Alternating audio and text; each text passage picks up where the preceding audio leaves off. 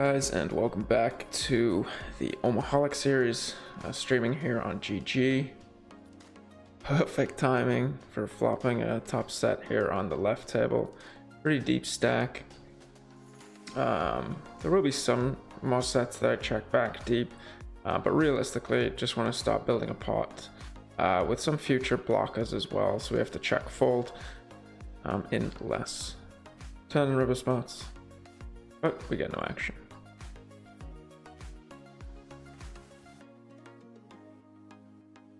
So we have the two deep stacks here. We will be adding in the Sunday man as well when that comes on, which I think later today. Also, there is the Bounty Millions main event today, I believe. Yeah, that is on today. So we might try and qualify for that. I was playing one yesterday and we were cruising kind of in maybe like 5th or 6th place and like 18. Kind of take the chip stack, but the problem is it's not necessarily just like bubbling because you take your chip stack to the main event. So you do want to have, you know, a big stack. Otherwise you just end up in the main event with like 20 BB unless you like want to buy in a bunch of times. And so it's like EP limps, small blind raises, I 3-bet, EP folds, and then the small blind just 4-bets, and I have aces. And he just sticks it in. He like 4-bets. He 4-bets with just bare aces, no king. No ace. And so we get it in pre-flop for like 60 bigs, and I think my stack is like 120 or something. And yeah, he ends up obviously just like smashing the king on the flop. I mean, it was pretty gross. So we were a little bit down on that, and then some guy got it in against our double suited ace queen rundown with like ace king jack 10 rainbow for his tournament life and just crippled us. It's kind of rough. This is just obviously usually the nuts. I don't think we can ever fold when we check here though. We do block a ton of the draws and pairs, so it means that he'll have less. He'll have more nut flushes that he does elect to check back. But he is just with the blocker this time. It's a pretty solid flop to start. So yeah, that was pretty tilting, and I kind of said to myself when that happened, I actually did get a little tilted. I mean, I was only playing that tournament. It's like a $50 qualifier. But I got a little tilted after that, and I was like, I'm not playing this tomorrow. I'm not. No, screw this event. But we might add in a little qualifier here. See if we can get in there, because that would be kind of fun to play in that. It's a pretty big tournament. When you look at the people in there, there's people with like $500 bounties on their head, like to start, and obviously a decent prize pool. So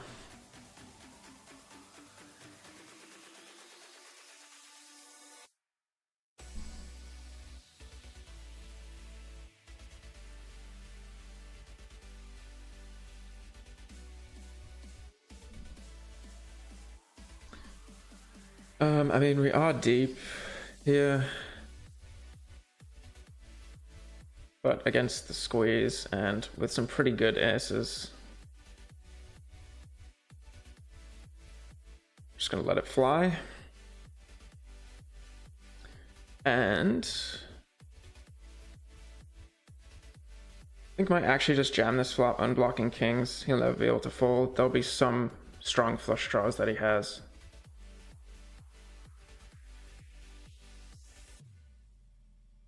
And on the left,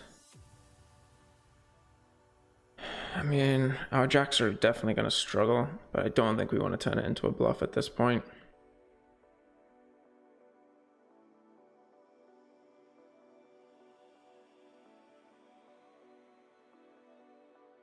And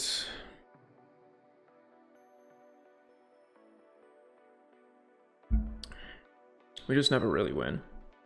And I don't know that he's going to fold aces if we raise. Like, we're basically exclusively wrapping an 8. A pretty narrow range to wrap.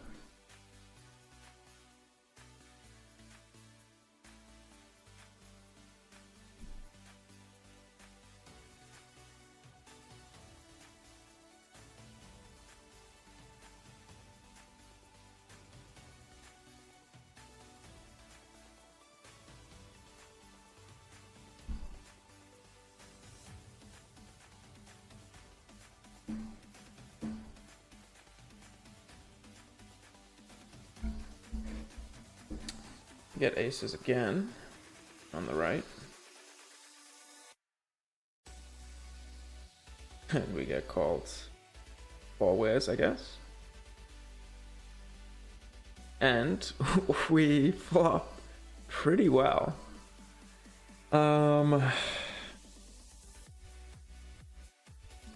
4-way, I guess we could just bet here. I mean, we're gonna run into the nuts a lot. No reason to raise, obviously need no protection. Want to keep all of his bluffs in.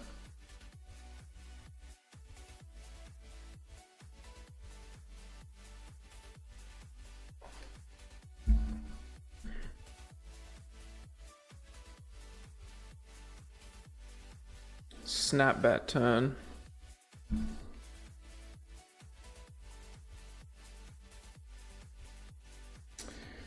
I feel like he goes larger with the actual nut flush. I don't know, but doesn't matter.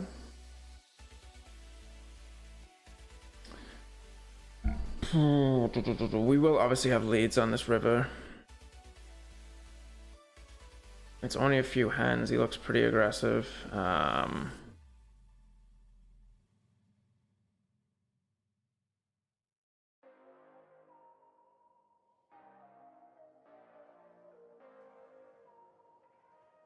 I think in these situations where I'm unsure, I just elect to go for hoping to get called thinner than someone taking a hand and turning it into a bluff.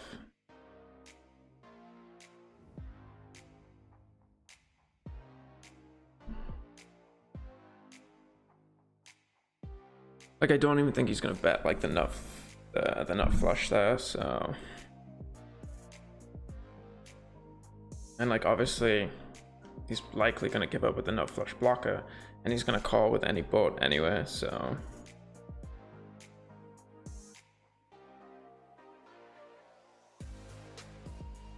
It's a pretty good start in the $30.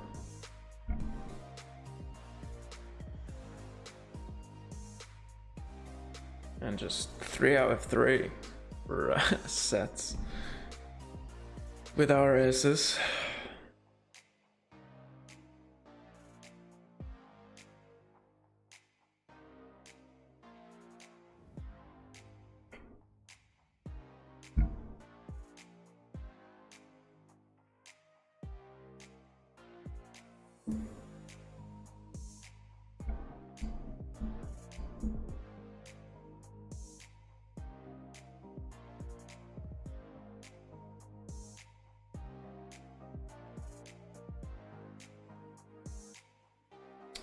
And I think with this aggro guy behind and these being really gross aces deep, I think just gonna flat.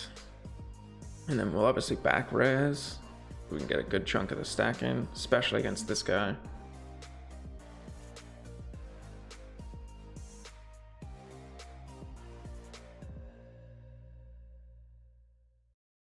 Unfortunately, don't flop a set this time.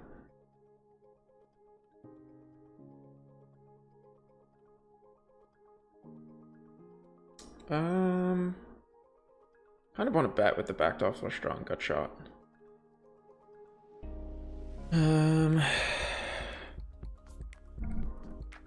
Let's check it back.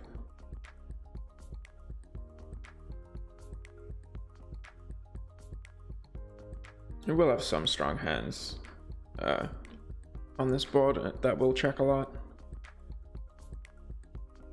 And want to bet now just to keep our options open for the river.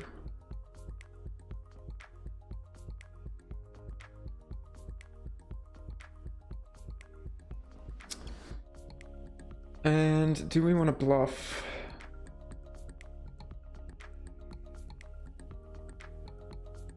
I don't think that he's going to let kings go, and that would probably be the hand that we're really trying to fold out.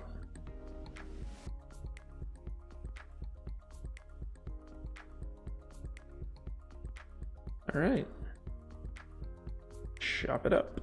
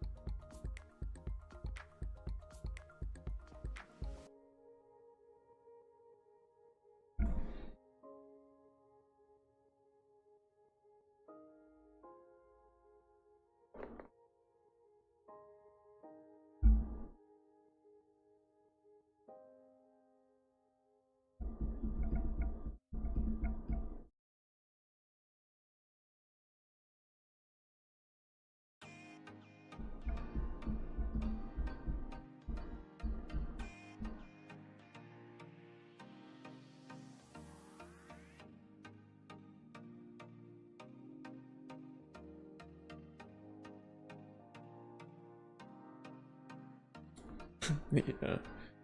4x open jam into 4 people. Love it. I think we will be folding.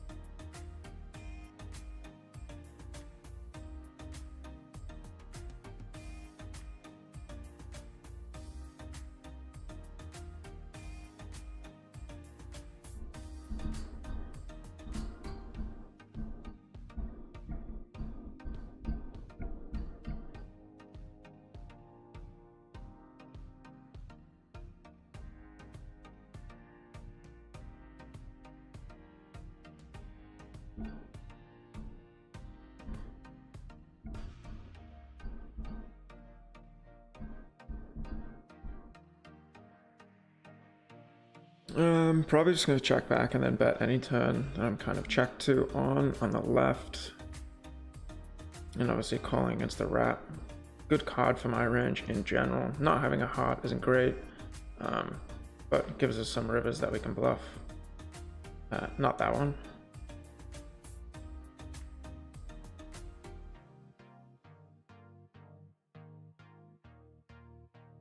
And on the right, I think just going to be check calling here.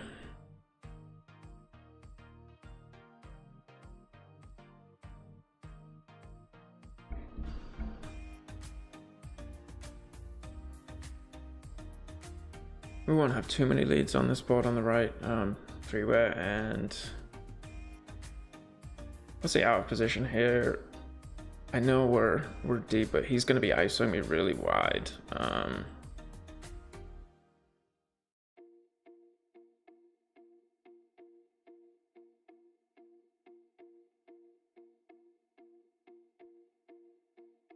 You know, obviously not a fun spot to go super deep to the flop there, but again, he's going to have a pretty decent raise fold range there, I think, when he sees this guy limping.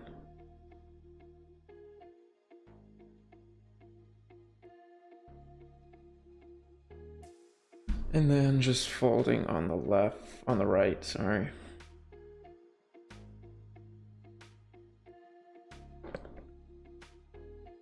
A little ambitious to call and then like jam this river.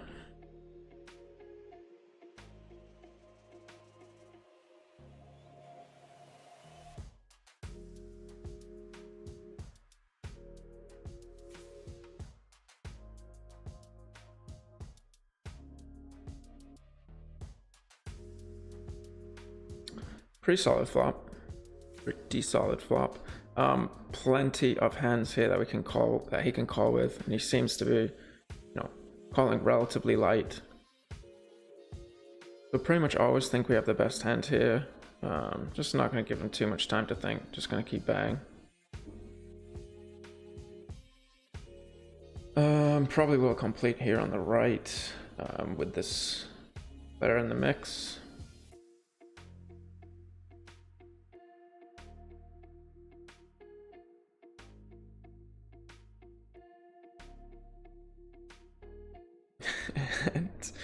and we fold. But like this is the soft thing that's just like, you know, great about calling these types of hands. Like when we flop a set there and we just snap him off with like 75% equity.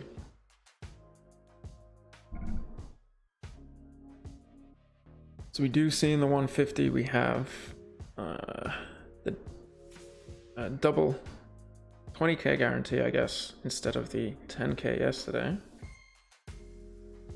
And a little more than $30 as well, so hopefully we can make another run.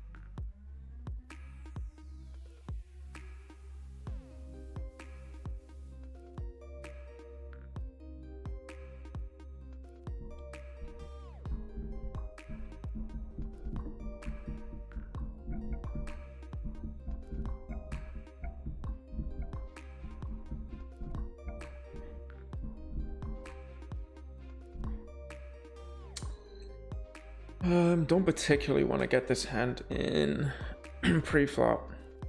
We have some nut equity to play multi-way.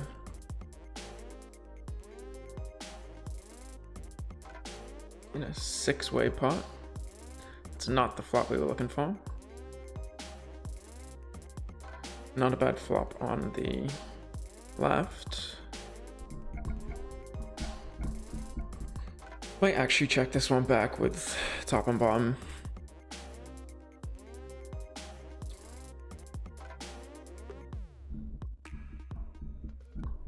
We can basically call any turn.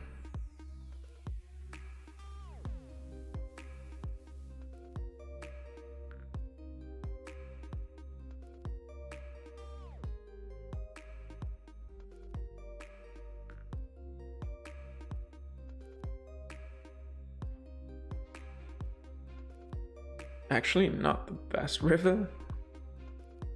He does go small.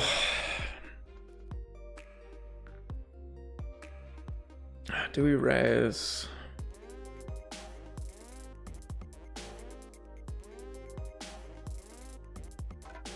Do we raise?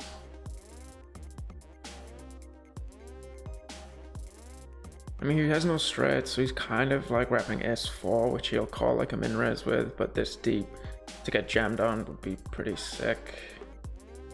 I don't know that it's worth it for a third.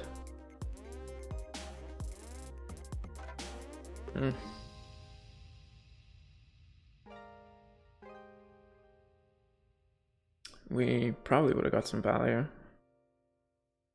I mean, we flop a set again.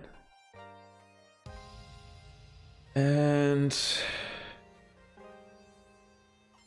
actually just gonna bet like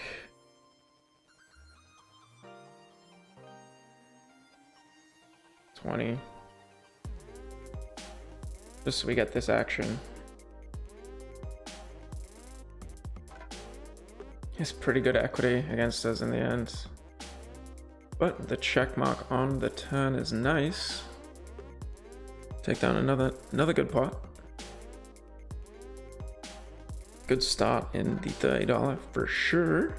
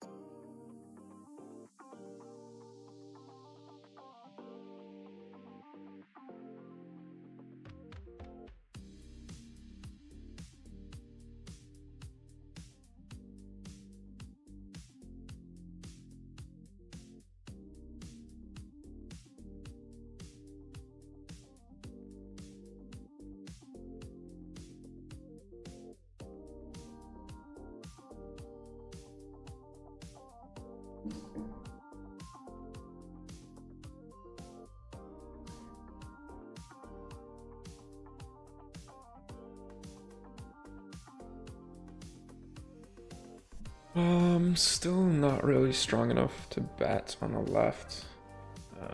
Wouldn't it be fun to get raised with, you know, non-node draws and no mid hand value?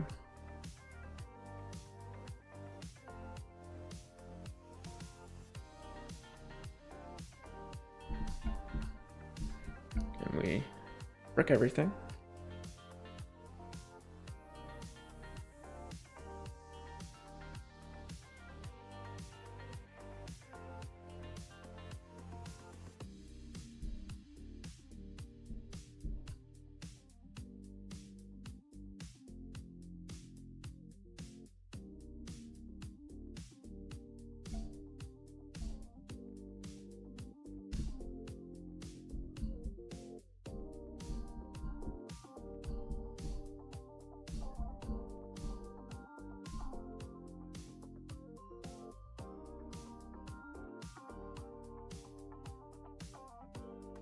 Usually don't really want to play these types of hands with kind of middling equity, but this guy in the mix is going to go for the call, because we're usually going to flop like this.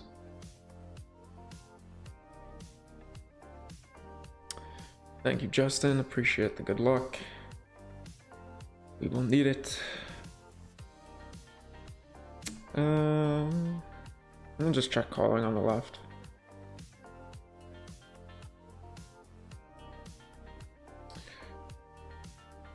Any value on the right? I just don't think people are going to call down light enough for the queen here. I don't think we get really check raised in this line a lot, but...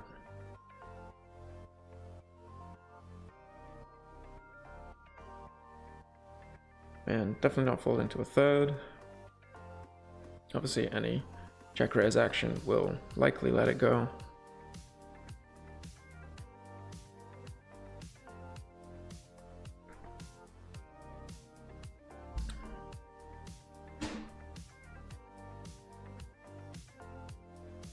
And he's just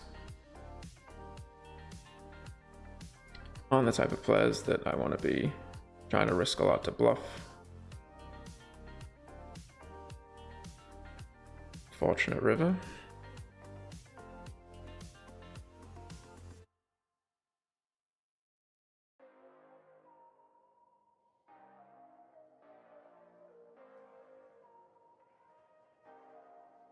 Snap 3-bet on the left.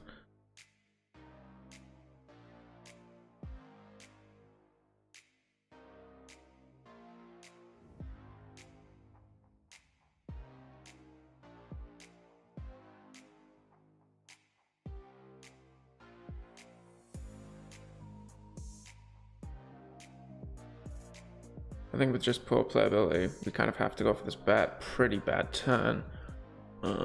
Most cards we're going to be able to double barrel, but obviously not this one.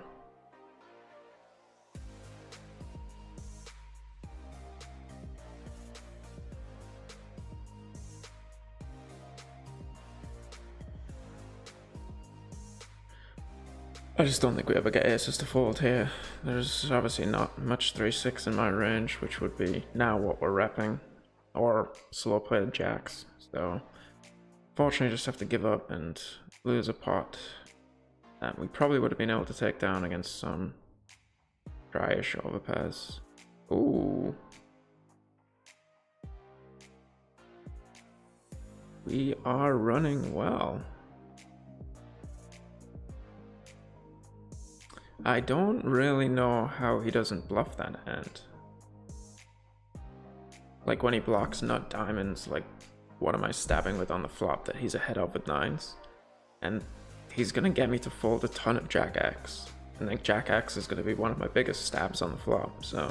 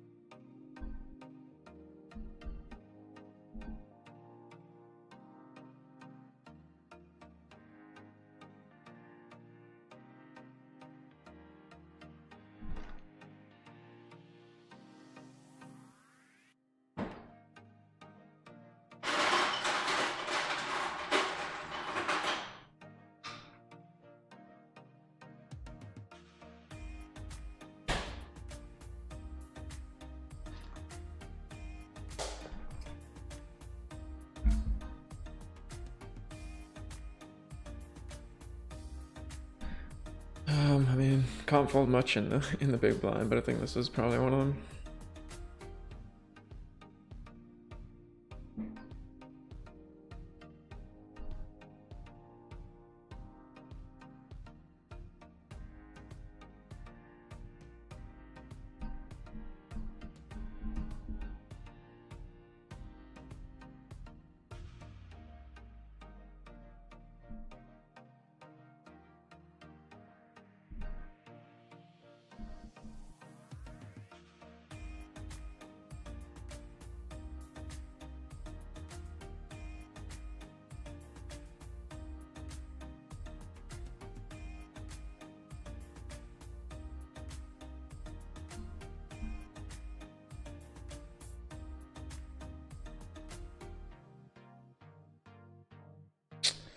Seems a little tight to fold on the right at this point in the hand. There's just gonna be so many rivers that we can't call.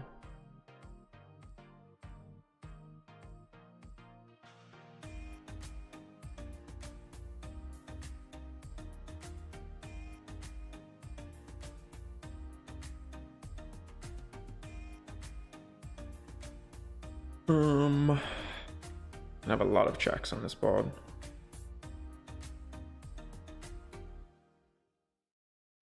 He snap checks back.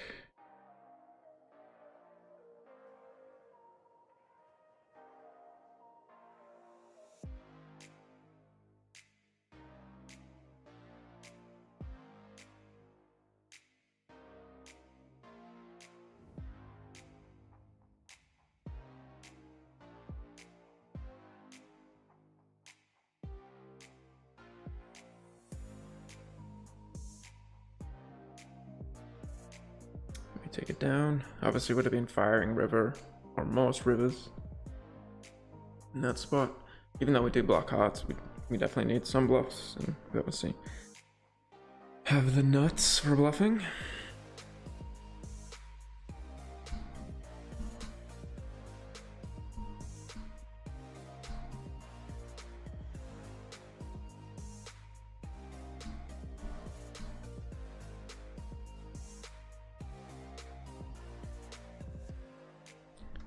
little bit loose, but we're pretty deep and in position, which I'll take all day.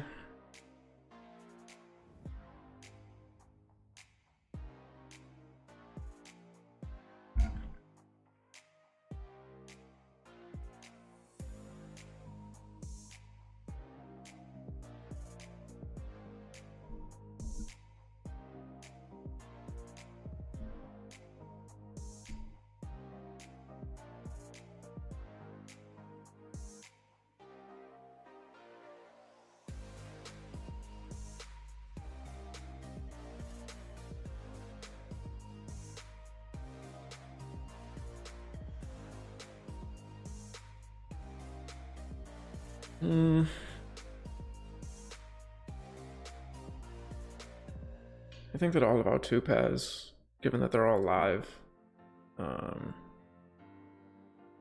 we don't need to start bluffing this hand just yet. Against the big blind though, it's gonna have such a wide calling range.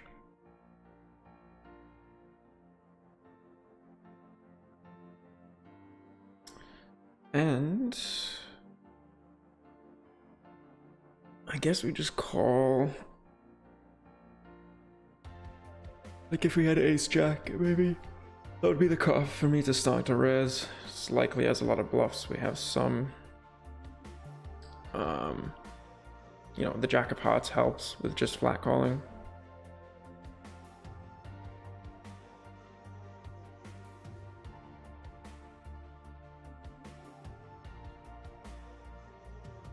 Snapped off.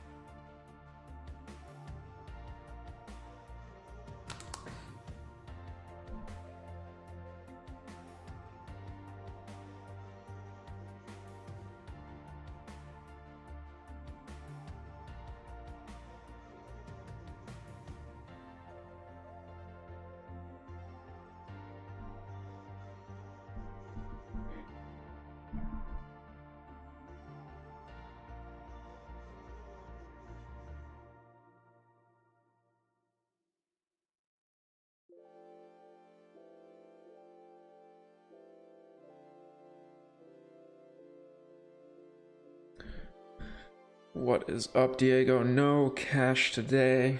Gonna be on a bit of a tournament grind probably for the next probably the next few weeks at least. You know, obviously Omaholic stuff going on, which is relatively soft, and you know, generally have been interested to learn different parts of the game. You know, I hadn't been exposed too much to tournaments before. There's a lot of complexities in there that can help you understand other portions of just poker in general. So let me focus on that, and then especially with WSOP coming up in, you know, a month or so. So I want to get some reps in on the tournament side, study on that front a bit. We'll still be playing cash from time to time.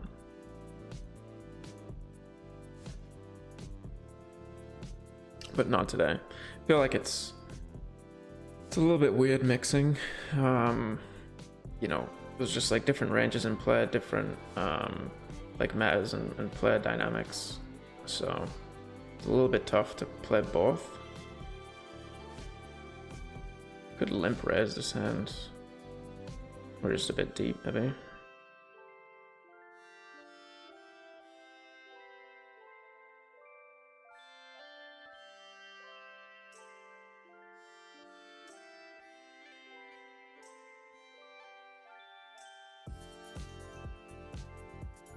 I think I'll call a raise with the 2 backdoor flush draws, and some turns we can play really aggressively on.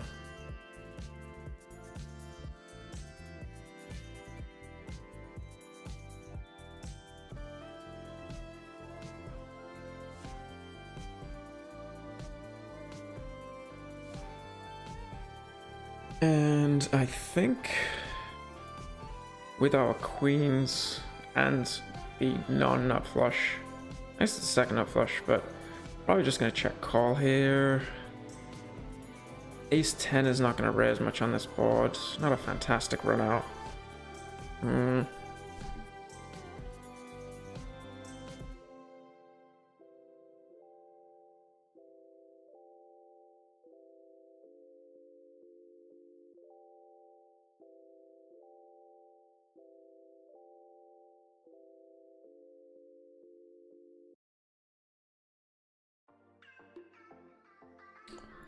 Seems a little questionable to float that on the flop. You are just gonna try and check it down. Feels a little weak. Actually, wouldn't mind the check raise on the flop. I mean, sorry, the raise in position there. The pretty unplayable ace going forward.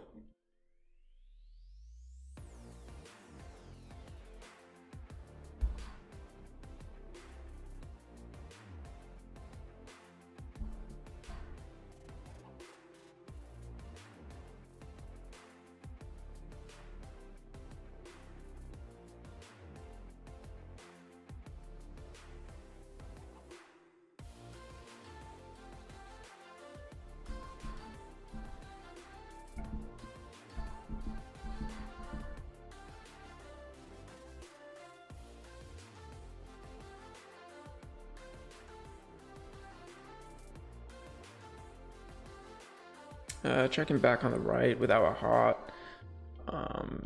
Some turns that we can play pretty aggressively with the 6s, but not on such a dynamic board.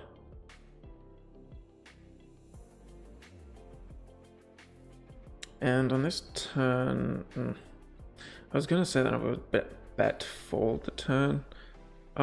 Here marginal with a pocket pair and 2 players left behind, really deep.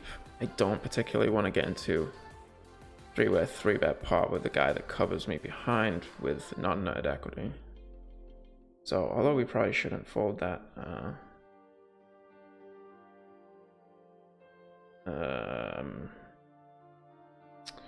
yeah. No backup in terms of equity, but plenty of rivers that we could bluff potentially, and maybe a head. Well, I mean, we ran out of time, but maybe could have peeled there. Do we want to squeeze? I guess. Thing is, we have like no fold equity, so we just build a power position with, you know, I guess having the nut suit is nice.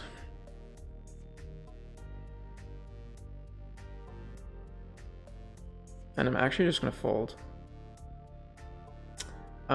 Because people are just basically exclusively 4-betting aces, and our equity is just so bad. Not so bad, I mean, it's enough to call.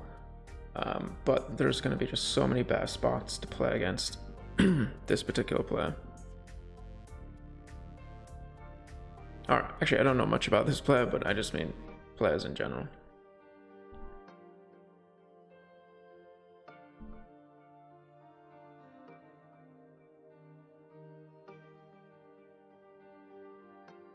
And I think with the 13 VPip in the blind, I think we raise any 4 cards.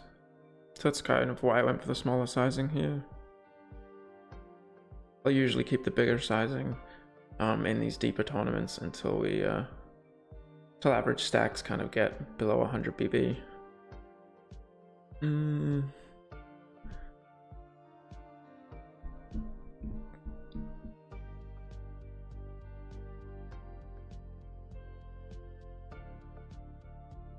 King 10 9 5 maybe? I don't know, that might still be a... Still might be a VPip.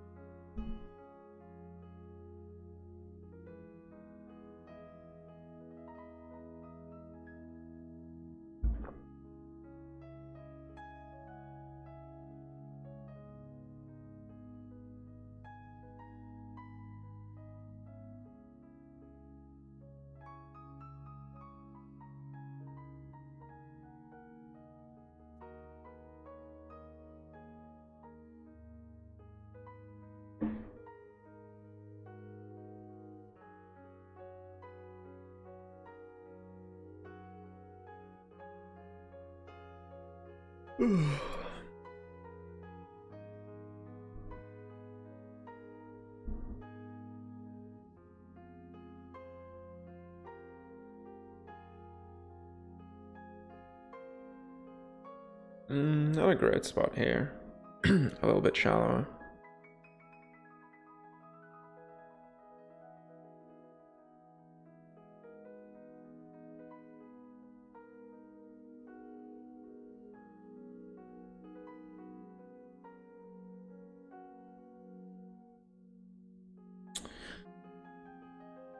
I would lean towards raising this board, but having an ace in my hand and queen 10 just make it pretty likely that he does actually have a king. So just gonna let it go.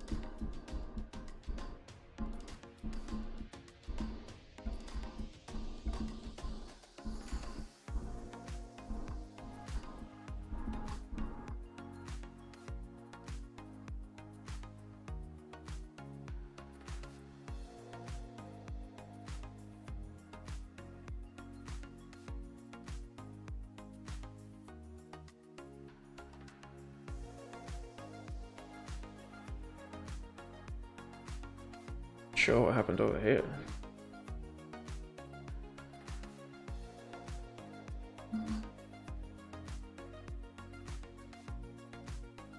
I folded.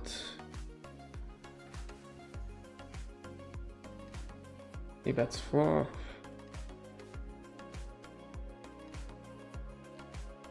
Boats up. So he bets 10, gets called.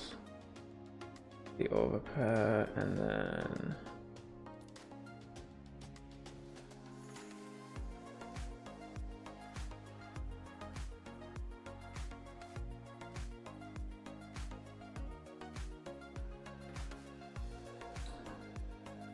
so he over jammed. Oh no, he had 16k behind. I mean, seems like kind of a waste there with some showdown value.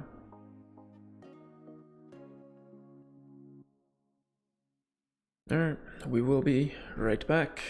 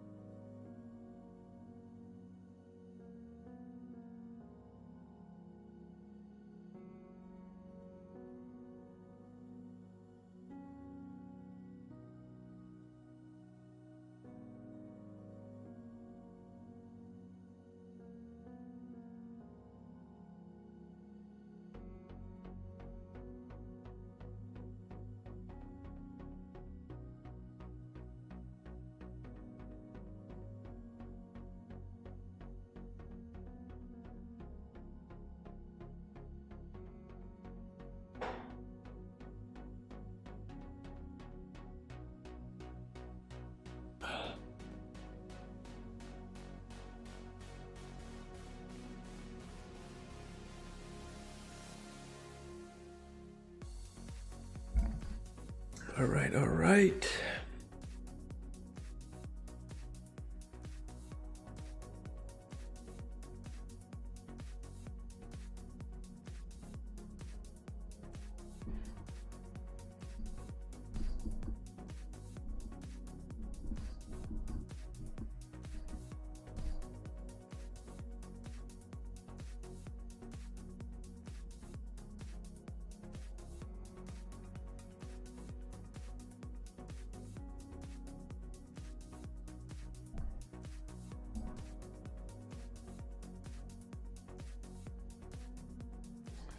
Pretty good flop.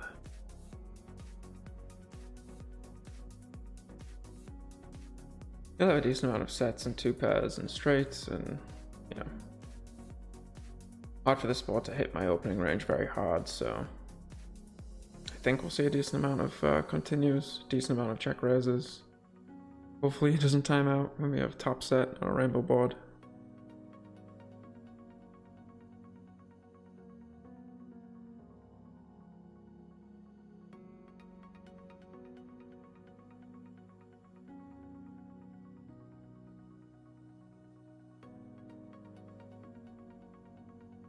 I mean, really?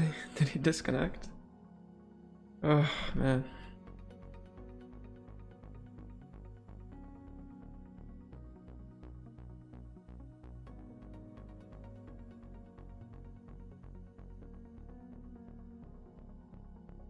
That is quite unfortunate.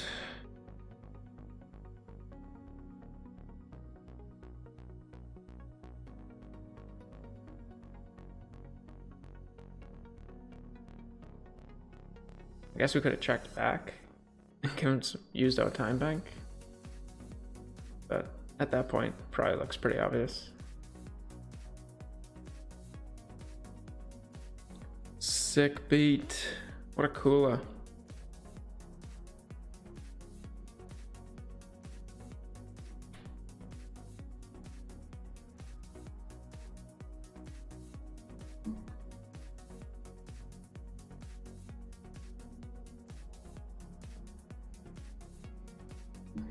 Don't want to lead out with the low rat.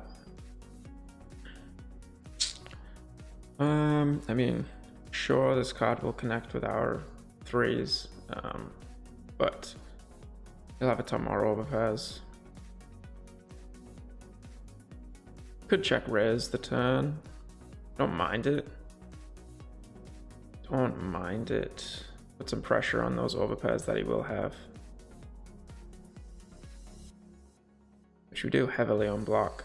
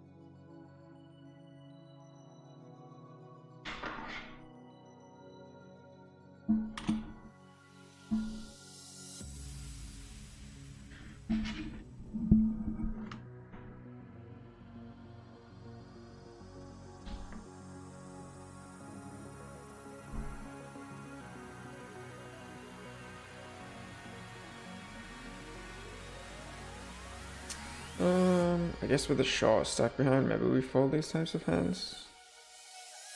The queen high suit, probably a call.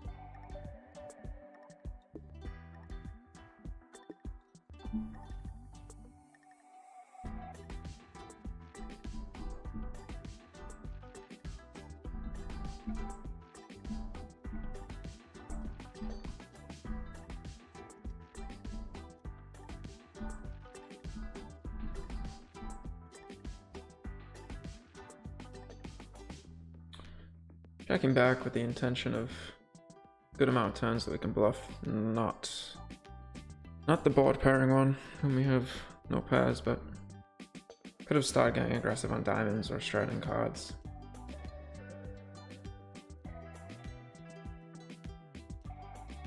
Checking down those sixes for showdown value. Maybe your king or jack is live at this point.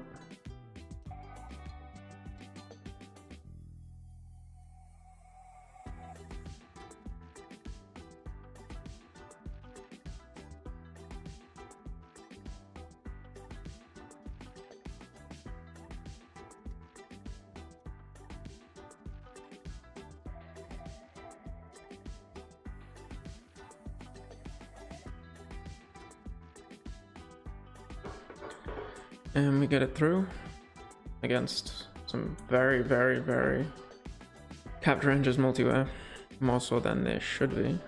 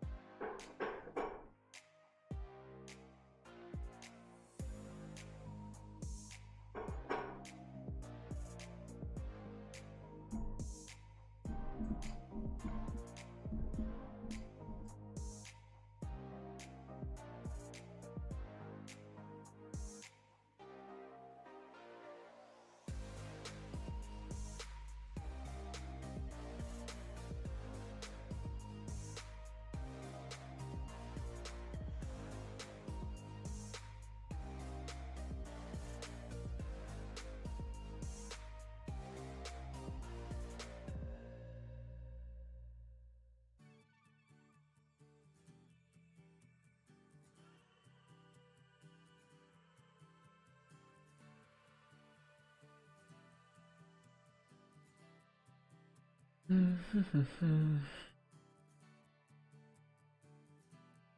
would usually probably open this, but given that we have the big stack covering us in the blind, probably not the best idea. Get involved with those very, very weak hands that are probably not opens anyway.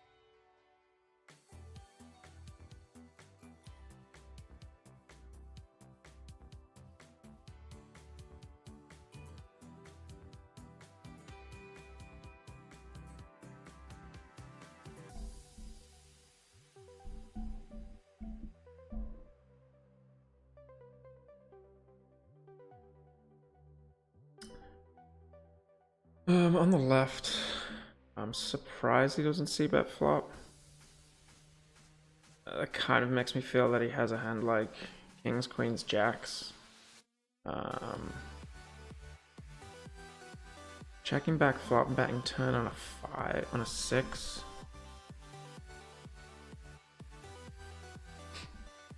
I just don't love the line. This is kind of polarized, like he will check back some ace-5 if he has it. So like, could just be drawing dead. On the 7 turn, I feel like most people probably just lead, but we do have obviously some overs and rivers like that can be pretty useful. And not folding to the small sizing.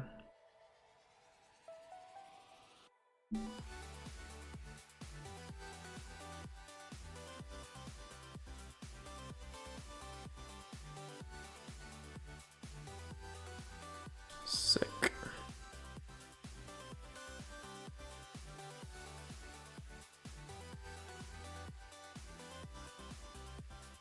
Would have folded to a larger bet, but against quarter pot or whatever that is, you have to just defend so much of our range.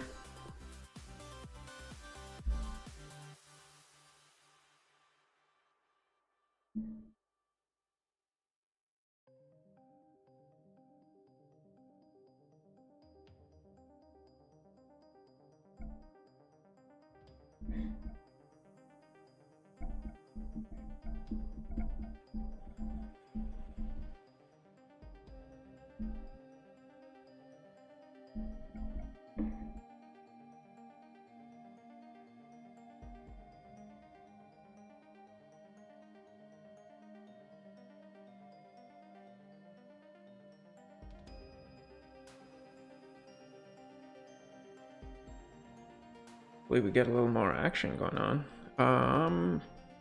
Very tight open raise. In range, so I'm actually just gonna fold, even though we are deep.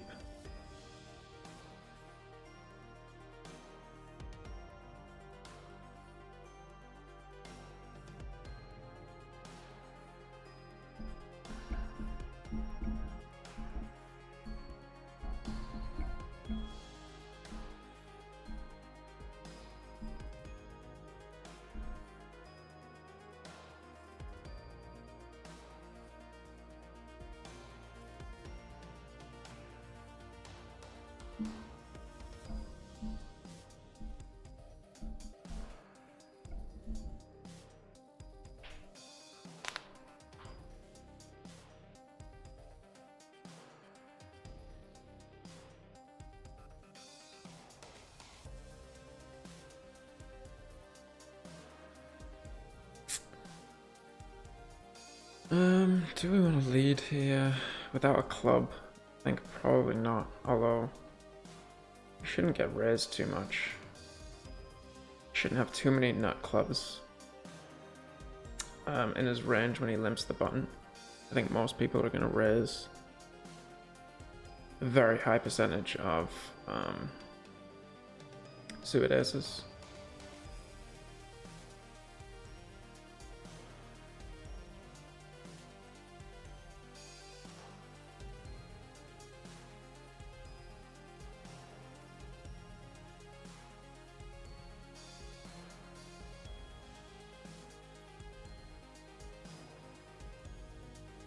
And I expect him to bet pretty much range on this board. We could float, but it's just like, do we really want to put ourselves in a ton of tricky situations? Interesting that he checks back. Let's see with the 2 10s here. I'm going to go for 2 streets of value.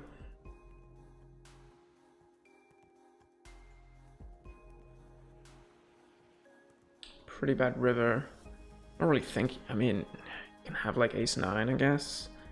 Or you can have monsters on the flop. He has like sets and clubs. I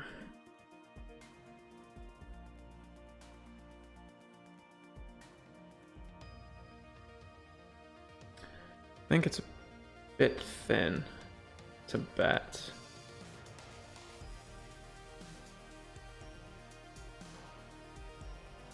You can have a hand like ace-jack. It's kind of what he's repping at this point, which we don't really block. And the 10 of clubs is not great. I mean, what hands at this point can he have? He's like, what is he betting for value? Nut straights with a pair blocker, we block that. So most of his value is going to be skewed towards like ace with a pair blocker, or boats, probably boats. I think we just have to fold.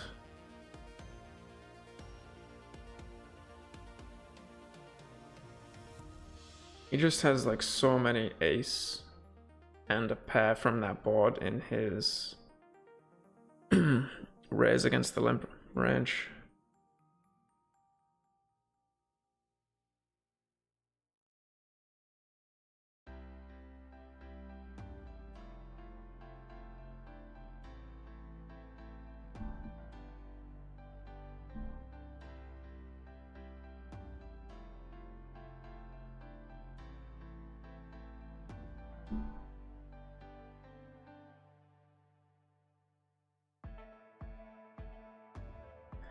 Against the third,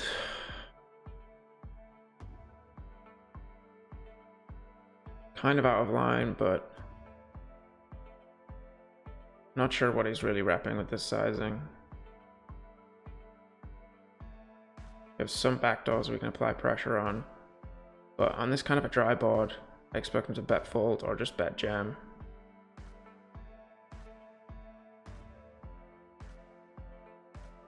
Does bet fold?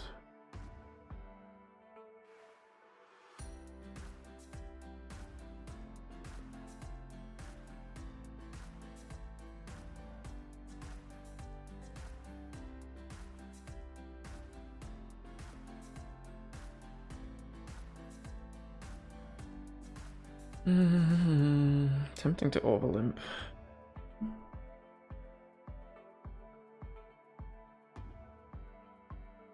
I don't think we can really call a bet on the left.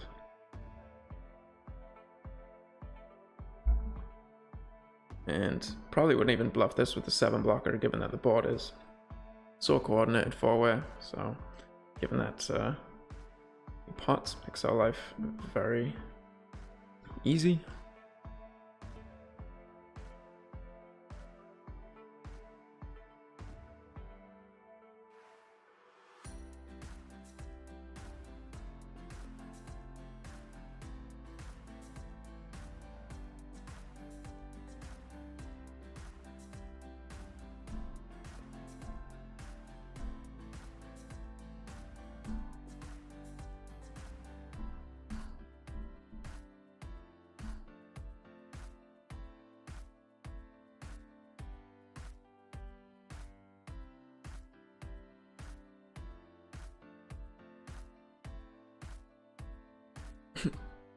What is this guy tanking with? Like, did he really res like 3-7? Oh, he has a bluff resing range there. It's interesting. We'll just be flatting here against this res. I guess actually now we're 100 BB. This guy's pretty tight. So likely has relatively high card skewed range, which our hand does very well against. Obviously we're going to struggle when we play high-ish SPR pots against like the 7, 8, 9, 10s, but given that it's a 19% VPIP, I think this is okay to res, and we're only 100 BB deep now, so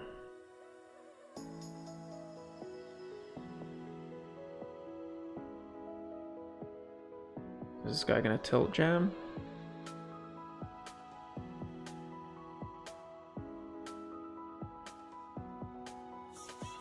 Don't really want to play this pot 3-way.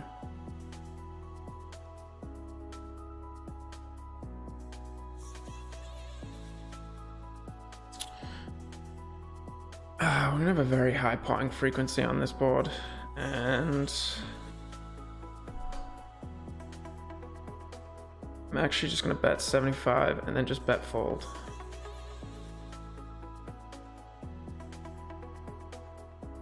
Given that his range is gonna be so king heavy.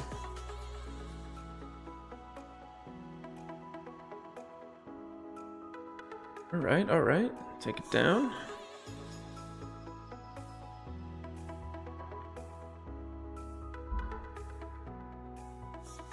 Probably should be a pot size bet on the flop, but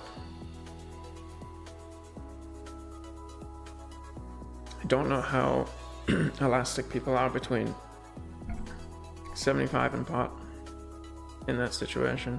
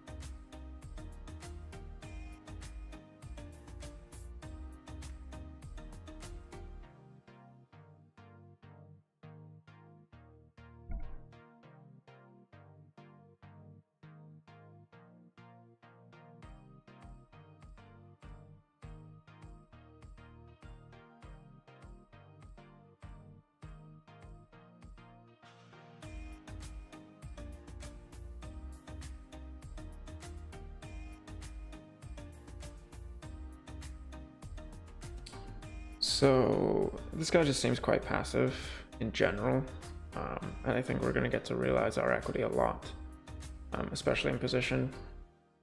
He wakes up with a donk bet here, obviously not folding for half pot, with the nut gut shot and backdoor flush draws.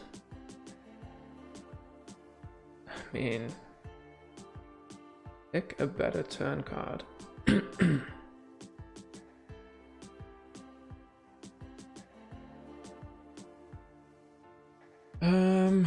I mean, it feels like maybe he can have kind of set type hands. I don't know.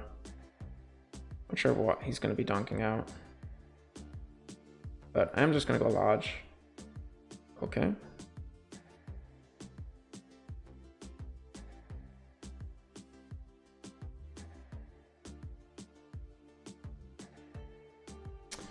Okay. Thank you, thank you.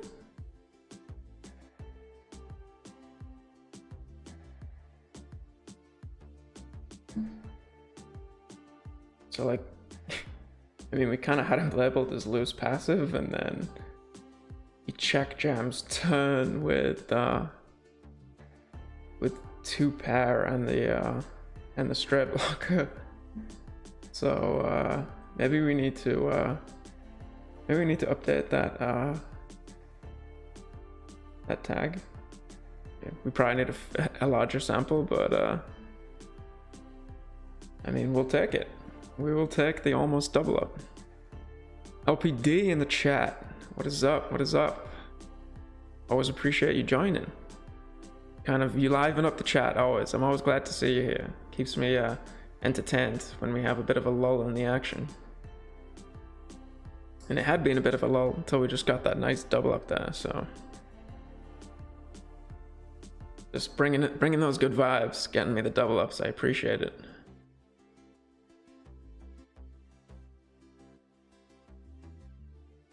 Probably meant to call his hand. Maybe not, given that he's the short. This guy can squeeze quite hard, I guess. Yeah, I don't love it, but I feel like I need to work on these cold call spots because I feel like I probably play them a bit too nitty. Given that there's no rake, we flop decently with the open ender and 2 backdoor flush draws. I think probably going to start sizing down a bit on the right hand table. Obviously not folding to half pot. Don't think there's any reason to raise either. We just give him an easier time to play our position. Turn the nuts because why not? SPR 2 on the turn. Pretty good card for his range. I expect some bets here, and obviously at this depth we're not folding. We saw him call off pretty light before.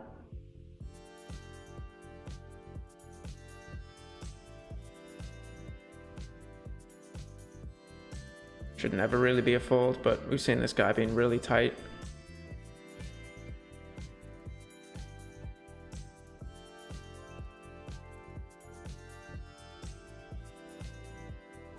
Ought to fold like 2-pair and a flush draw here.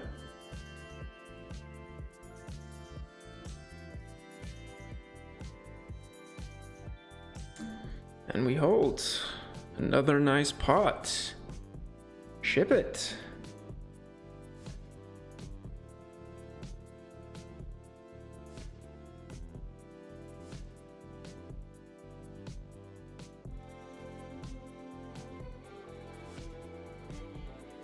Probably would be a really good hand. Well, I was gonna say if we had a club we could potentially bet on the right, but even then, I don't think so, given that we actually have some showdown value.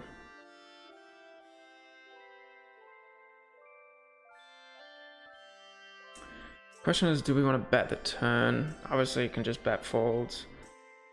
We can just fold out like 4 random overcards, which have pretty decent equity against it.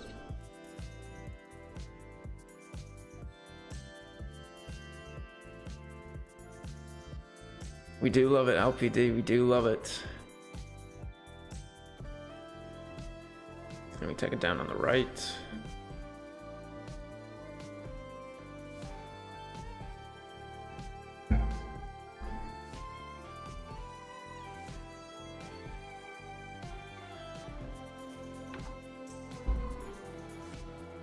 I mean, you just don't see that as many of those players in cash games.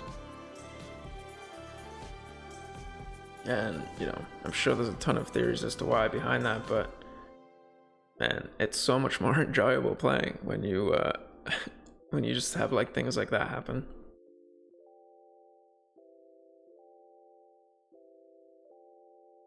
You know, I think a part of it is obviously you know, more recreational players in general playing the tournaments, but then also, you know, you're playing in like a $30 or even like $150 buy-in, right? You're not playing like 5-10, where if you punt it off, you lose like 1K. Yeah, you lose your buy-in and the chance of like, you know, binking a big tournament, but it's not as much of it's probably not as painful, especially in these early stages.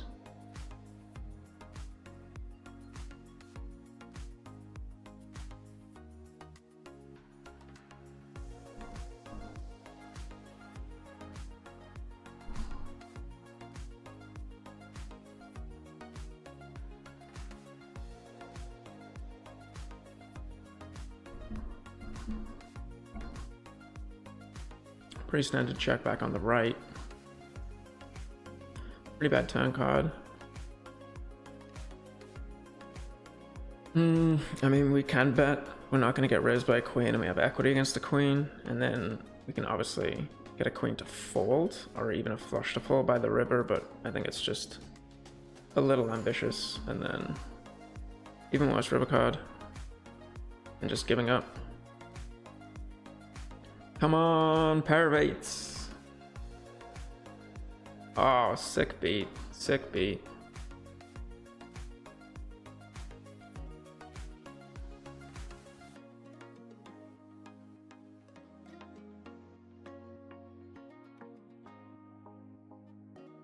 How can you fold a king-king? Yeah, I mean, I don't think the solver is ever going to fold that. But player specific and some MDS of stuff. I think there's just way better spots than getting into 3-bet pots with just like likely crushed when 3-bet ranges are skewed so heavy towards aces and kings, and I have kings. Yeah, I mean, look, I get it, and it might, you know, as I play more and get more volume and long-term stats and see how it shakes out, it might not be a good idea. But there's, based on what I've seen, I have certain strategies that, you know, I think that I'm going to play by, and they seem to be working okay. I would just much rather play that guy in a different spot than a 3-bet pot out position with a disconnected card. Like, what am I going to do? Call down multiple streets on with like an overpair? Right, I think this is probably an ISO. We're just gonna flat. We're going for the super conservative lines with the big stack behind. Don't want to play a 3-bet pot out position with him if he did cold call, which he's pretty active.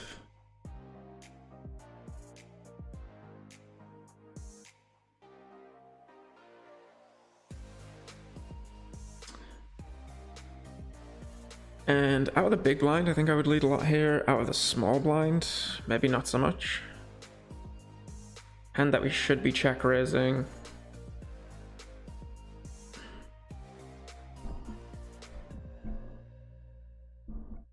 Question is, do we want to? Where basically any turn kind of sucks for us. That one's okay, I guess. Not a turn that we'll have many leads on. And gonna be bang in position here with some good blockers and equity.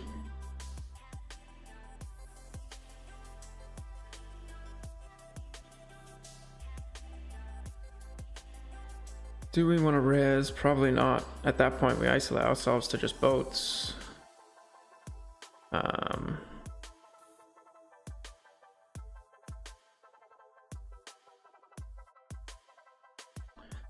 So what are his bluffs? What are his value hands? You can call some straights now that get there on the river.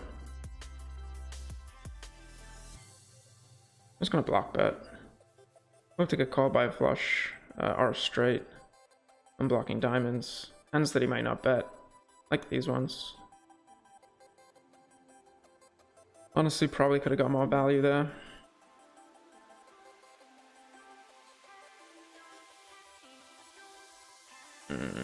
I guess we timed out and checked here. Pretty good turn.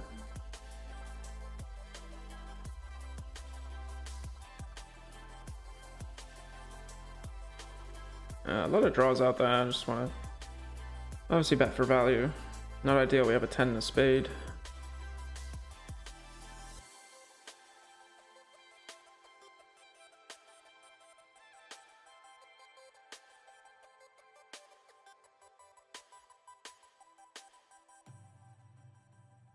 Snap check. I think small bet here works fine. He's not folding an ace to any size. But if we time a little bit and small bet, it looks very polarized. On the right, probably just gonna bet fold. It's not ideal to not have a club. Check calling feels kind of gross. I should defend super wide. He's playing pretty tight. And then just giving up, basically. We're not getting him to fold an ace.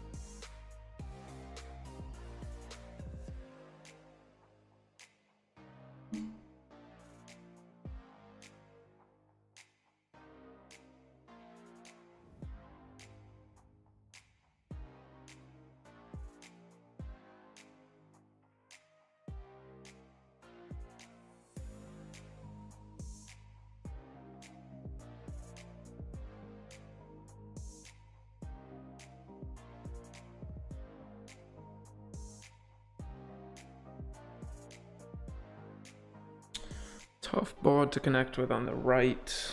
But I think we probably just check back and then look to bluff turns when check too.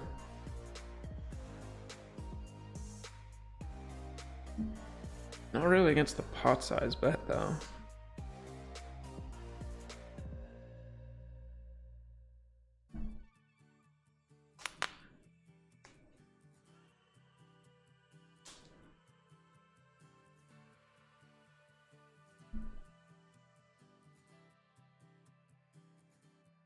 Yeah, I think we can use a small sizing here, and then means we get to open hands like this.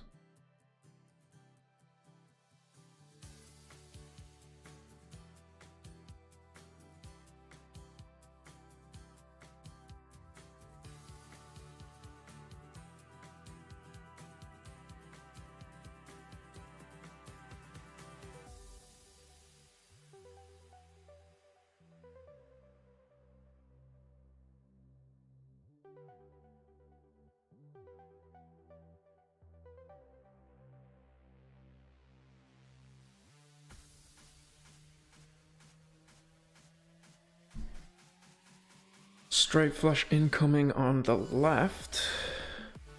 I mean, we block a ton of the kind of bluff raising ranges here. And I guess we can call. Checking back again on the right. And maybe calling river.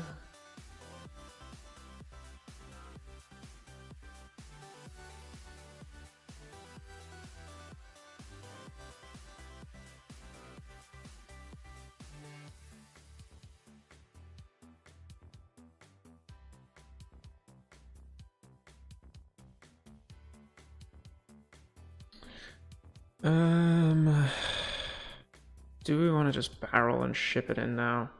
I don't think so. I mean, like, what do we need protection against? What do we get that's better to fold? I don't think anything.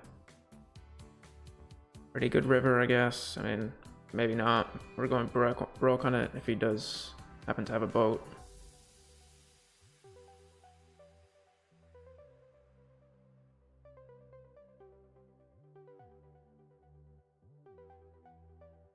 Yep. Thank you for the small bets, sir. Appreciate it. It's like the hand that kind of makes sense. Like, most of his continues on the flop are like nut flush draws or a 5. Like, 5 is often raising. Most 5s are raising, especially at that stack size. So, pretty scary when he just calls. But can't get away with it with the ace blocker, unfortunately.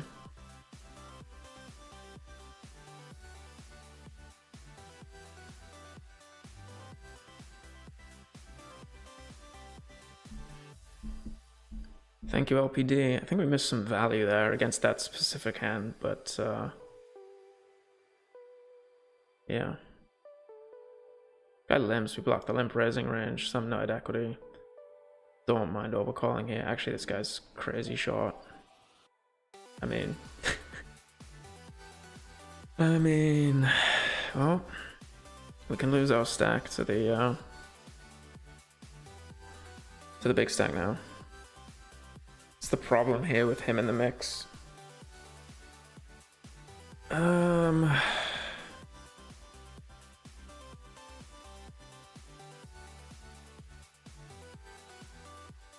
Just want this guy to fold. Okay.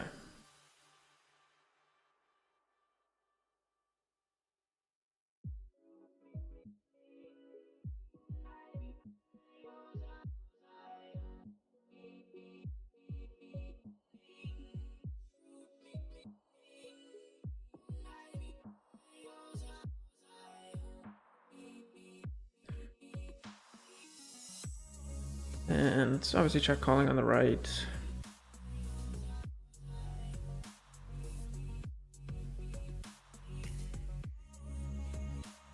I mean, pretty solid turn. Still a pretty high SPR though, don't want to go too crazy. Question is if he just ships it on the turn. I think may have to fold. Against pot, we're obviously calling.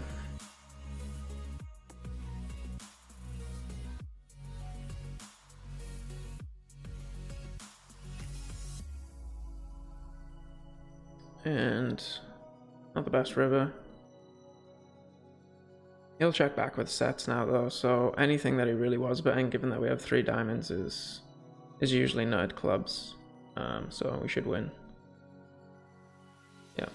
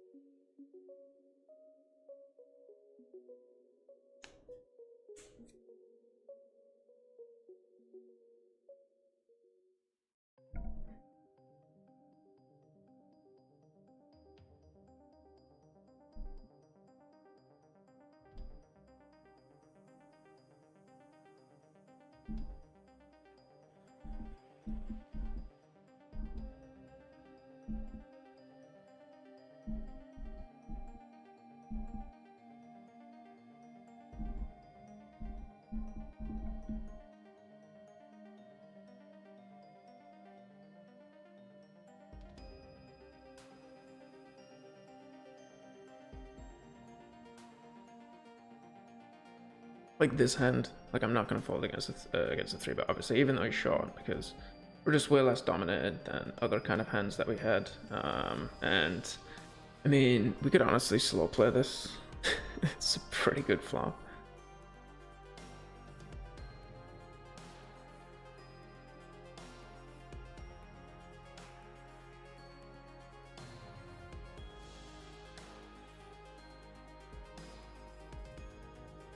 Oof. Unfortunate. Unfortunate.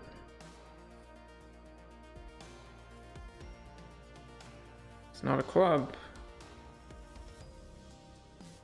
It is a 3 though. It is a 3. It is a 3. Ship it. Come on, give me some Sunday run good. That was not the hand that we wanted to run into there.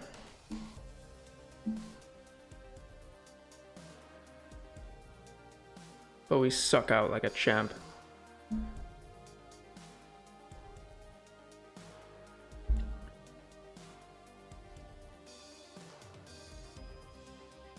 Yeah, block betting's pretty powerful tool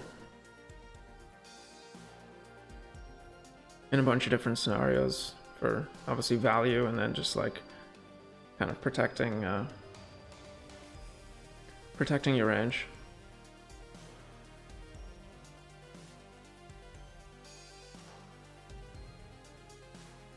Like if you looked at a solver in terms of how you're supposed to respond to block bang, the raise percentage on the river is like astronomically higher than what people are actually raising.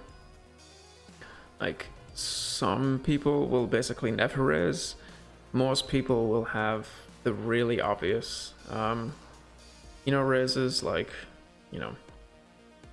when you've been betting pot and on the flush board, and then the river pairs, and you block bet, and they kind of jam with 2 board pairs and like not the boat. Like those ones kind of obvious, but most people don't find them, so it becomes pretty effective.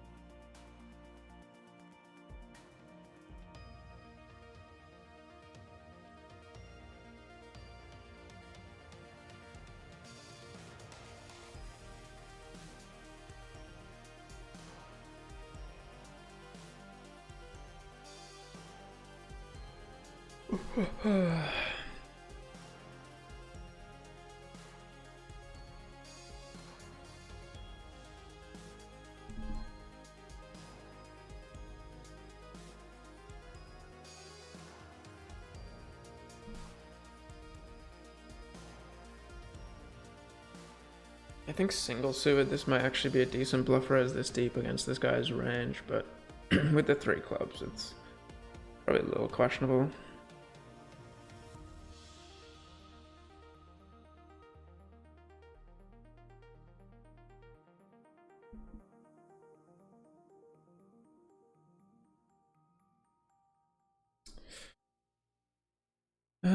Can we fold? I don't think so. Without a heart though. Only half pot.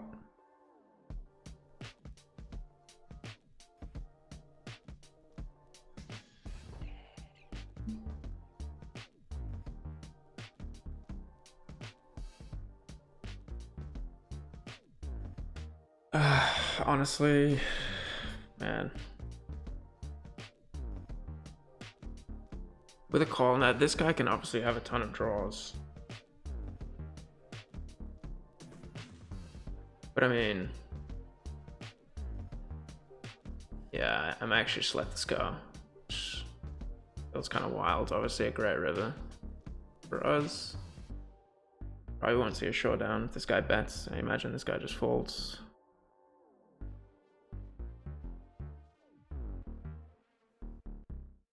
And he does have the ace-7.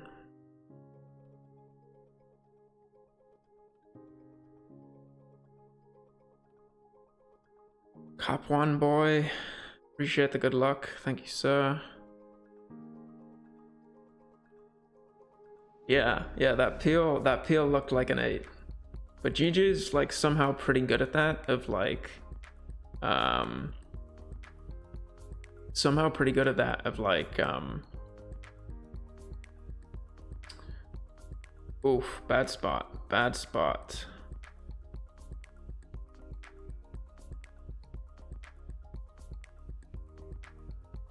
That is a bit of a cool air. Unfortunate. Yeah.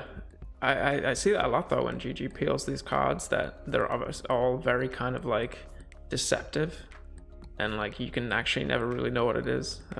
So yeah, I definitely thought that was an 8. Not ideal to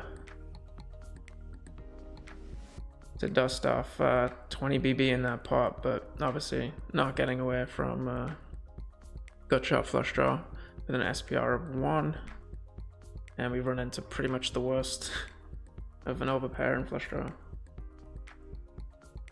All right, we will be right back.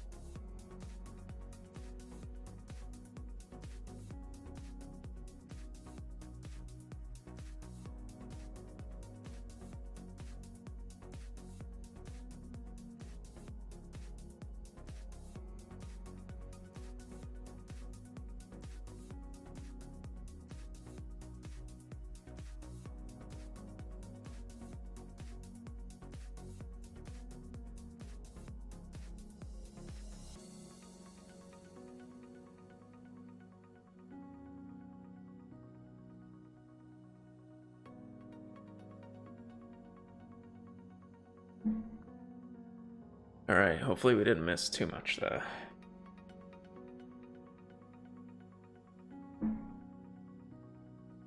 Back to a little above average. In the 150, and then running pretty well in the $30.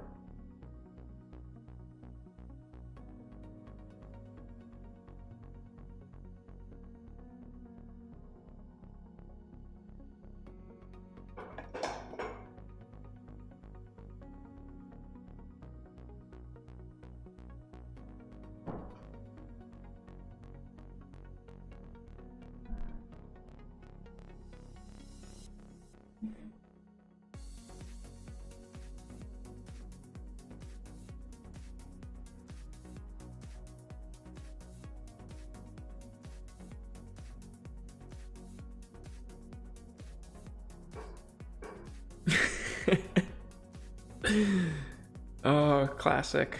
The classic self-exclusion. I love it, LPD.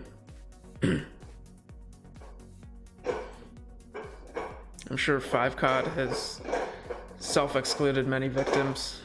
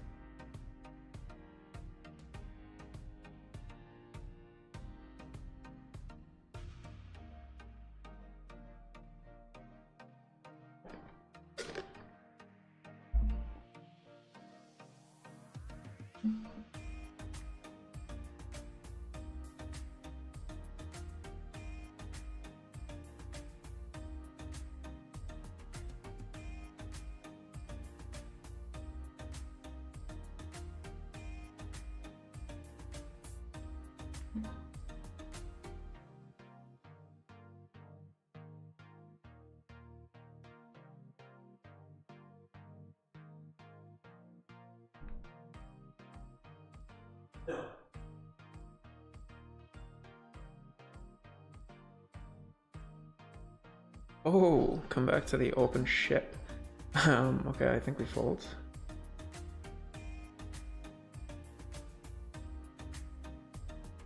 It's like an ace-5 hand that just like has no idea what to do.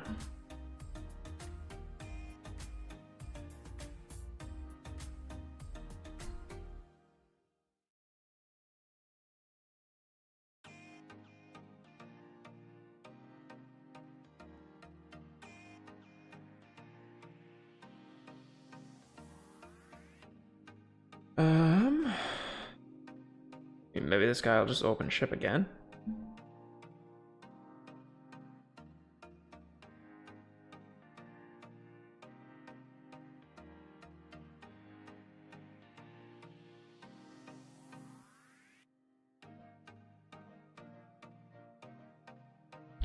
Do we just call or do we rip it first tournament life? We can't really be in that bad of shape. It's not folding though.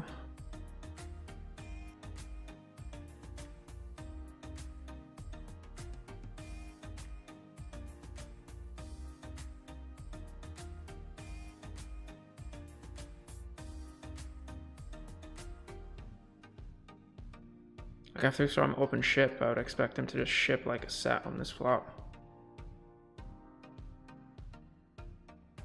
And do get it in pretty well. Can we hold? Jack 10 or queen? Ship it.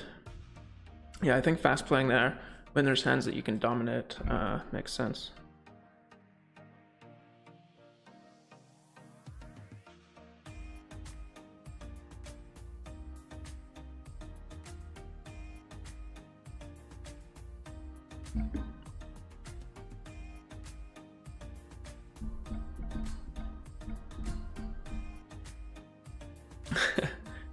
Rob, that is the puppy getting excited. He was getting a little too excited.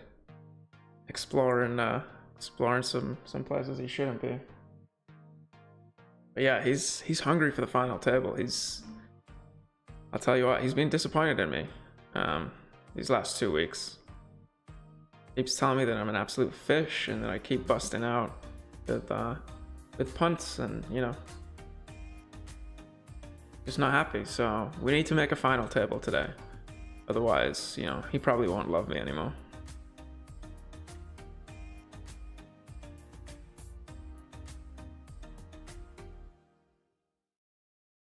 Yeah. He was fueling up. He's an athlete, man. He was just trying to get every last bit out of that ball, just making an absolute racket.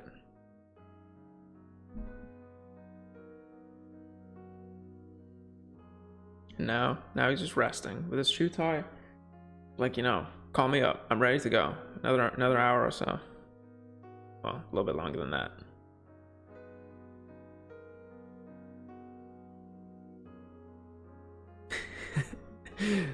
All the anticipation. Okay.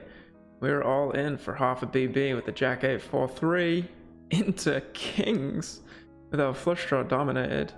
But hold on a minute. Hold on a minute. No 7-6 king?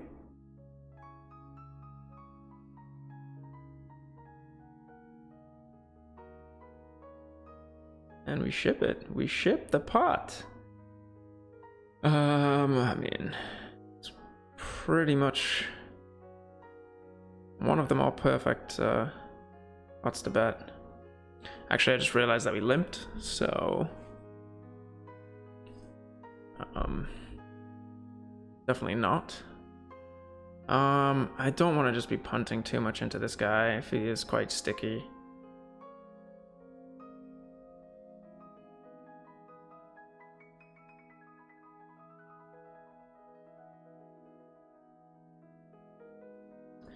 And I think we have too much showdown value to bluff.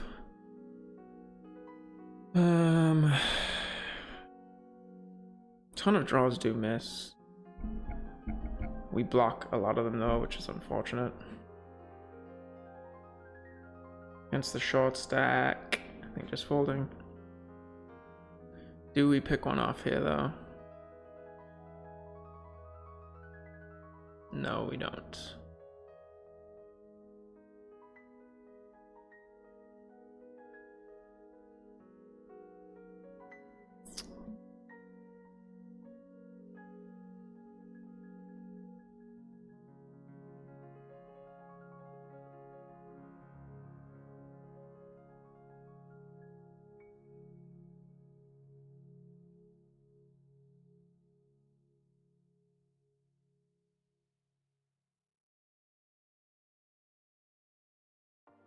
I just don't think that we can check call that much here ever on this board.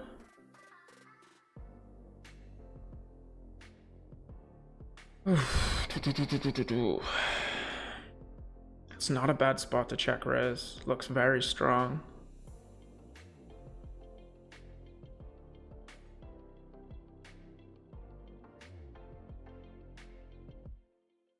We do have some nut outs if we get called. Just checking back on the right now. So many of his hands will connect with this turn.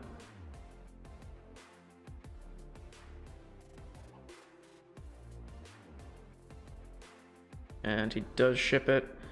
I mean, we should just, like, really give this up. I don't know why we ever try and bluff anyone in tournaments. Like, they just lead value. And then never fold.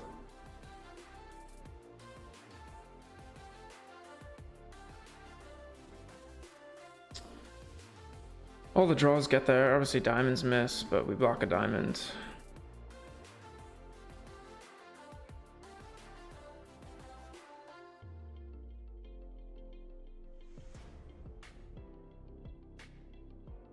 This guy's tight. This guy never 3-bets. This guy has marginal 3-bets. So I think against a pot size open from this stack size, like, I don't think they're often like shying away from getting it in. And we get the reship. This is actually not great if this guy shoves now because, okay, so aces on aces, I guess. Yeah, club me. Club me. That's not good.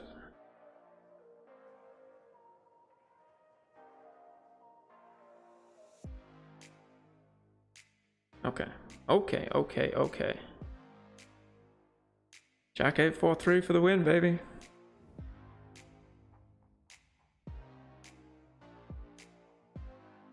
Unfortunately, can't pick up and pot with the aces. It's a good job this guy didn't call. I mean, if I'm this guy, pretty much any 4 cards from like a chip EV perspective is going to be positive to like rip it in, I guess. I mean, the bubble, like, I feel like the bubble's so far away in this though. This is paired 23. Yeah, I feel like he could have just ripped it there. I mean, it's still lit reg. I mean, what's the lit reg rebuy? I mean, the lit reg is 37.5 big blinds.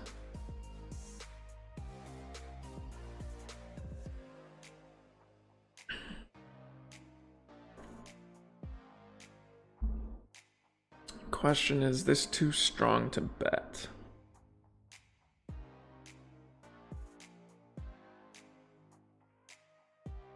I don't think so. I think we want to bet these hands when we're likely not getting raised by draws. I mean, I guess King X of Hearts is out there.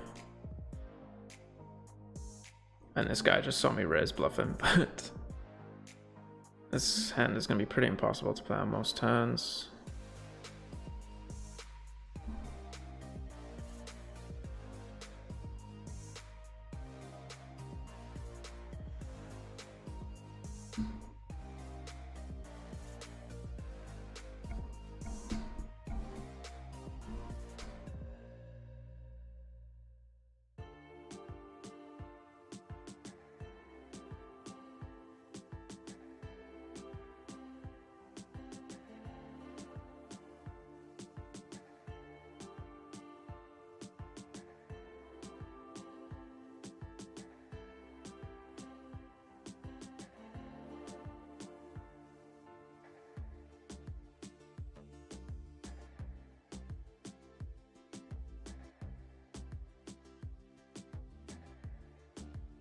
And likely going broke here if we run into the bullets.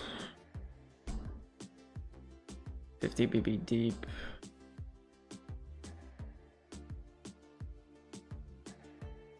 Hey, BB deep.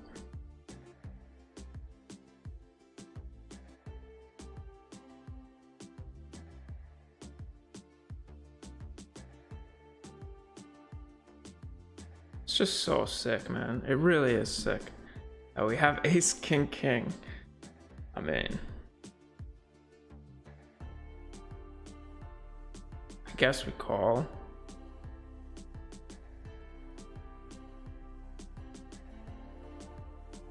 And if he did have aces, he should obviously like check now. I mean, I guess we just have to fold this flop. Because we're obviously very far behind aces, and but we block aces and give him a more middling range now as well if he was bluffing. Oh, that's so sick. So sick.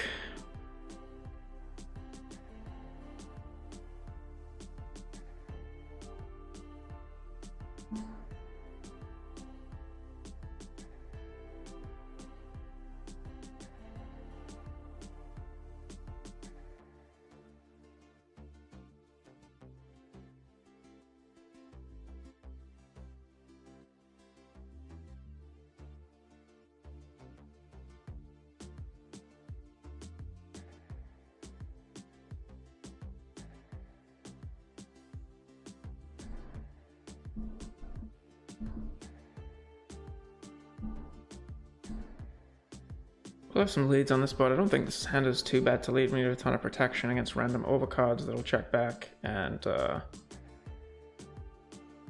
obviously our range does okay on this board. When he raises so small, that is, because our cold calling range out of the small blind to a min raise is actually relatively wide compared to normal.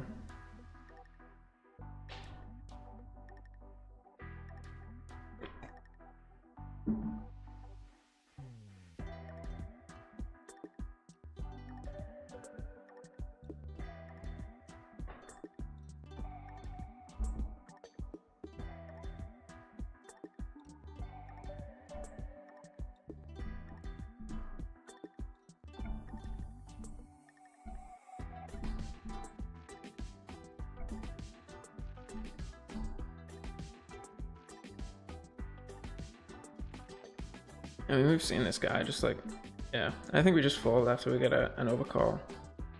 Given that our 2 pair outs might not even be live.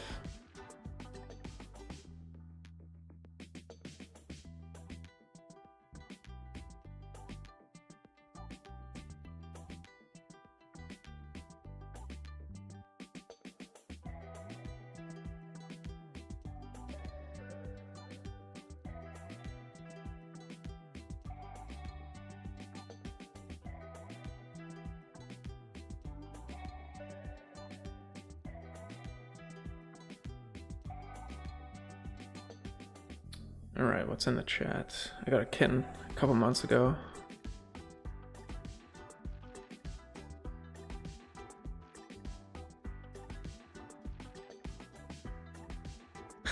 Yeah, one, congrats on the new kitten. But yeah, that's a very good point. Because you can't, you definitely don't want to freak out your pets. Like, so you can't just be like tilting and smashing the table or something. So you have to be obviously a lot more controlled. So I'm glad that that is a good calming effect for you.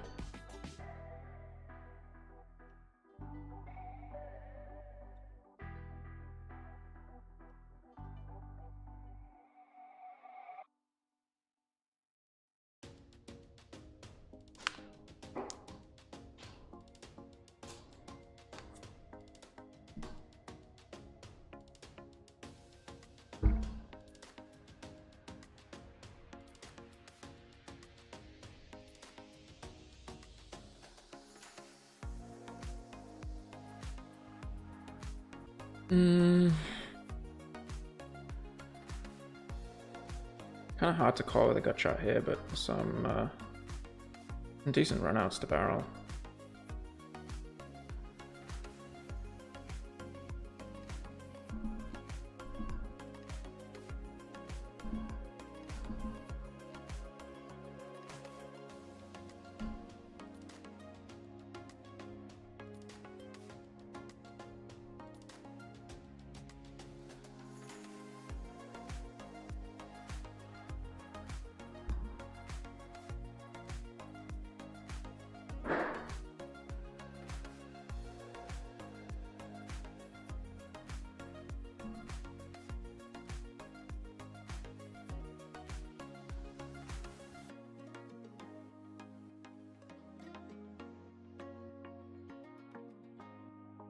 I think this would be like a good spot usually to play like super aggro with a 45 BB stack, given that the rebuy is like 37.5. But I said that I was only one and doneing the tournaments today, and if we bust, I'm just gonna chill. So I guess that's not gonna be my strategy for this one. But I think, you know, it would make sense. Hey, go out. No.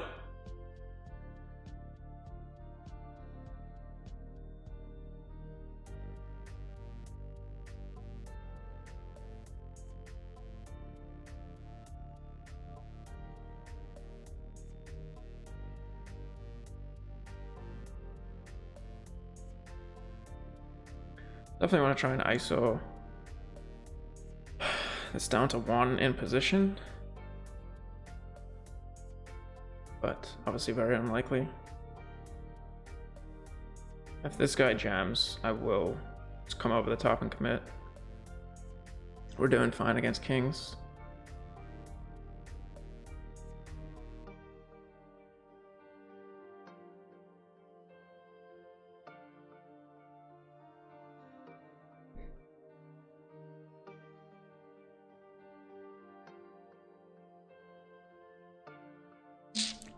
And just have to let this one go.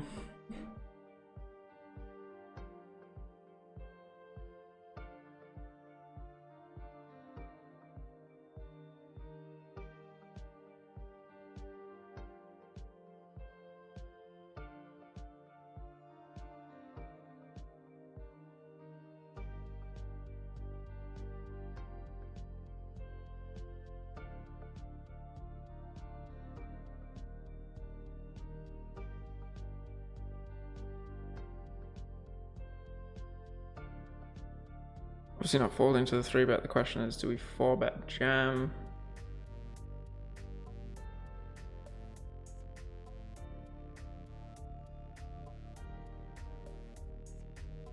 We can get a chunk of our stack in here.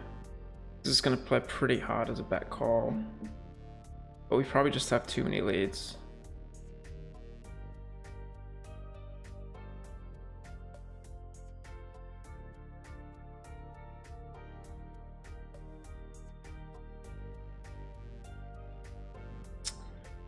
Not a great turn. I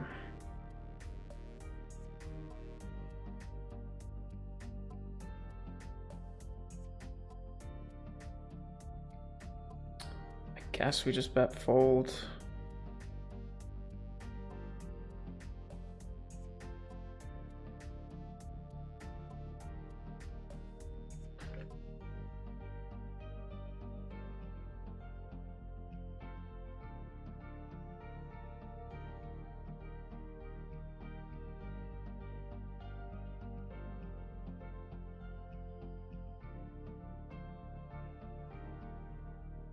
Need to make some moves in the 150.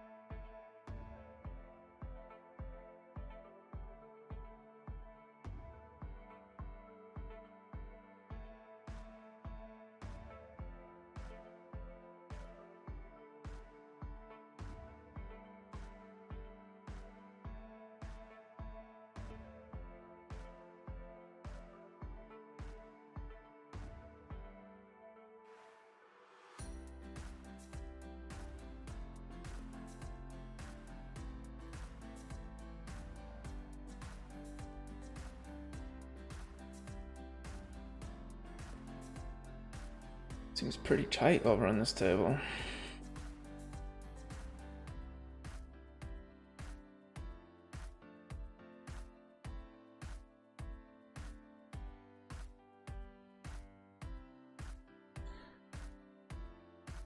He's playing us. I do want to 4-bet bluff this sometimes. I guess we can just call. I mean, when he raises, he has like ace, king, king, or aces almost always. We have an ace. This guy can't really jam.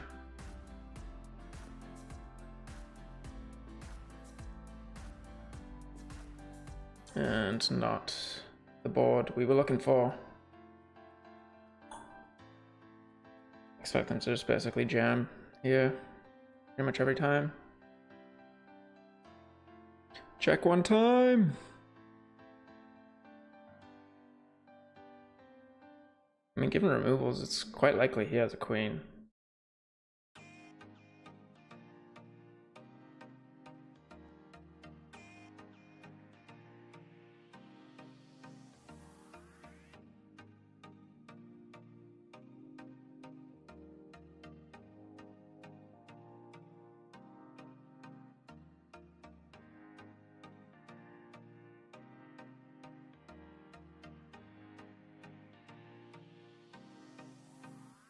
Big chunk of our stack to give up with, again, a hand that is in very rough shape against the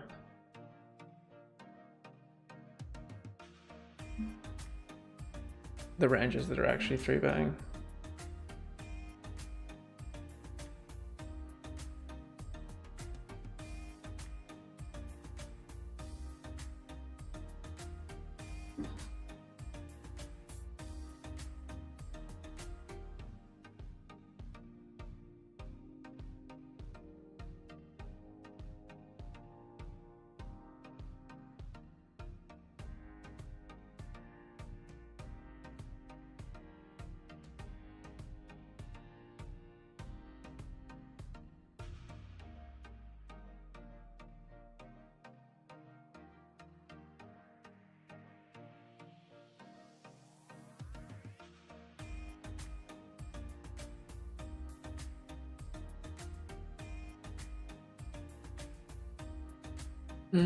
Tempting overcall on the button.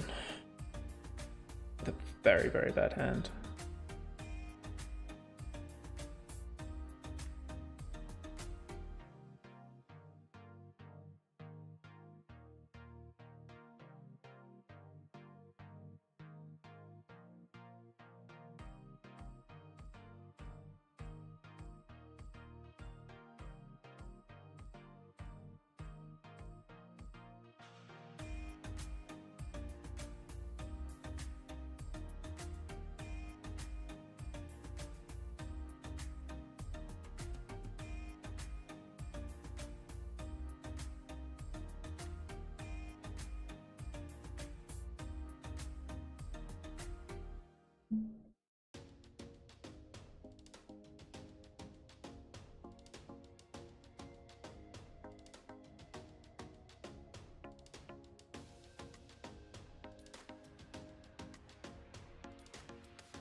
LPD, come on, where you at? These are the times where I need you. I need you. I need you to be like, look, man, just one double up and we're back in it in the 150. Oh man. Oh man.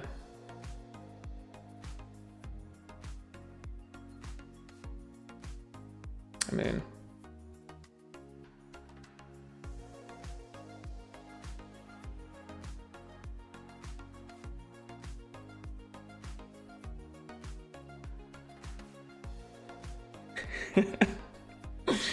I feel like I just LPD'd myself. Like, that was pretty sick. Don't worry, LPD, I got you. I can do your job.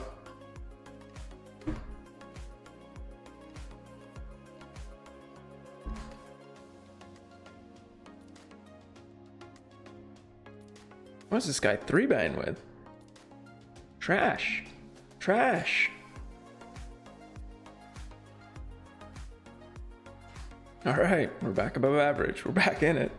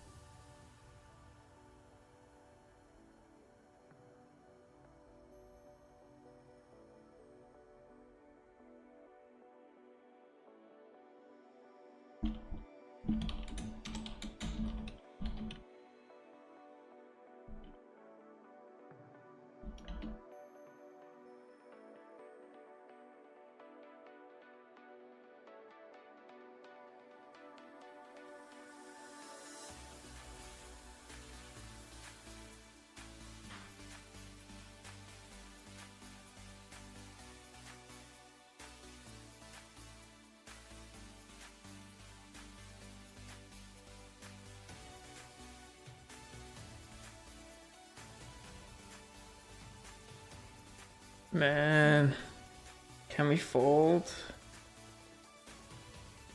Not really, right?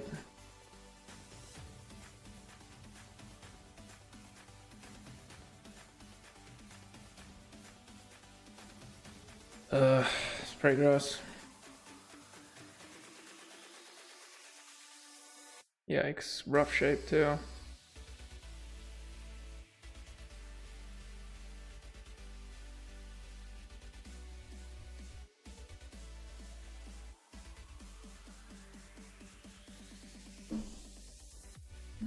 Yeah.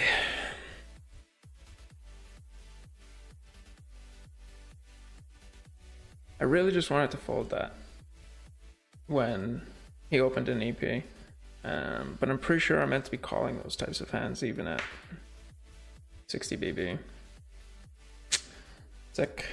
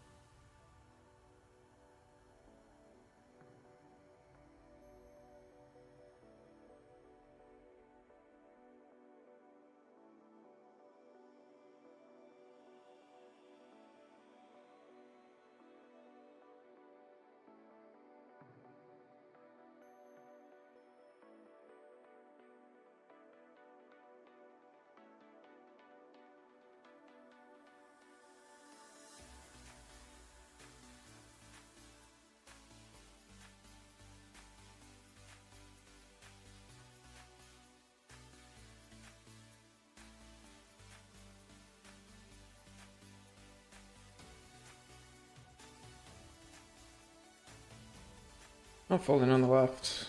Can bluff some clubs too. Don't really want to check raise with 7. Maybe if we had the 9. Tough card to continue on the deuce.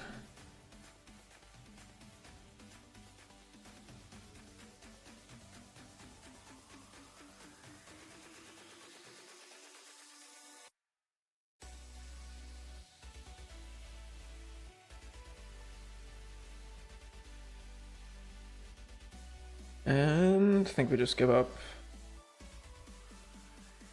Even though he'll have a ton of bluffs.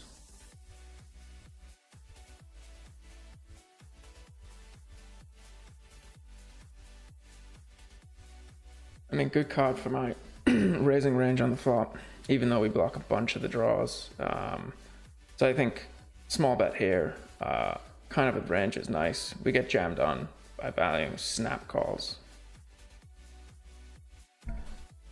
Snap calls.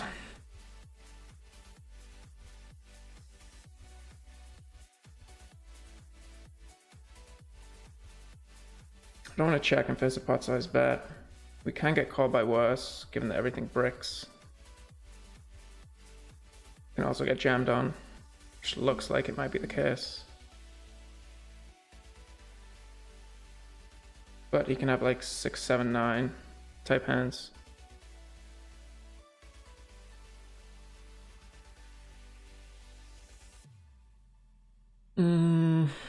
Without a diamond, I think he has too many continues. So I'm just checking this down.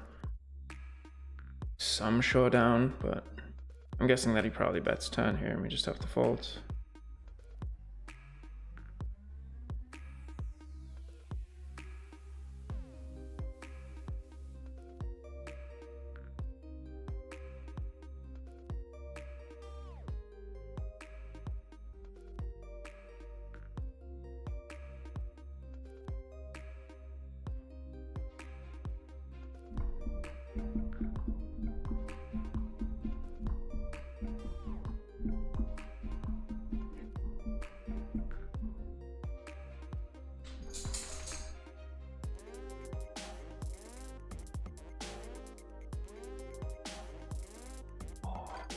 No. Hello, buddy.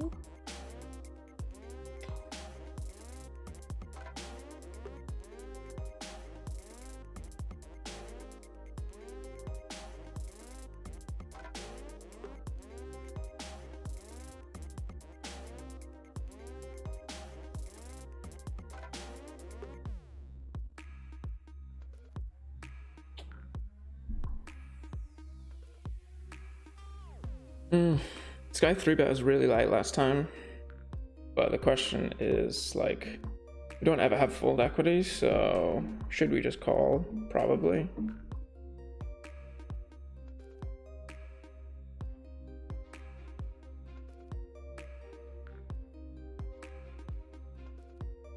And then I guess check fold flop. It's literally one of the worst boards. I did check the nuts last time. Maybe we can 10 and 8.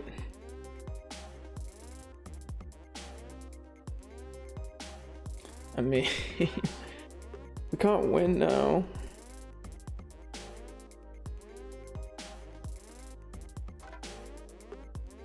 I mean, you should just be jamming range.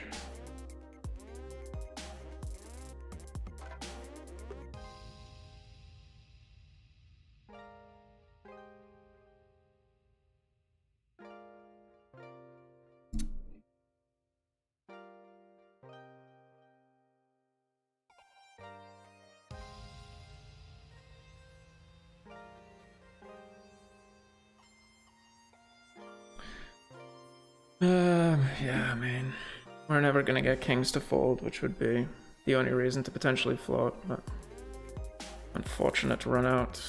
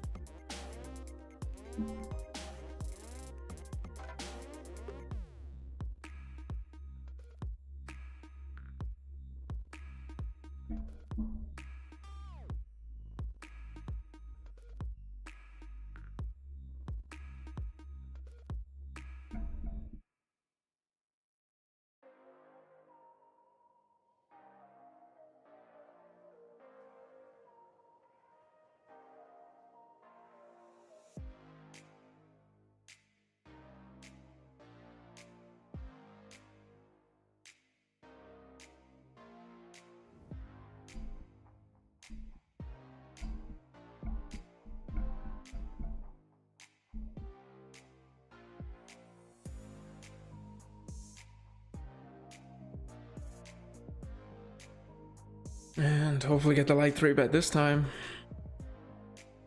from Baker.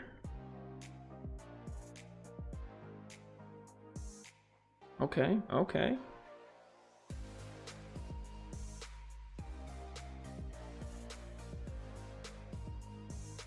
I'd rather just play this heads up, please.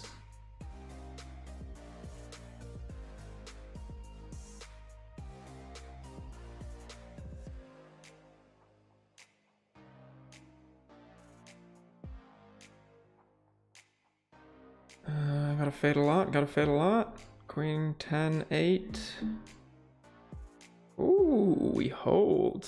We love it, we love it.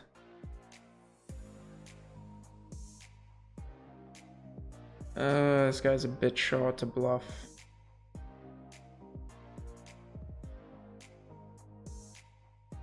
Probably if we wanted to, we should have like led small and then jam 10.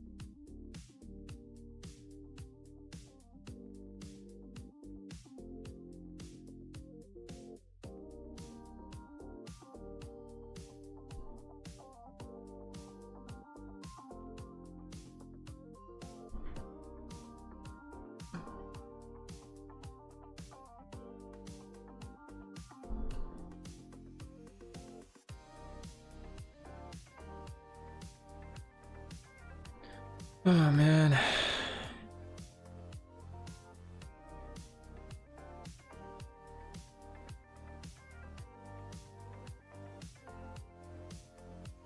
Oh, it's so gross. What is this guy doing?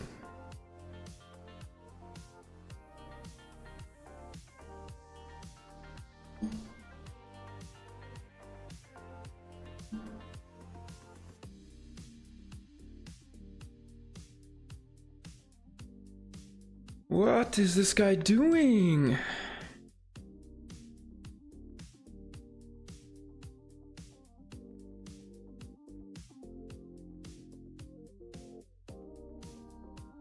Alright, we are struggling in the 150 now.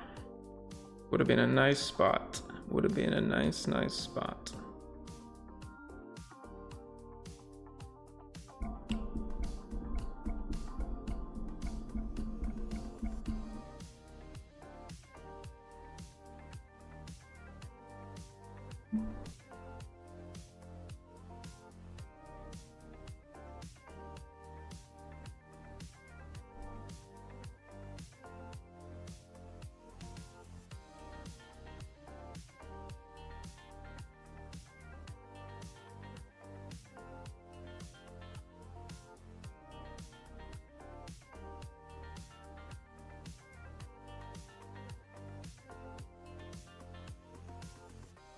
Dimadima just wants to end my tournament career after crippling me. Come on, buddy, ship it in. Should we have checked back? Pretty bad turn.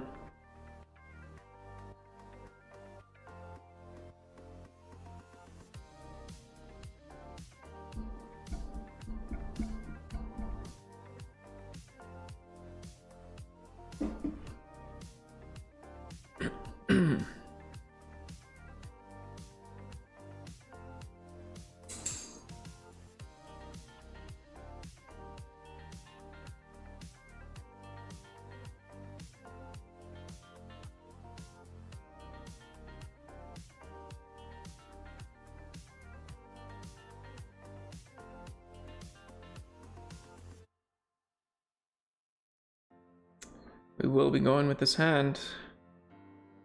Parent double gutter backed off flush draw.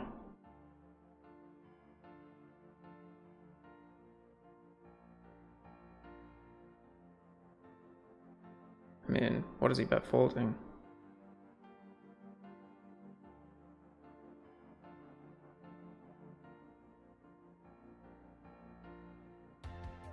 Pretty bad turn. Pretty bad river. Okay. Tough way to go out. Okay, so we have the qualifier to the bounty millions starting in 8 minutes. So we will be registering for that. Hey.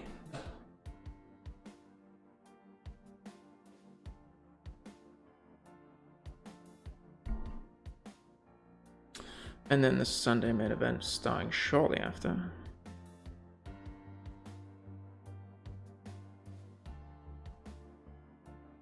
So we'll be back to 2 tables in about, well yeah, basically after the break we'll be back to 2 tables.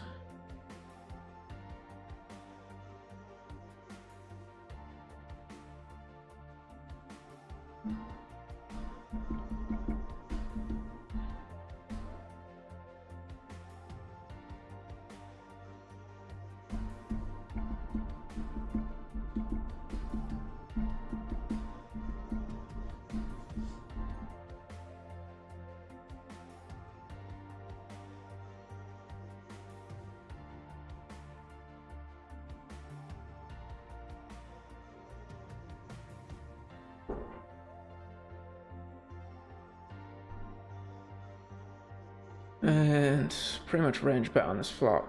Most of his ASX, or a lot of his 3x is going to 3-bet, and no, we're not really Doing great against the ace-x.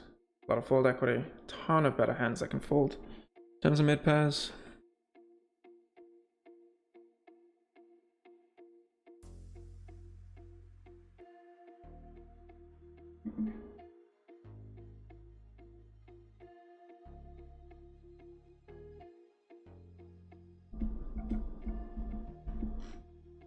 Hey.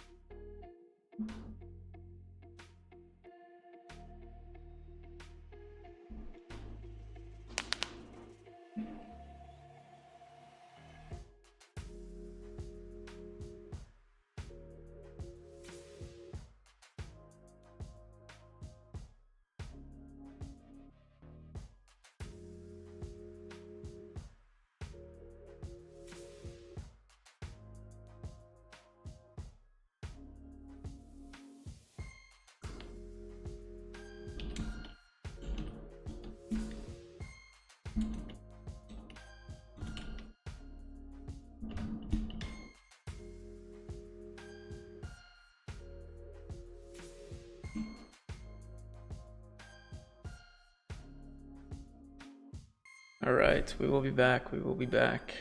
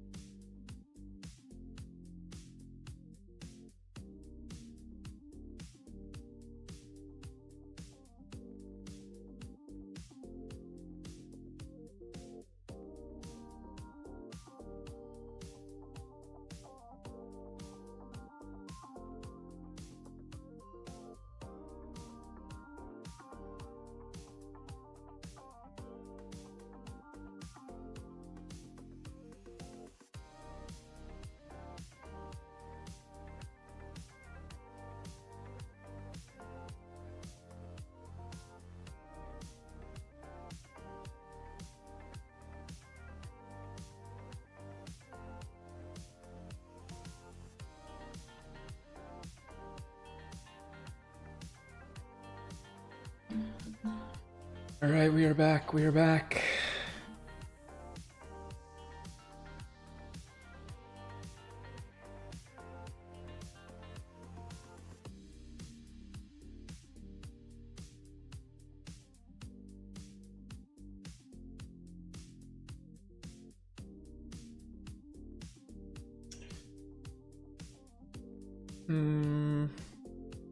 I think we can bet here and kind of value bluff. Like overbet a few rivers with the 8s. Obviously still has some equity. Not against the guy that has the 8.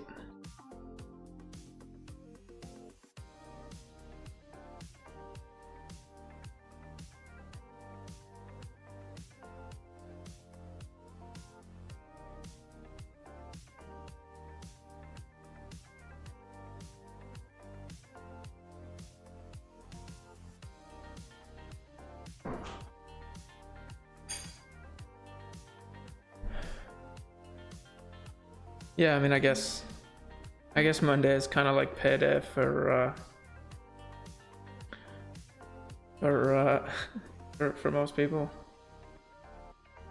with the rakeback situation. So I imagine that there is obviously a good deal of action there. These particular 9s, I guess we do have straight blockers on both ends, so we probably want to bet. And bet a little larger since we're deeper.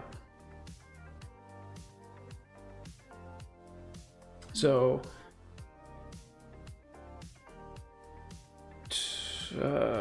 right now, okay, or level 24. All right, got it. So basically $54 buy-in. This gets us into the 300k guarantee bounty tournament. I mean, we pretty much made it yesterday after I did explain some of the the rough beat where some guy, like I had 120 bigs cruising, and some guy decided to 4-bet me with bear king, and I had good aces like ace queen 10 with the nut suit, and was like, well, I guess it can't be that bad if we get it in against aces at this point. And he showed up with kings and smashed a king on the flop, and so we didn't make the cut, and told myself that I wasn't going to. Hey, no.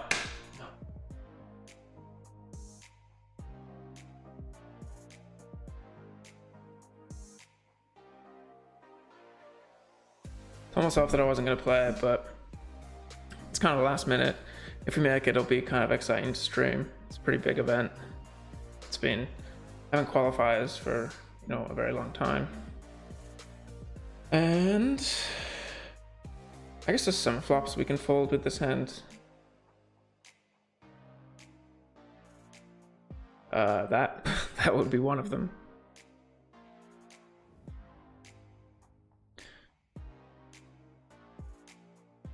Do have some runner strat flush outs. I mean, Do we call for the runner on a straight flush? I don't even think that we can. How do we fold though? No, because what if the turn is the 6 of spades and then yeah.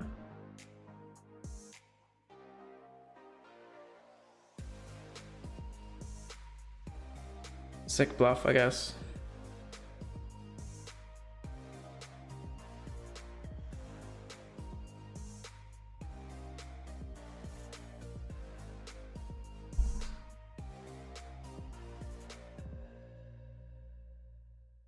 So yeah, basically in this we're trying to outlast the field, but like it's not like necessarily like knitted up and try and outlast the field, because the stack from this event gets carried forward into the next stage. So like right now we have like 25k. I got 120 before we kind of got nailed by the kings. I think 100k is like roughly 30 BB in the main tournament, so we want to try and get to like a 200-ish k stack. Right now we need to make the top 30 players of 255. Gotta believe.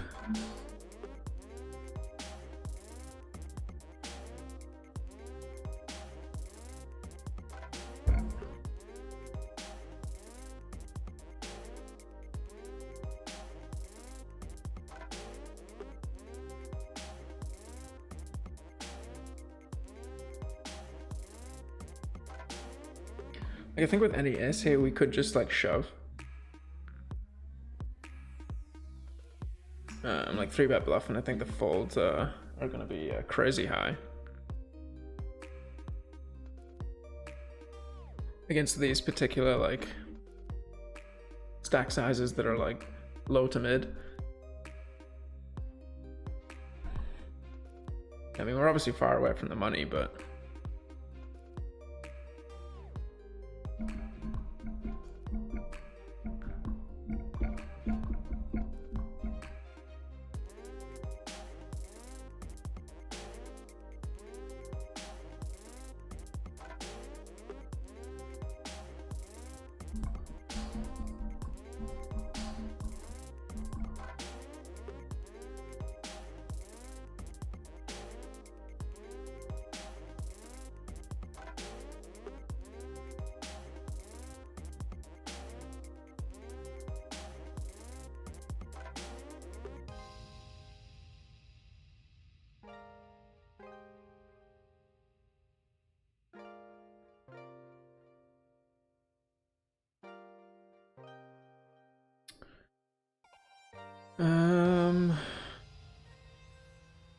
not a pretty strong hand.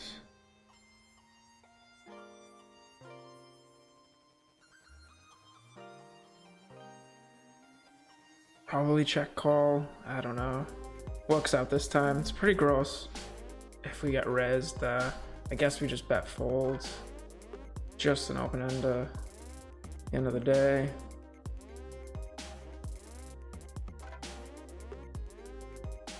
Usually like to lean towards the aggressive action.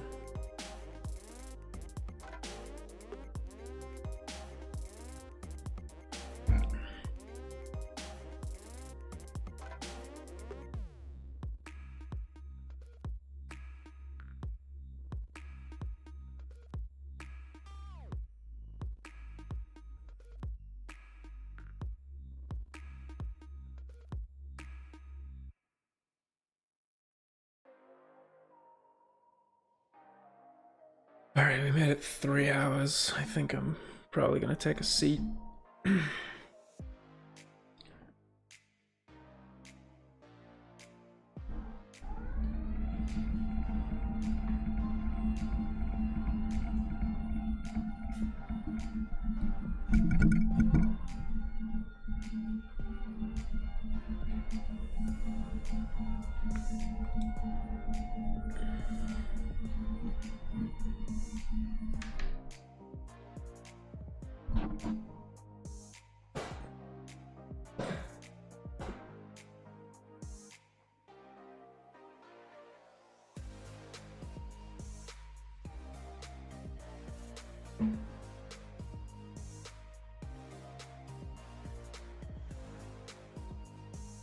A little disconnected, but I think the solver might call us.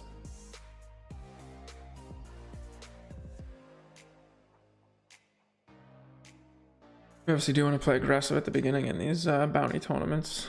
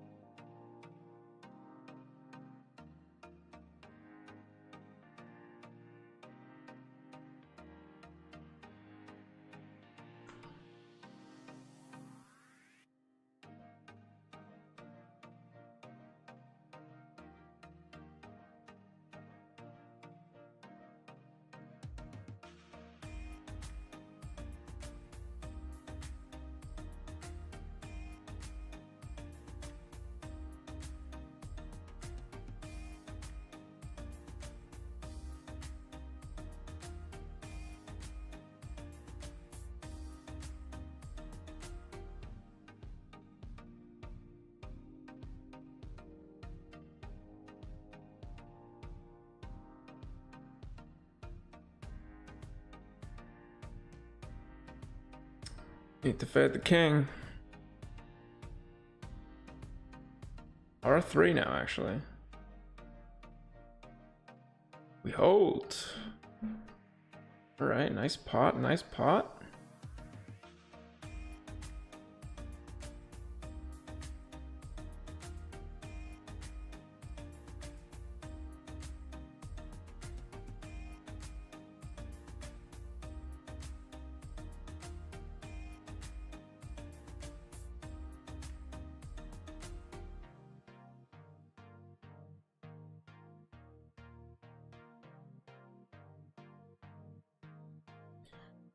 We do got this, LPD. We do got this.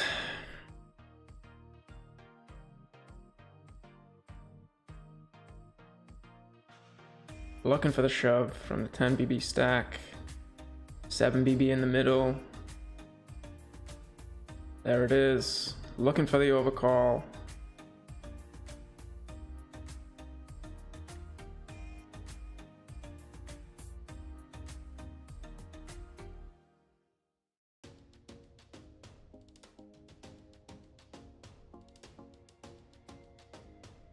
Turns the world. And we hold. Take out 2 short stacks.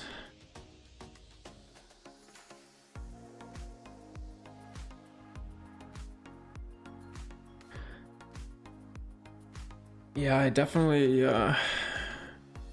can't recommend the standing desk enough for well, any profession really, but you know, when I'm about to sit here for potentially whatever it is, 10 hours again, definitely want to be standing a little bit. Against half pot, I think we're supposed to call here. He's gonna see bet a bunch, and there's a ton of equity that we can turn. Gut shot wasn't exactly what we were looking for. Kind of hoping for the wrap. He'll have a lot of continues, like pot size bets here on the 4. We do see it, and I think we just fold.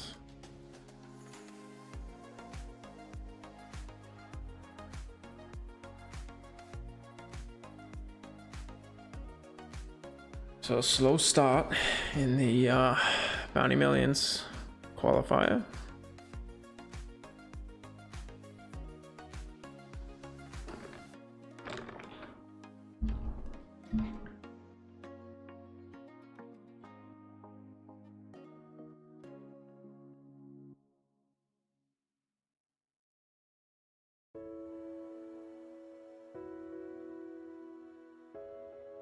What is going on?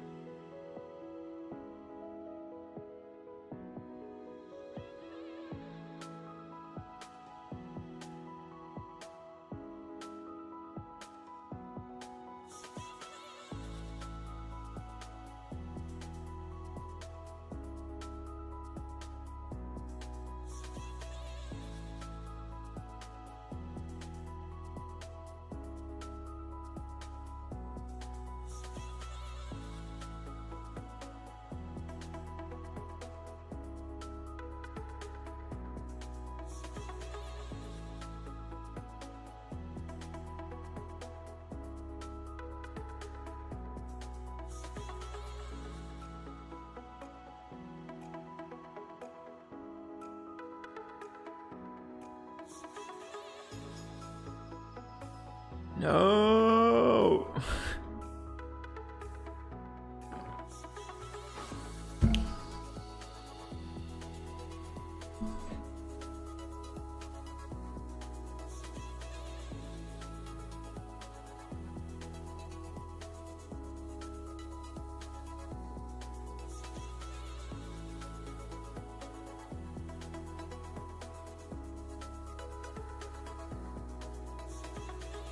Just res folding on the right. Like, he's only shipping aces. So when he does call, I just push so much equity.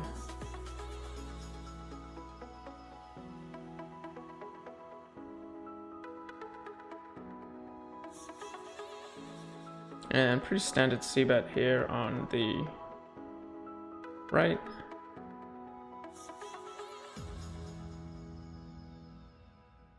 On the left, sorry.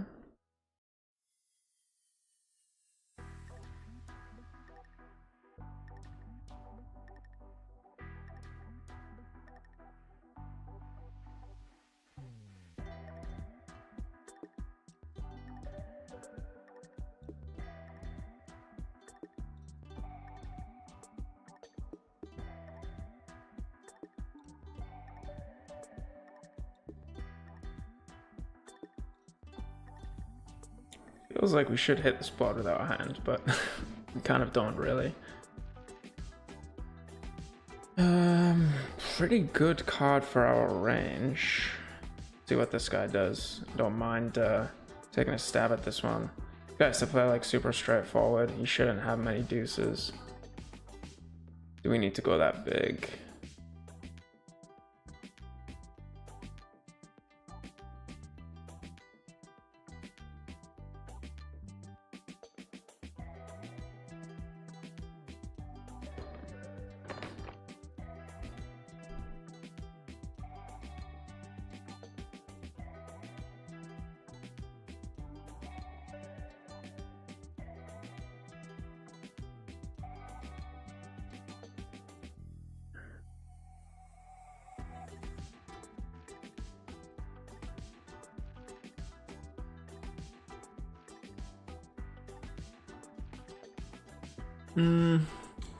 Pretty standard check back on the left.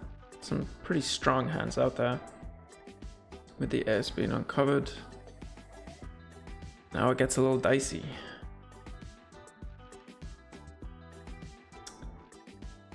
The question is, like, do we have... Are we deep enough at this stage in the tournament to get people to fold when we raise here?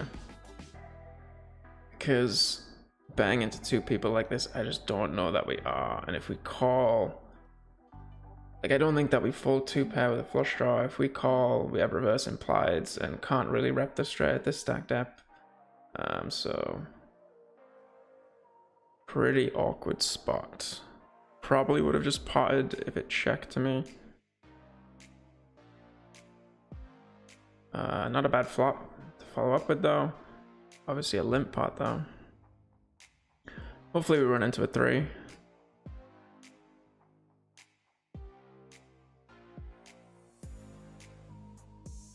And not aces. I was going for the limp raise or some shit. Big pot with the boat. Big pot.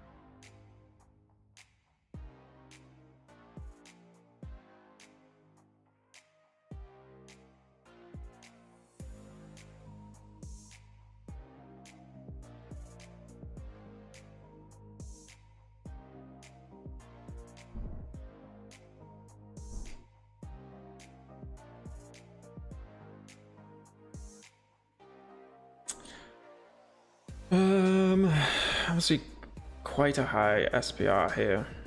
I think checking back is fine.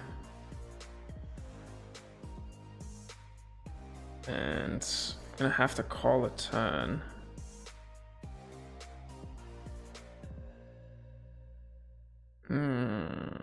Yeah, I think we probably just want to check back because we will have plenty of check raises here. But we ship the... well, it's pretty low nuts, but pretty much the nuts.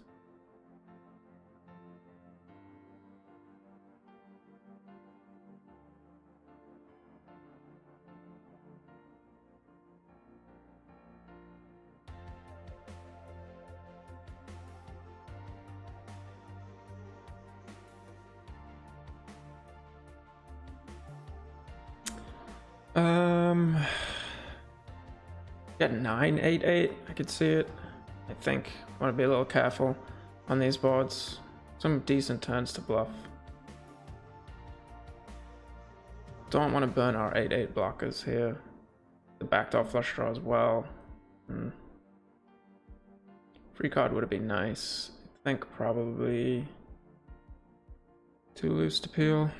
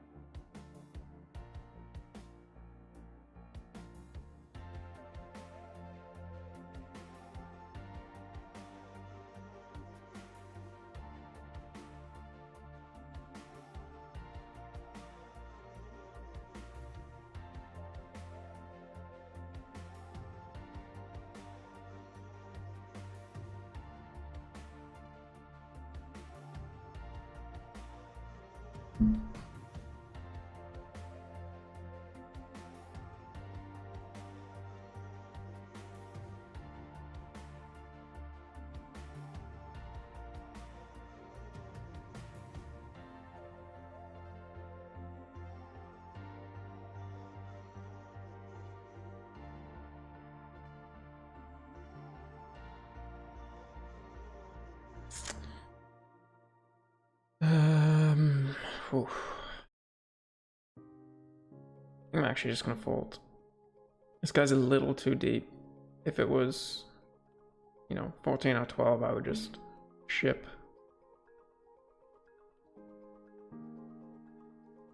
I mean, it's incredible odds.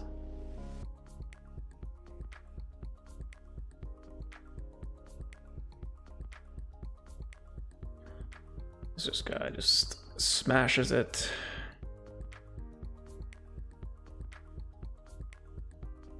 Three people behind. I think we just let it go. Wait for a better spot.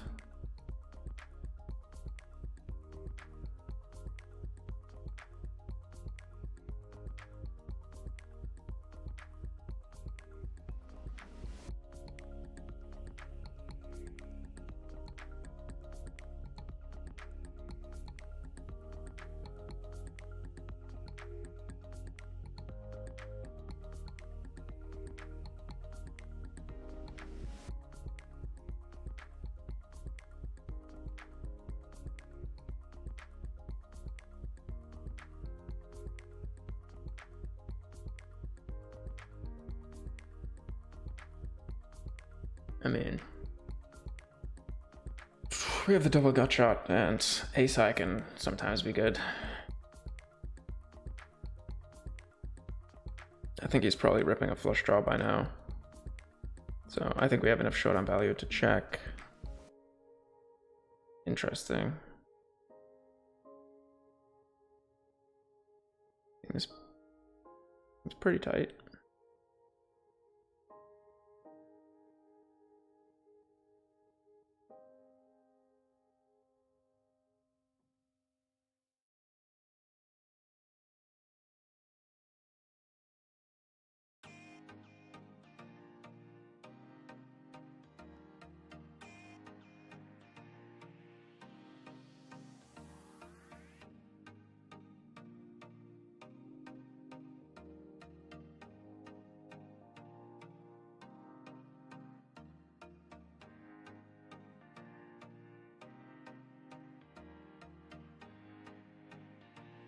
Not the best turn.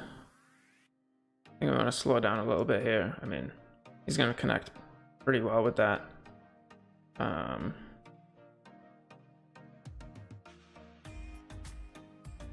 And the question is, do we have a value bet?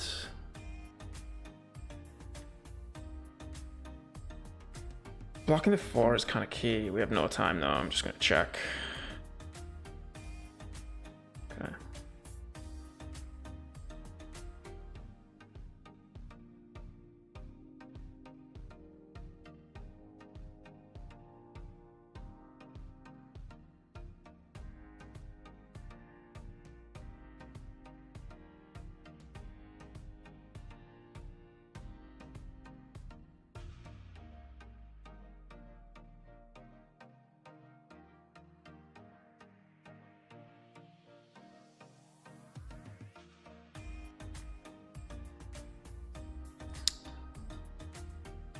Obviously not folding here. And then getting away from that flop. Turn the nut gut shot on the right. I mean, he should have a decent amount of checks here, but we have no diamonds, and he just rips it.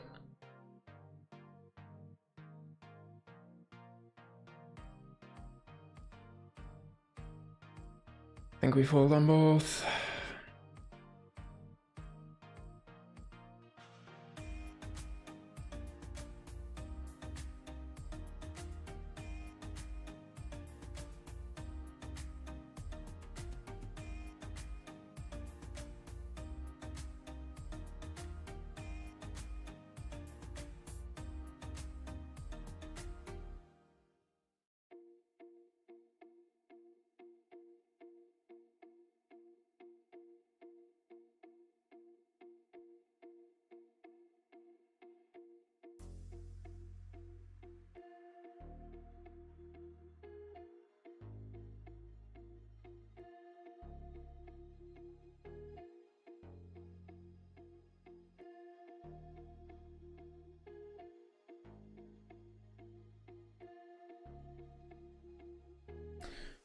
Interesting turn as to whether we want to get aggressive.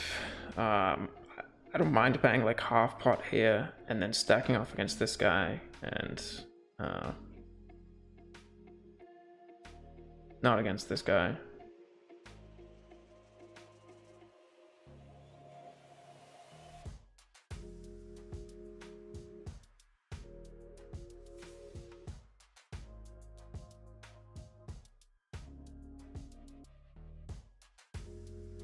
Pretty good flop after we don't raise, obviously.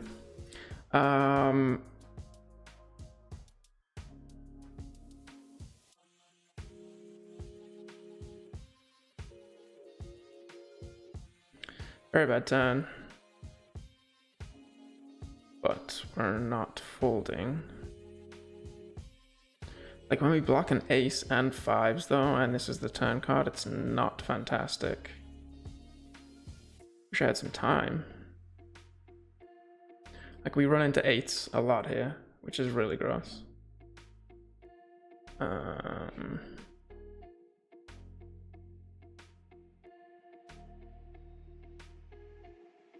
Looking for the hero with ace X.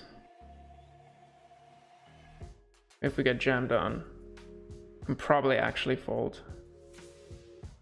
It's pretty wild. Ace 10, 8, 4. Limp it. Obviously was kind of distracted, was trying to figure out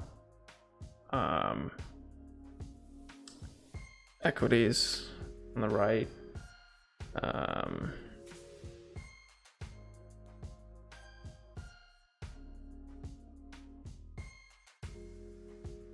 And, you know, we're basically at that point looking at the bad flush draw.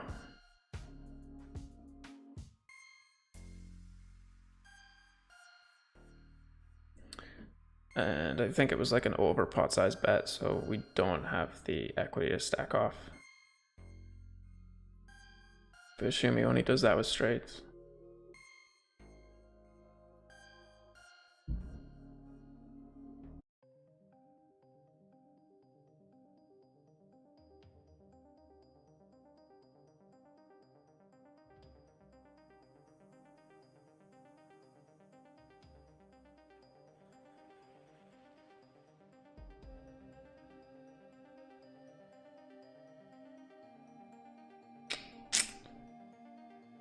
I mean, can't really fold.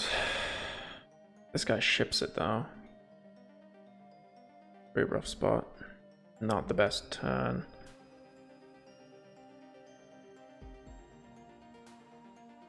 Check.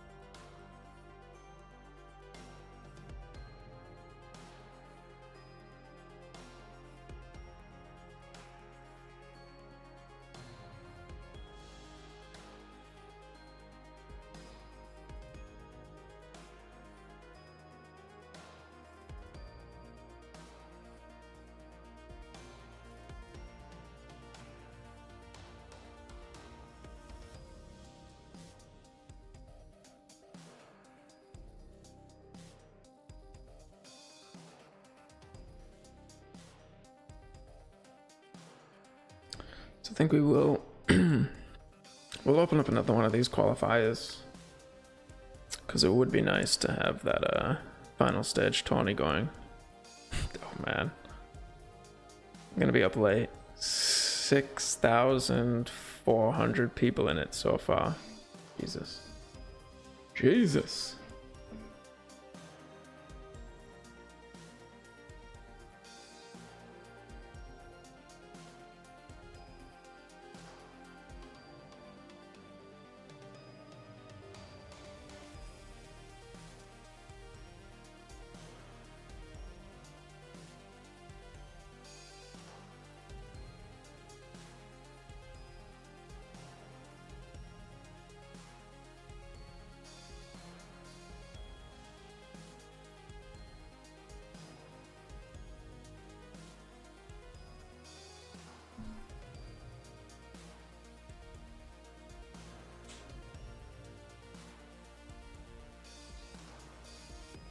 Guess we just pot stack off here, even though it's not great queens.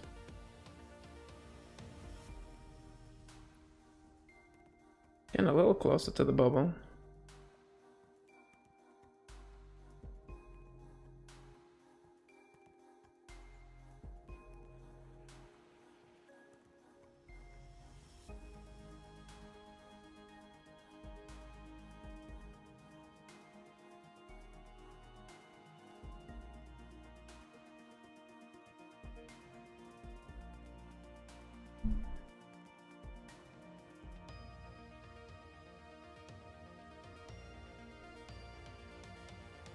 Just folding here with the two shorties behind. It's just so often they're gonna jam over the top.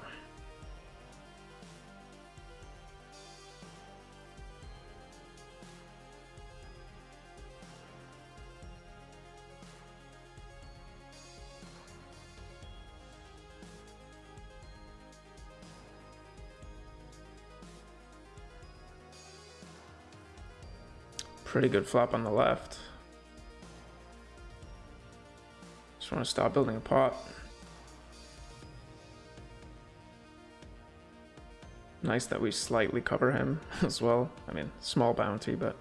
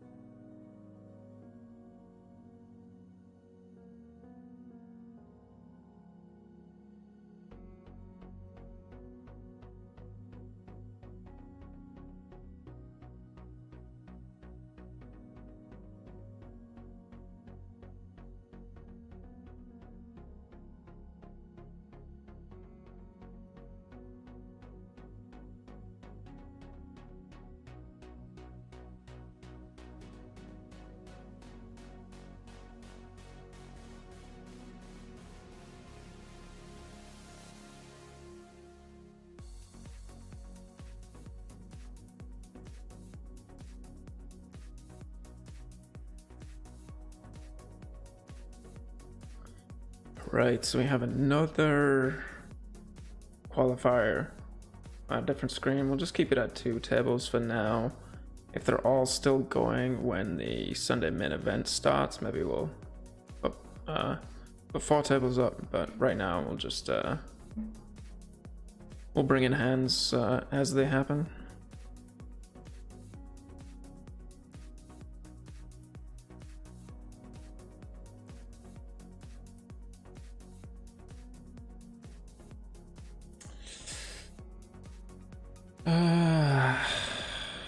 Should never fold, obviously.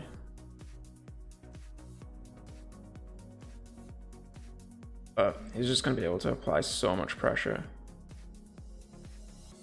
Force flop into like 2 short stacks. That's going to be rough.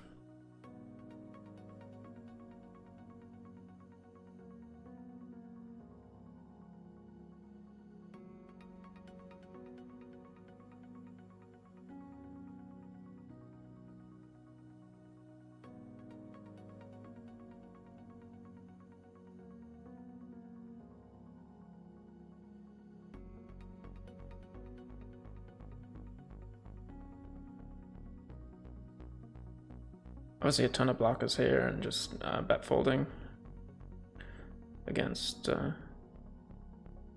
pair plus.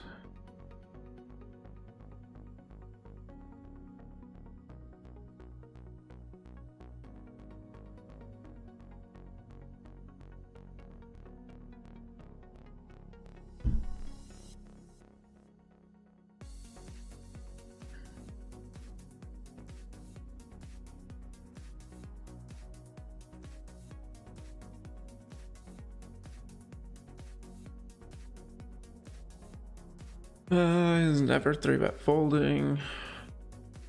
Pretty gross hand to call with. I mean, this just feels like, oh man. Oh man. I still don't think that we call. Like this hand is trash. Mainly just raising because we have the ace.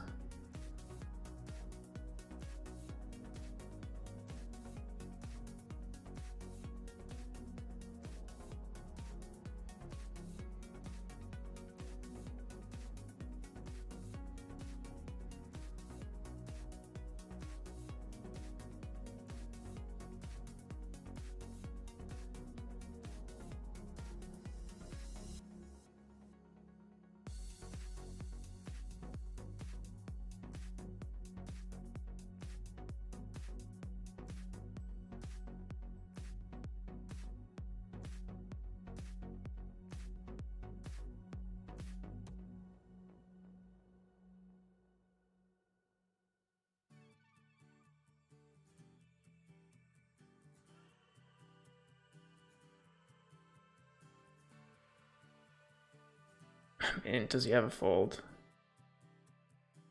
If he checks back, we can jam turn, but I think he's just going with pretty much any hand.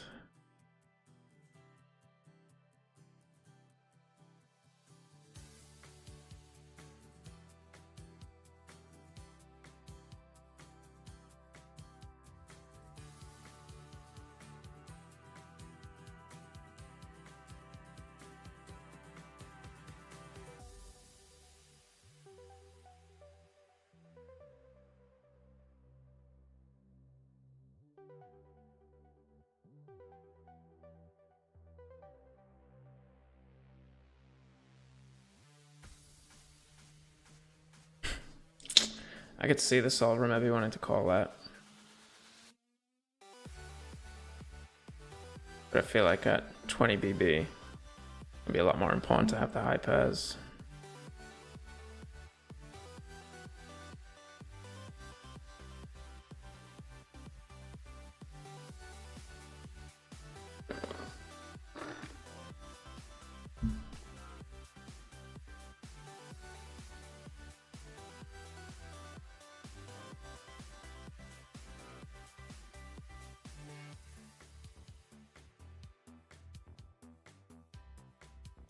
Flop 2 pair on the right here, single raise pot against big blind.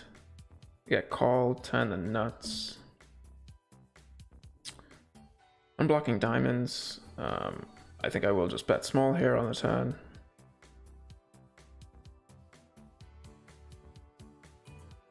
I was gonna say, I hope that bet. But wanted to pot raise.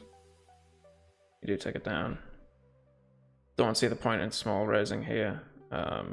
Just obviously don't want to fold this hand on the button.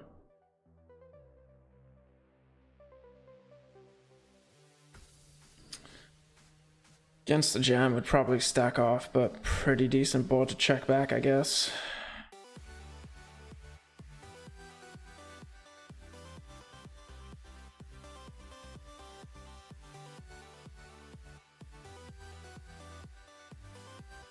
Pretty good river. We block king, queens, kings is betting.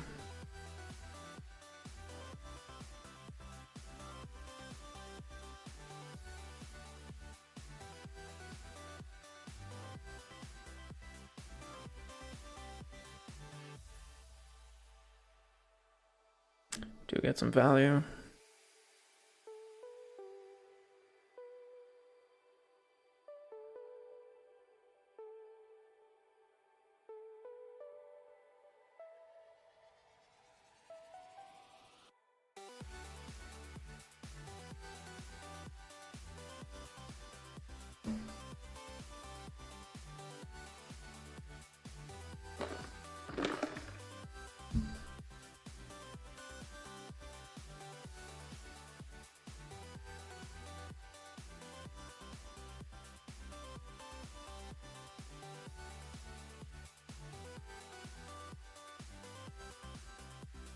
I'm obviously not folding this hand.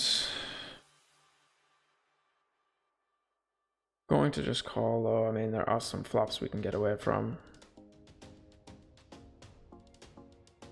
Not that one.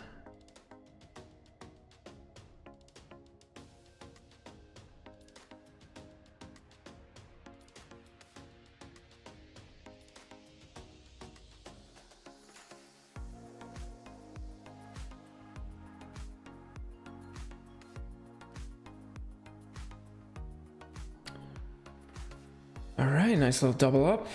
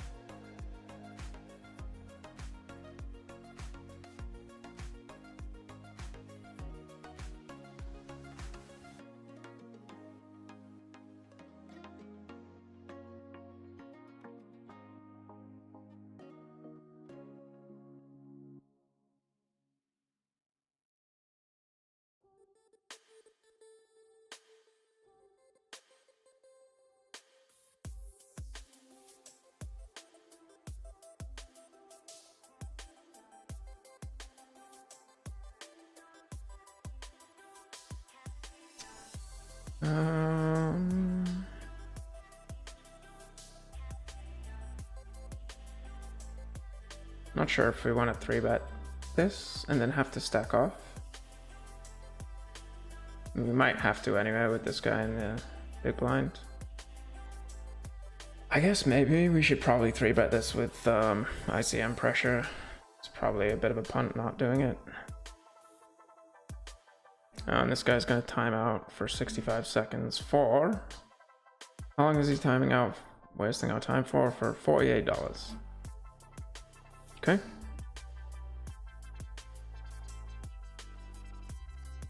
Okay. And it was on the other table, but we got owned in the other qualifier of this. We lost half our stack. We turned the nut straight, and big bet got called, and then he bet like 2/3 on the river when the board paired. We had a board pair and the nut straight, so we called it off.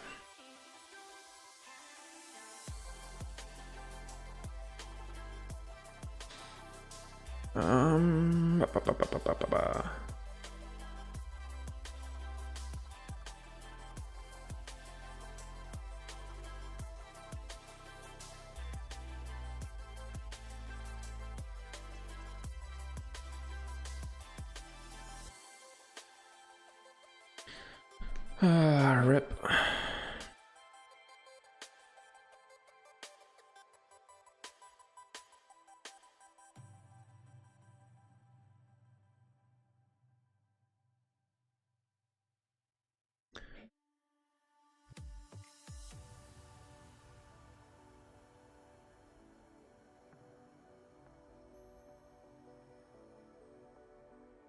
At this point, I feel like we have to bluff.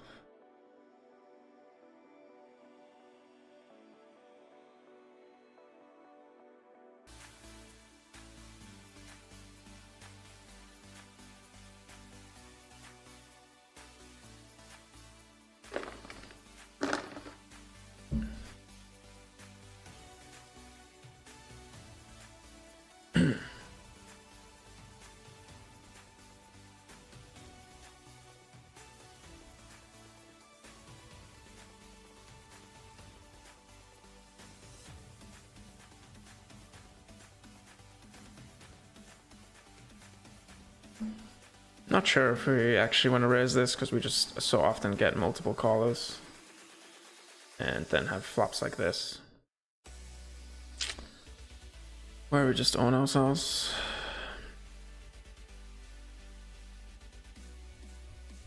Pretty good flop on the right. We do block a ton of stuff though, and you just open jams.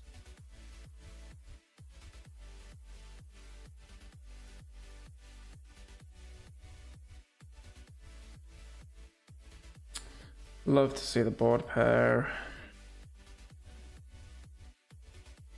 It's just hard to get value.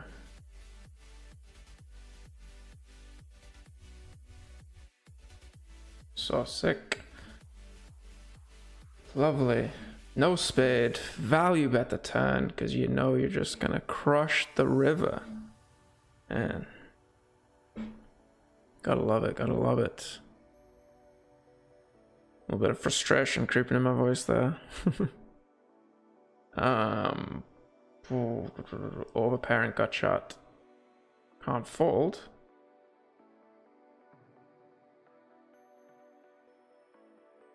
Pretty good turn. But we don't really need protection from anything that we're ahead of.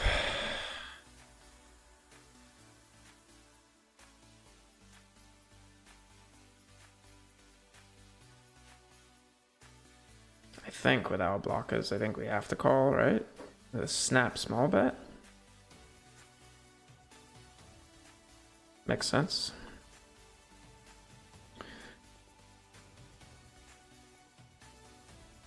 We're back on the struggle bus. What's the bubble here? 89. Not that min cashing over here really means anything. We need to make the final table, so, but it's become pretty incredibly short.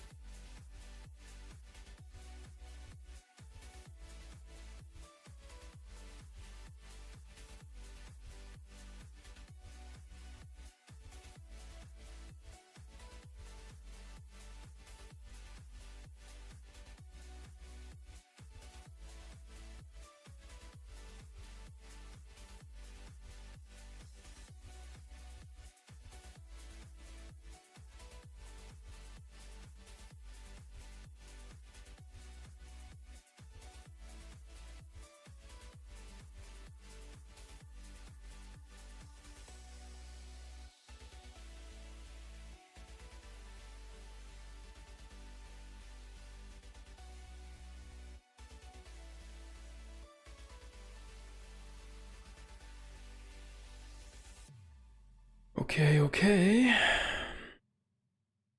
We will be right back.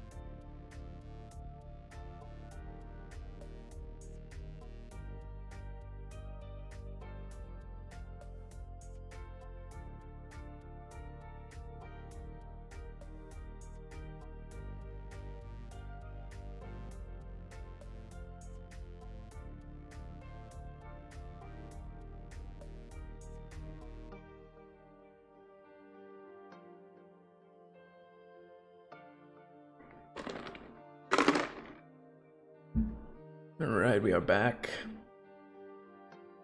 Boy K guarantee, Sunday main. Let's get a big run.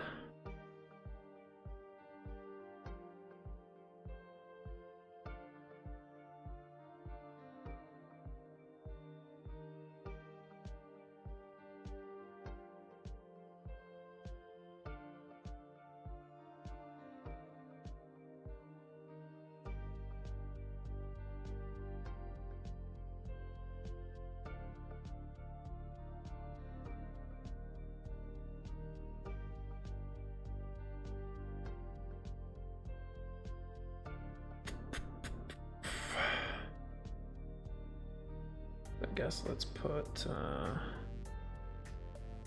this up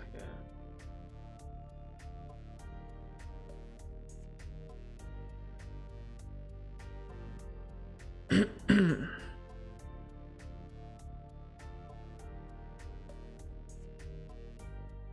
Check calling bottom left with 2 backdoors. And often the best hand. Don't want to get raised with like low wrap type situations. Would be a lot of equity to fold.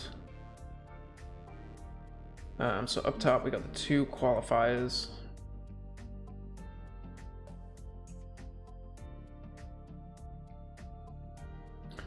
So pretty good turn.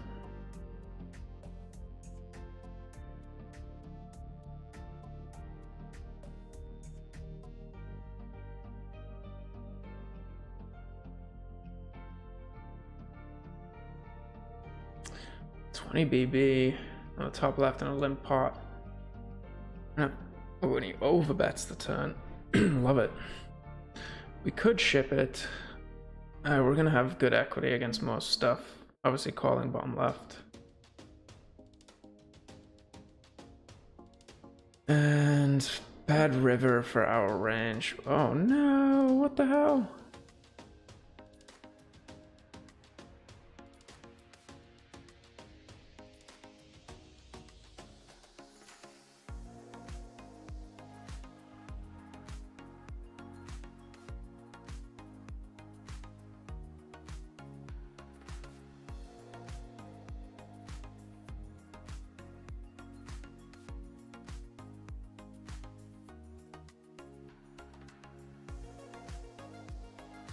But he does give up. We love it. We love it. Good start. Good start. And we're obviously all in if required on the top left. And we get the ace-6-6 board. Oh. You hate to see it.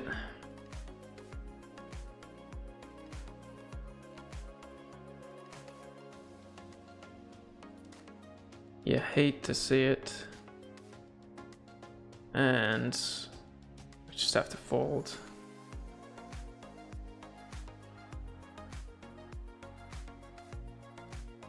Nice hand on the bottom left, especially deep.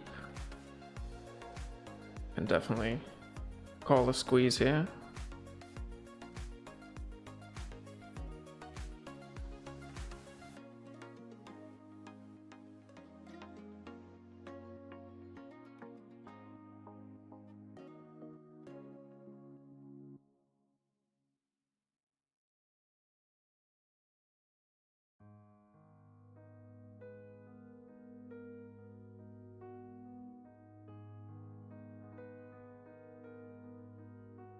Definitely have to float some of these type of hands to this small sizing.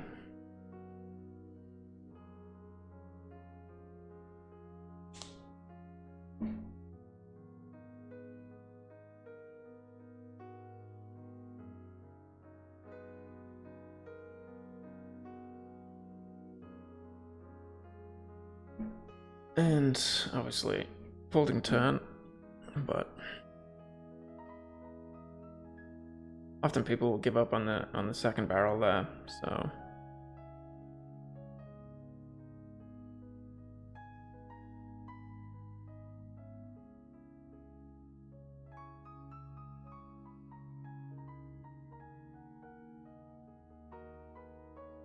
I don't think that we're opening this at MBB, but the small blind comes back as soon as I click it. There's like free half a big blind. Obviously pretty important to our stack size and might change things, but we often want to be high card heavy here. Well, we're not folding this flop, so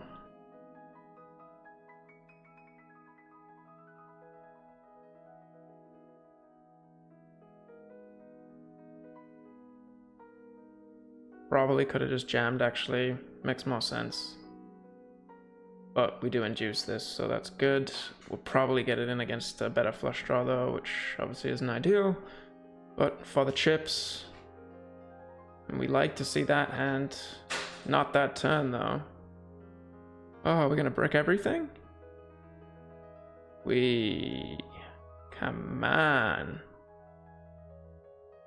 That's upsetting. That is upsetting.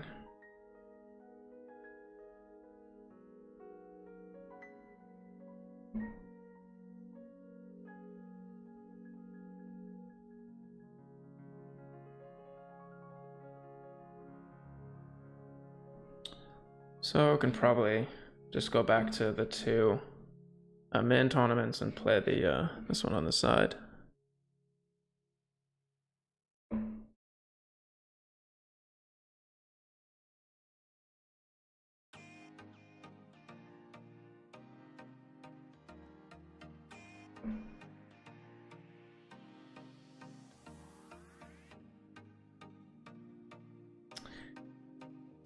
Ooh, okay.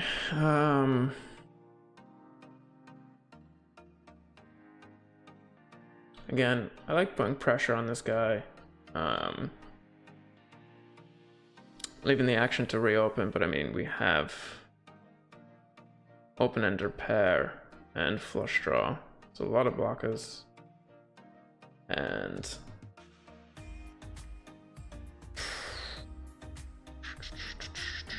I guess just jamming turn.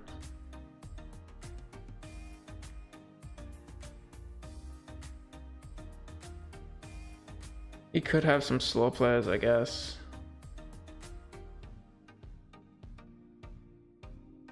Given that this guy's short and is expecting the jam. We do get it through though.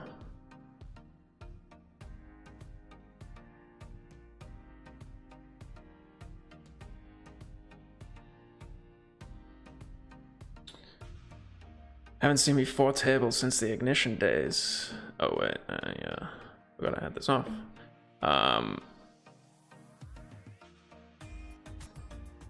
Yeah, I mean, I do if I have enough tournaments running. I know people like the 2 tables, you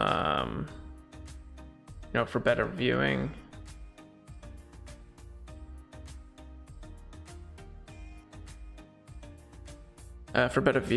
And yeah, so when it's 3, I'll usually just play it on the side and bring it in to make it kind of easier for you guys. But definitely easier for me to play 4 on one screen.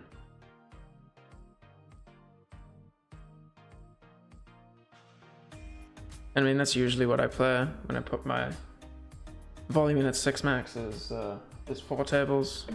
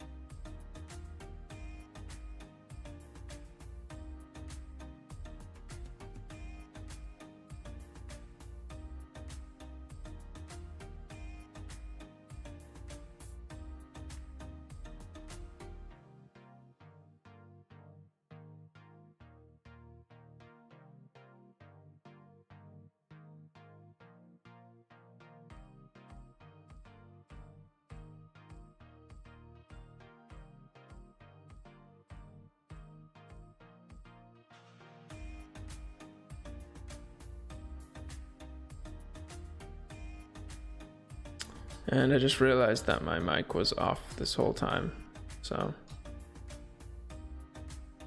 adding to the tilt. I'm sure you could see my facial expressions with that 7 anyway, so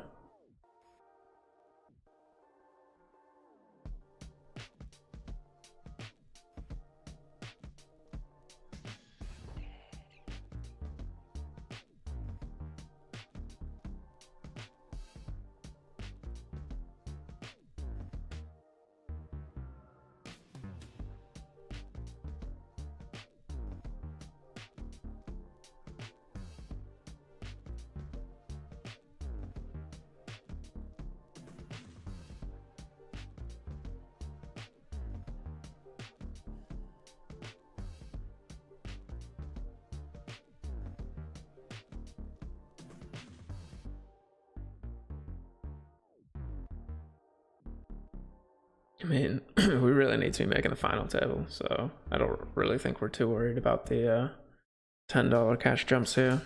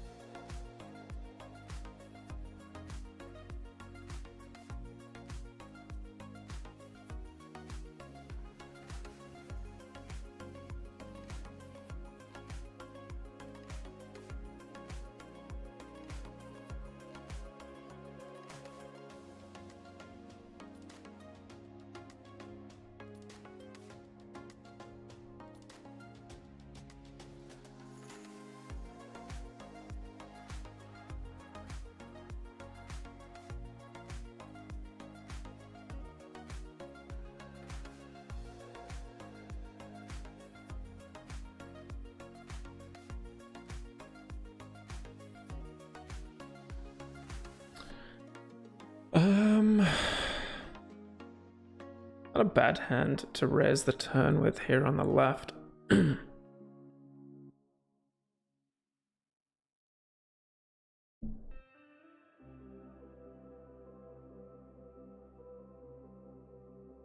If I remember, this player doesn't particularly fold, so I might actually just fold.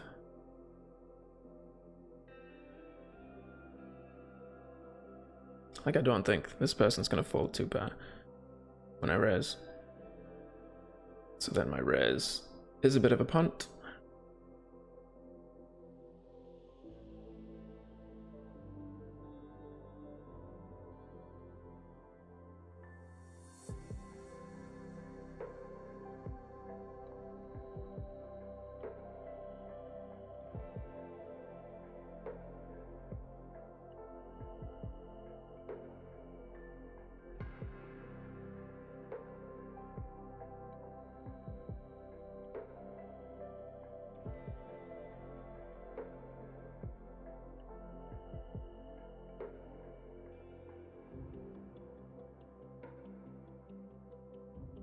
We are still alive in the qualifier for the Bounty Millions. So 54th, 26. Get a ticket. Do we ship the ace 8-8?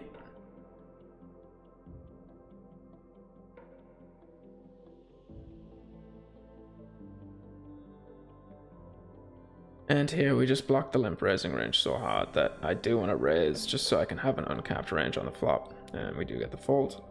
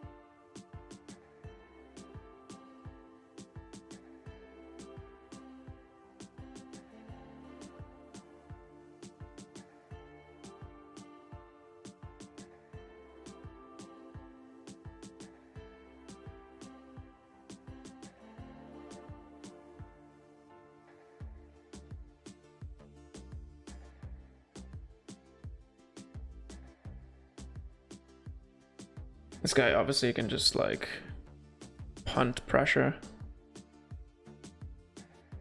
So no reason to do much there.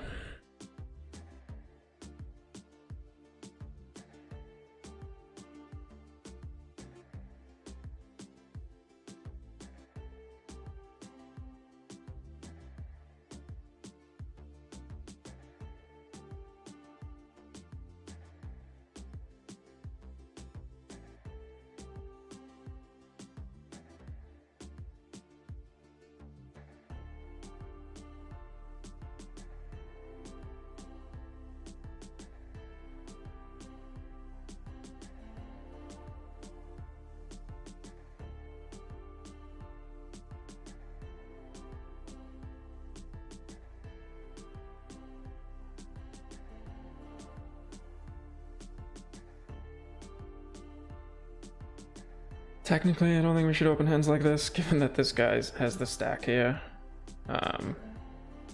In terms of an ICM perspective, we should be playing really tight right now, but I really don't want to or care about min caching in this.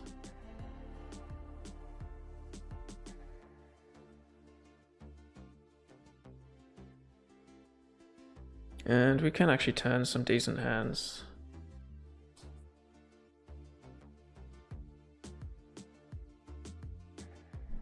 So I'm going to check back. That is one of them.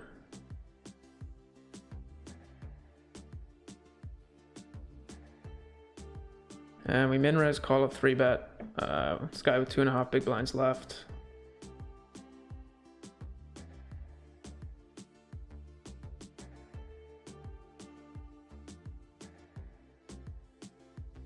Oh my god. Come on, man. Give me a break. Oof. We didn't hit it, did we? No, we did not. Damn, dude. We are struggle bussing. That is rough.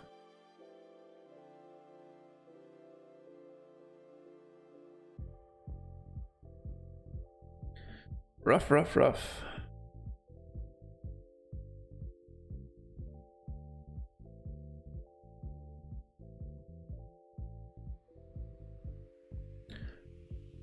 So we get pushed back down in the qualifier. Still nowhere near out of it. Good hand to see bet here. This guy plays pretty snug. We have good blockers around the 8 pre-flop, and obviously a diamond and straight blockers, and we get shipped on.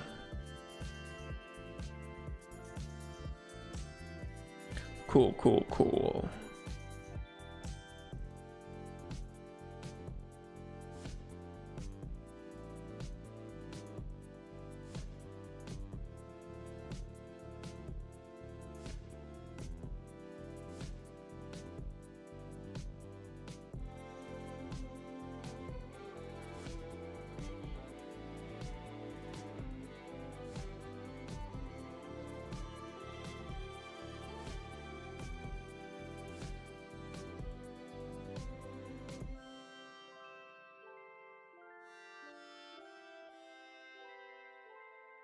Pretty sure this isn't an open either.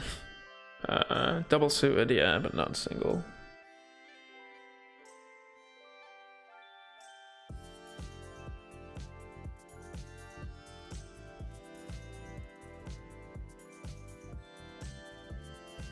Hit him.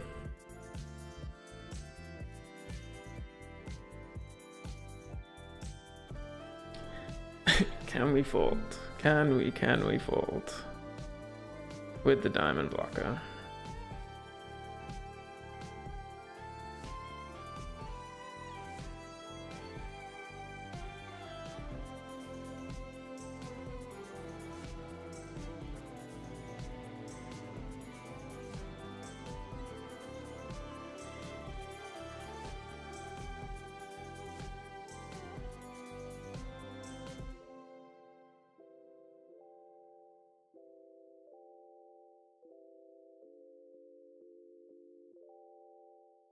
We don't have that much to protect against with the pair blocker.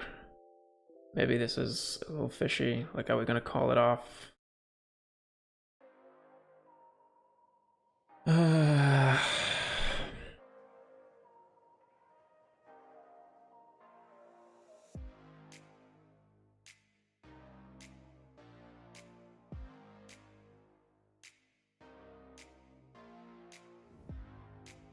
Do we get called by straights ever?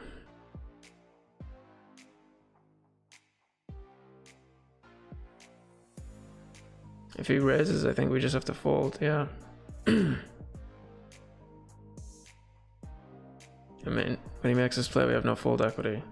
So, I mean, may as well stand the tournament.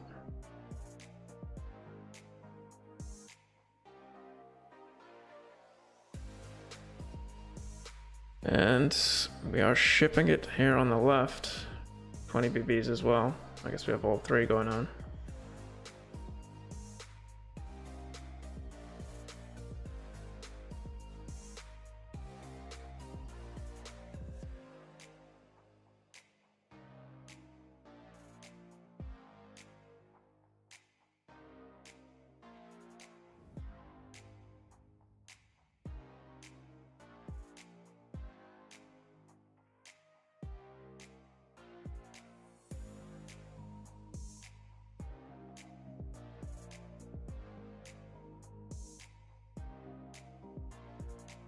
Thought it was a king.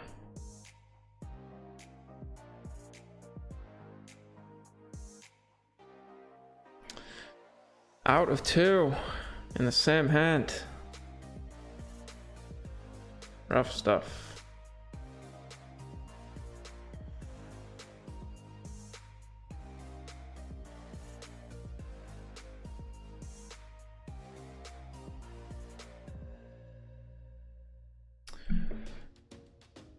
Okay.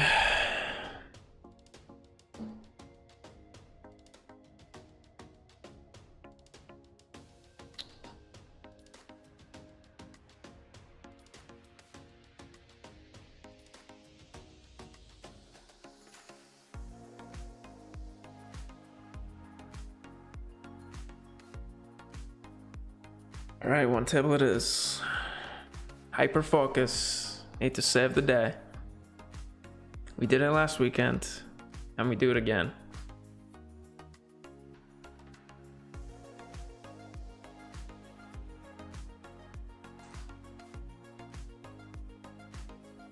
We'll see how we go if I stream all of this one. I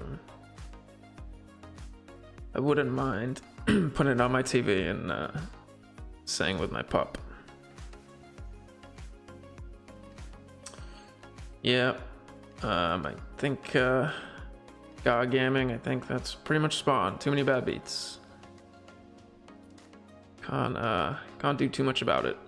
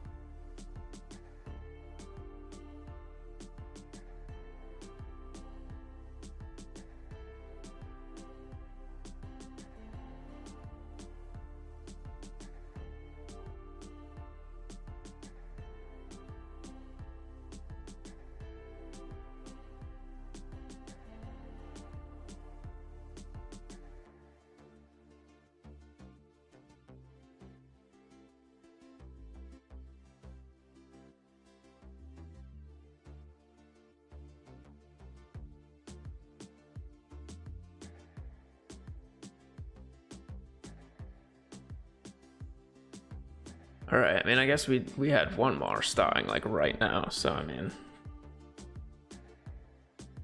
let's get in it. Why not? What else are we doing? Gonna play one table of PLO? Come on. It's not what we're here for. Know nothing about this guy. I mean, you could argue right at the beginning of the tournament just to ship this in.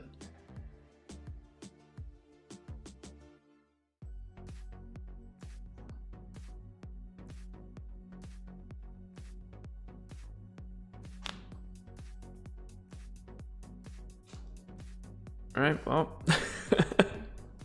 in we go.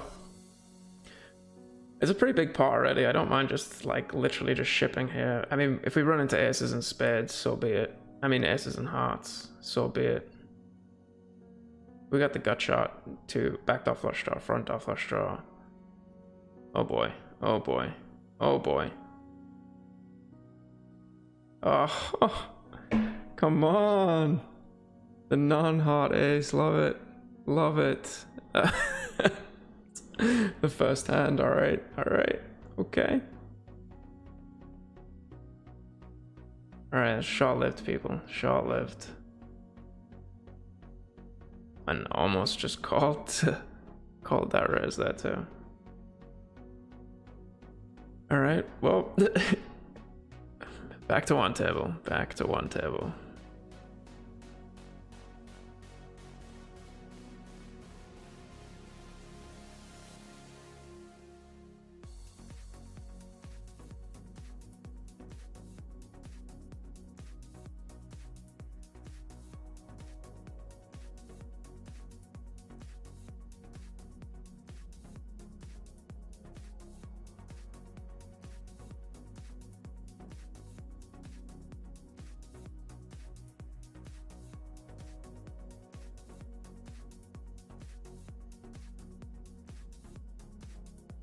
That's right, LPD. We'll just focus on taking down the 250 main. No big deal.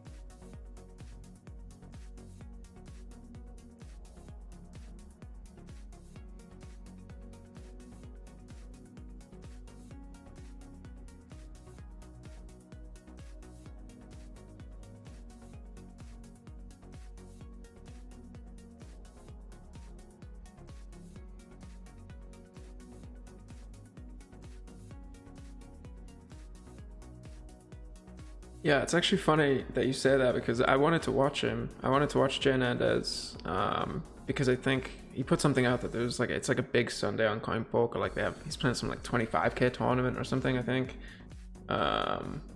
And like kind of wish I wasn't streaming because then maybe I would just like put that up on the other screen. I mean, I guess I could. I could just mute myself and watch him grind. I don't know if you know how he's doing.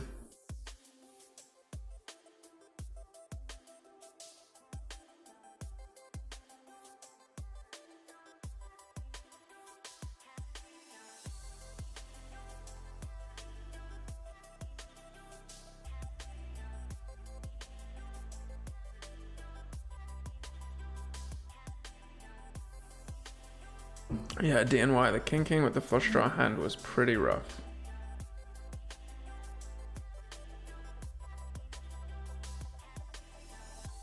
Question is, does he have any pot folds here? Because this is a great hand to raise with. It's just like, I don't think, and if you look at MDA, when people pot, their pot fold frequency is almost 0.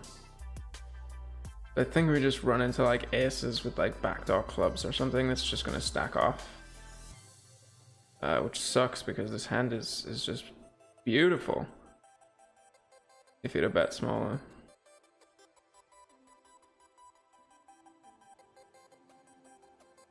But like with the ace of spades. Guess we call then. And we can't fold turns.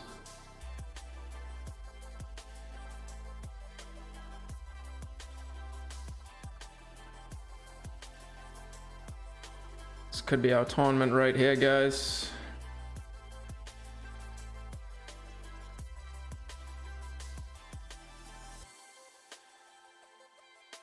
Ship it! Big start. Big start in the Sunday main. We love it. We love to see it.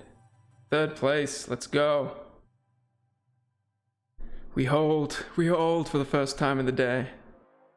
Would prefer if it was a little later in the tournament rather than like the 5th hand, but we will definitely take it.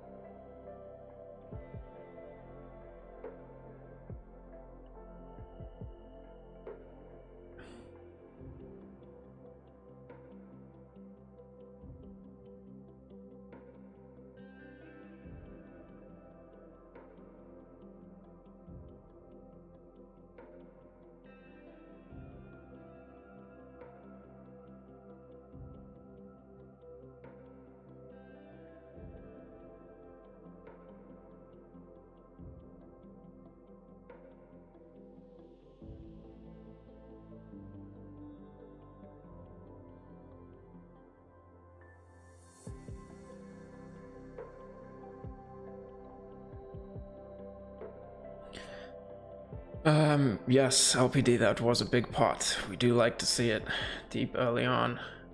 Here on the right, not blocking the complete straight draw. I think we just kind of give up.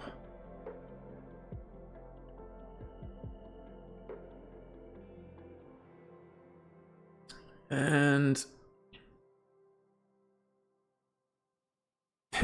yeah, I think that is as a fair assessment on the volatility of Sarah Call.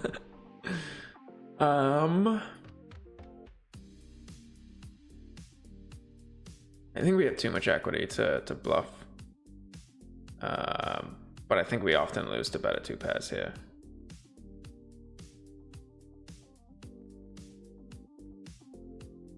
Yeah.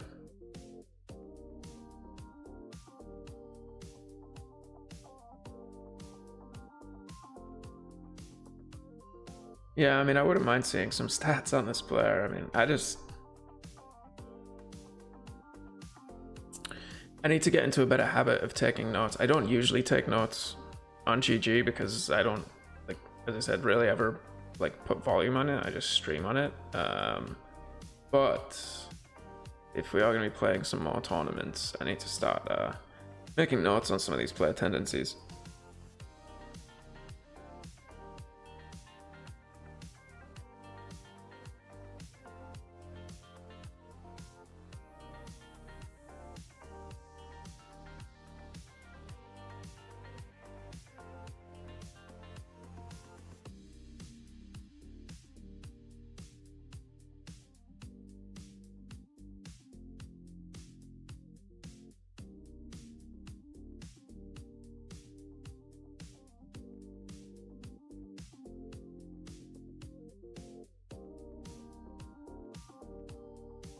Actually, maybe I will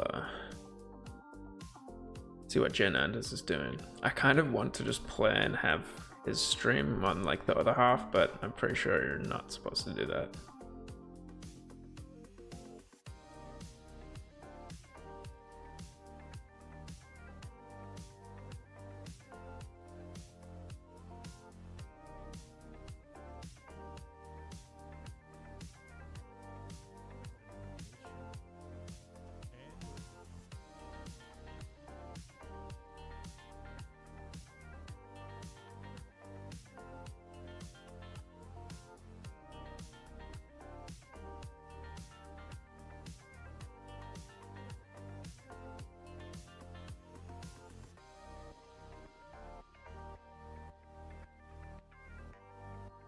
I think we just fold against pot size.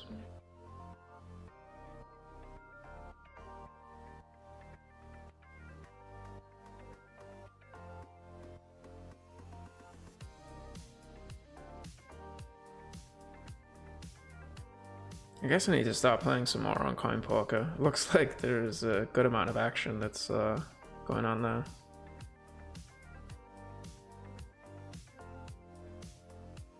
I think there's some high stakes going on, as well as the tourneys.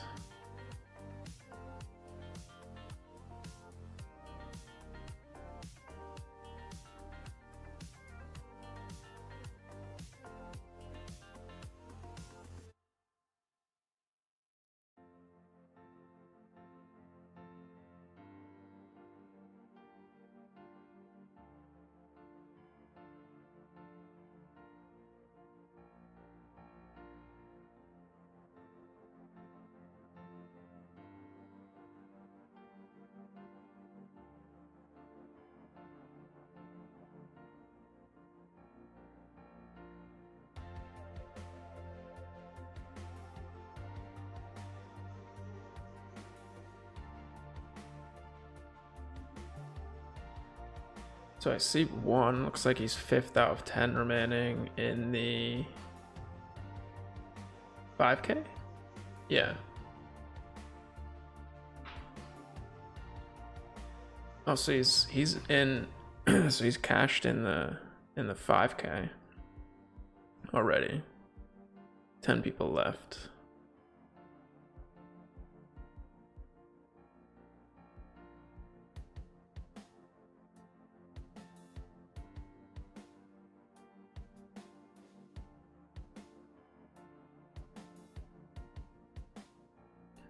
And I can't see in the...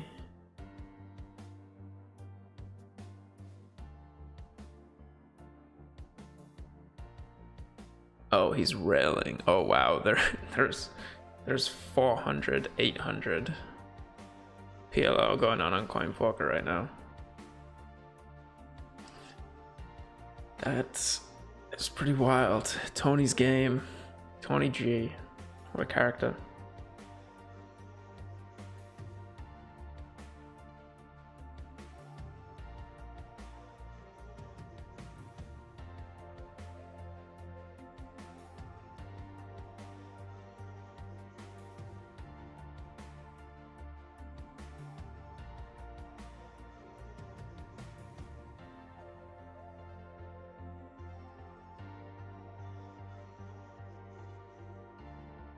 Okay.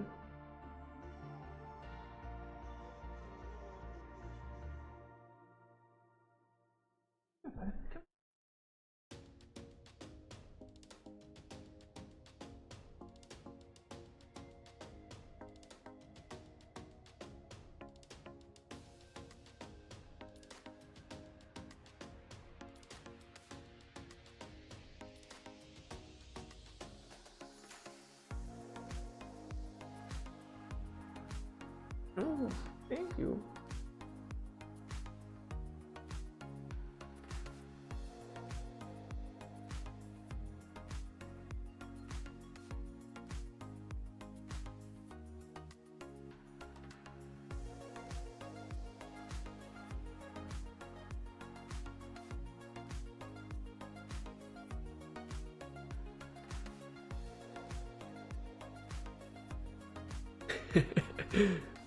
Yeah, exactly. I was like, if I have his stream on here as well.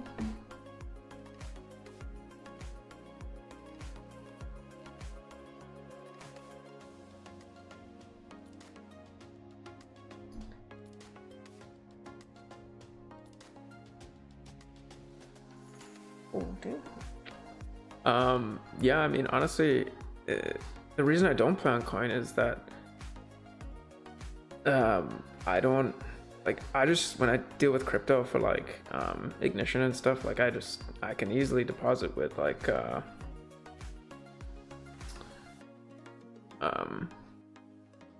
Coinbase, and like we've never had problems or anything like that.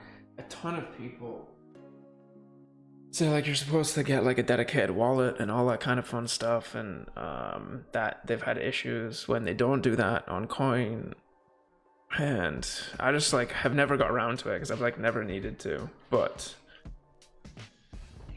a lot of action seems to be moving over there, and I'm sure that's down to Jen Anders as well. So I'm sure he's enjoying that with his affiliate. But yeah, gotta figure that out. Gotta figure out depositing on Coin and starting to grind that as well.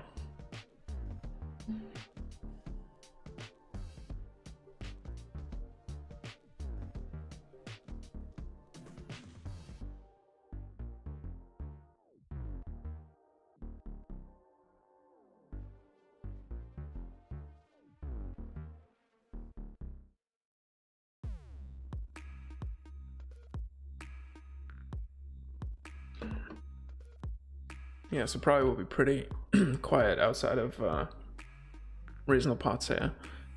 Just see if we can rail Jen Anders for a little bit. Short stacked with the queens. It's a little bit of a gross spot to cold call. I think with the king high suit we probably have to. Obviously not in cash games, we're calling here. And maybe with this player behind, we should not be wasting 3.5 big blinds.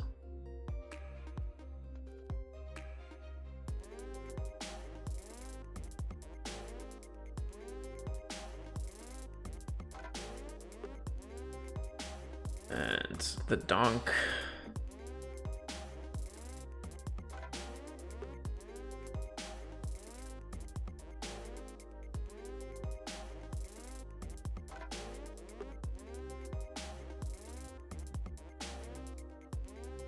Just the top set.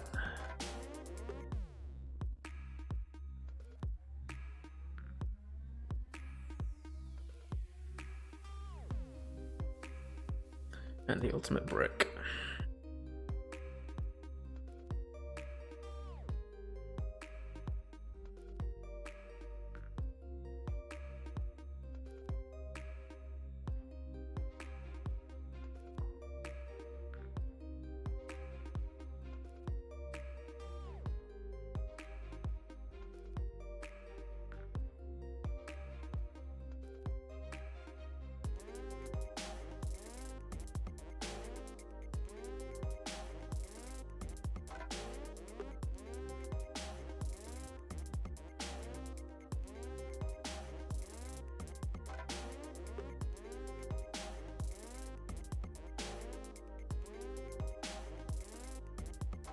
Yeah, I see him crushing the high stakes tournaments as well.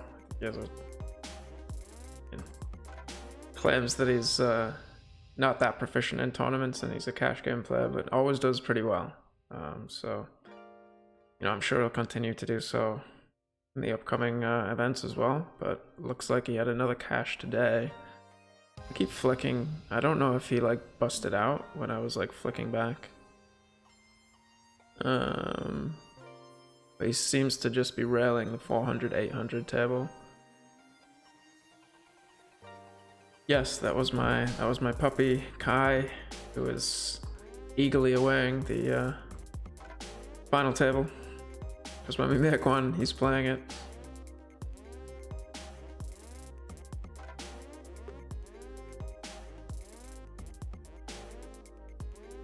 Yeah, I don't think I played seals with clubs.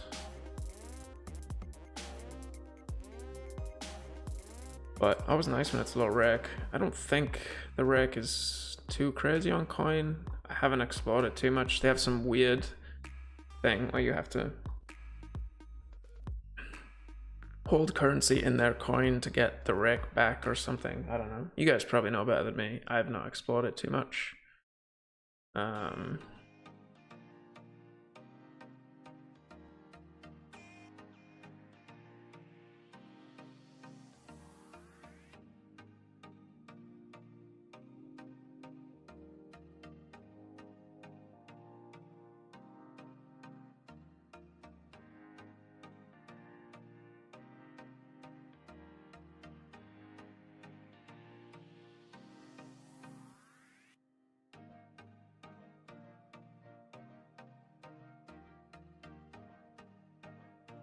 Hey, no.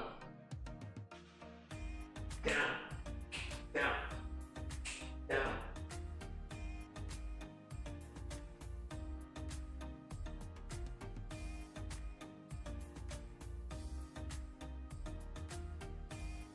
Actually would have made the nuts over here, basically. Without quad tens.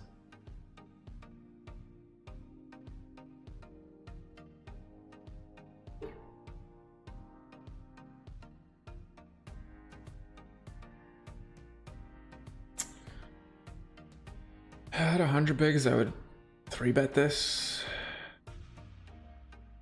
Do we still want to 3-bet it? Let's play more conservatively. Probably get squeezed by Sarah Call anyway. Yep, we do.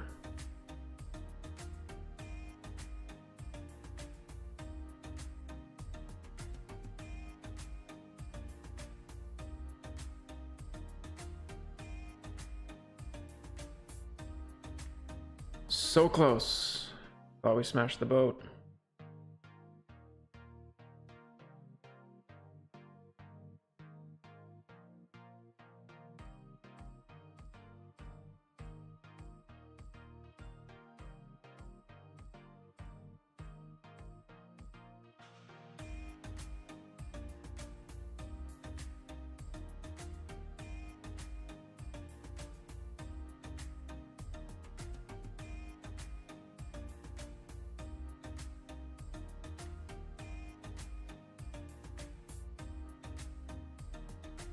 Take down a nice pot there to finish.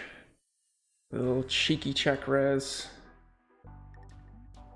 All right, we'll be right back. Take the pup outside.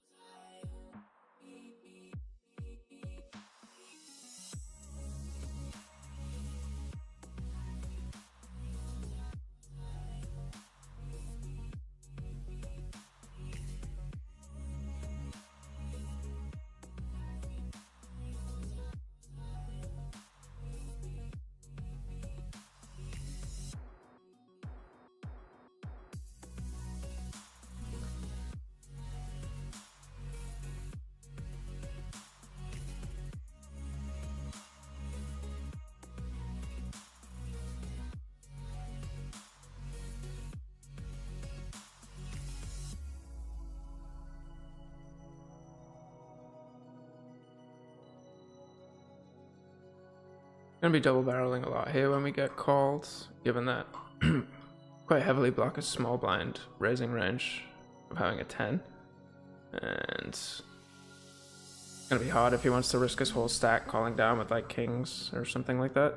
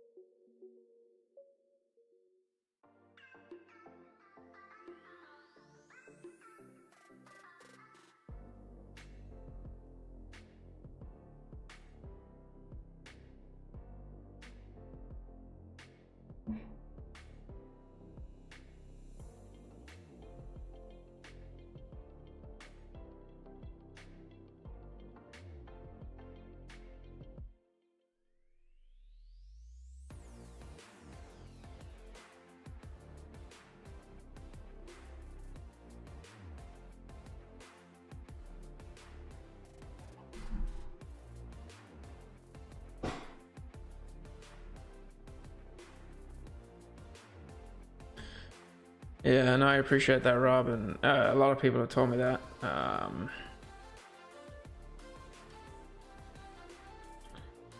I guess maybe I'm just like old, but seems like a lot of hassle. I mean, I guess I just need to get a wallet. I don't know. It doesn't make any sense to me as to why I can't just do what I want. But yeah, I'll probably look into that at some point. I'm sure it's not very complicated. I just haven't got around to it.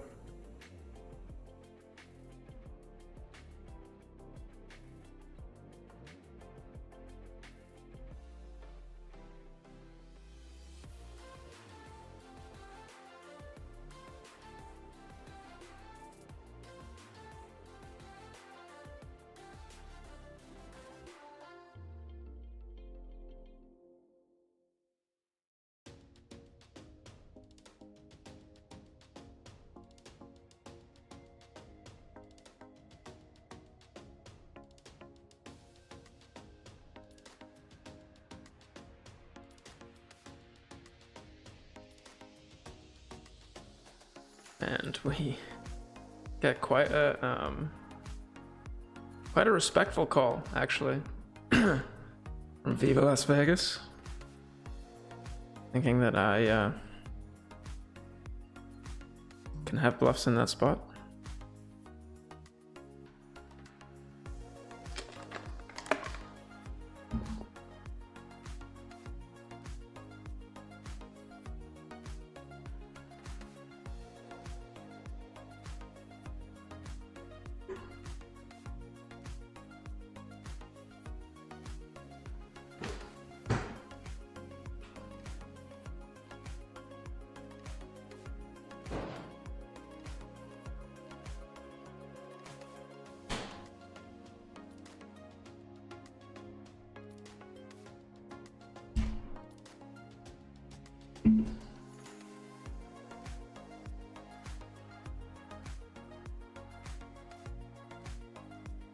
Oof, Gianandis is all in for his tournament life.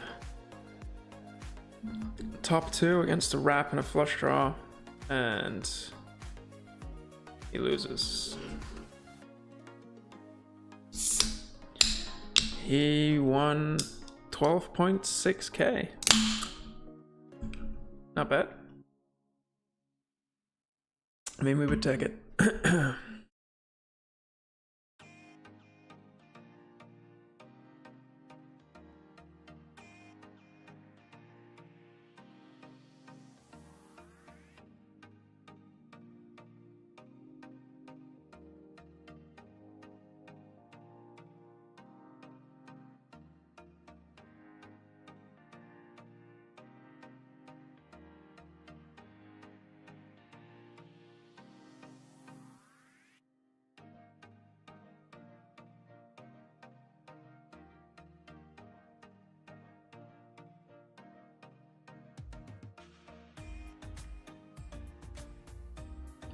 Maybe we'll get some more people tuning in now that he's busted.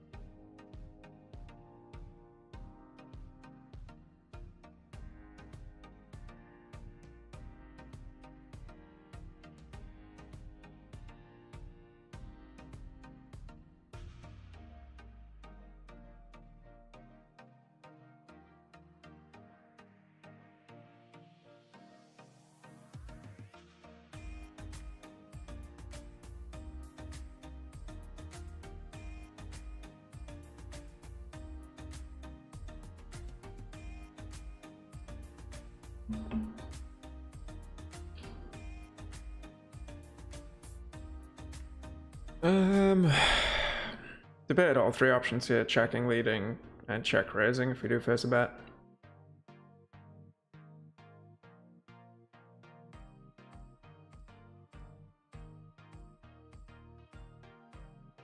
Check calling was not the worst.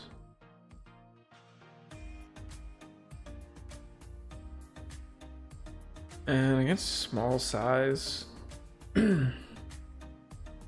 probably just gonna call.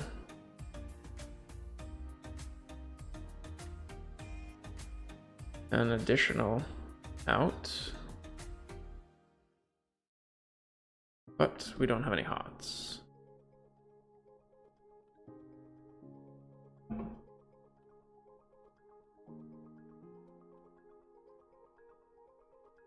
And pretty solid river.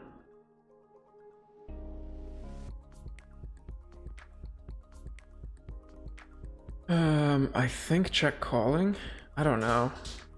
I don't know what hands you can call with. I guess we unblock an ace and should bet. Maybe this is a bit of a punt in checking here, but this guy's a little wild.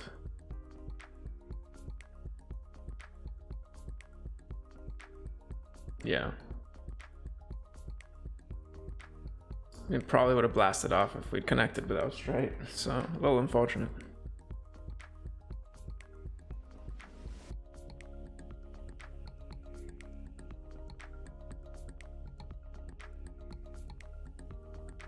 And just gonna call here. Don't really want to get re-ISO'd. Yeah. Problem because we get it in against, yeah.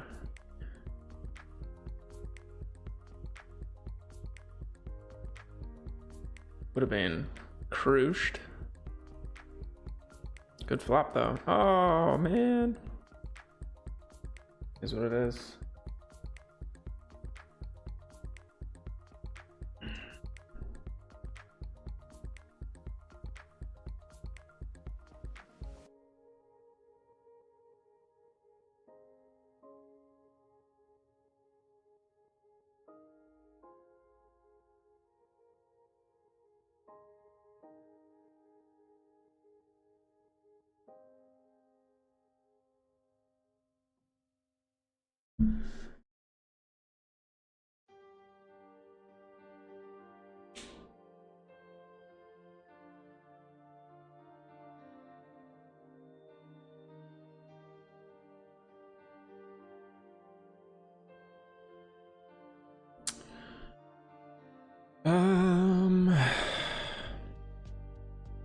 It's a very strong hand, obviously, with the wrap pair and backdoor flush draw, but without a heart and against this person, I would actually kind of hate to get raised.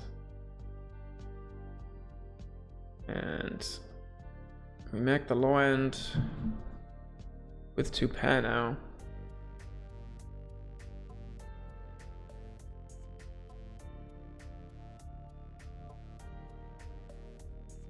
Saw some pretty light calls from this player. Obviously can call the check raise.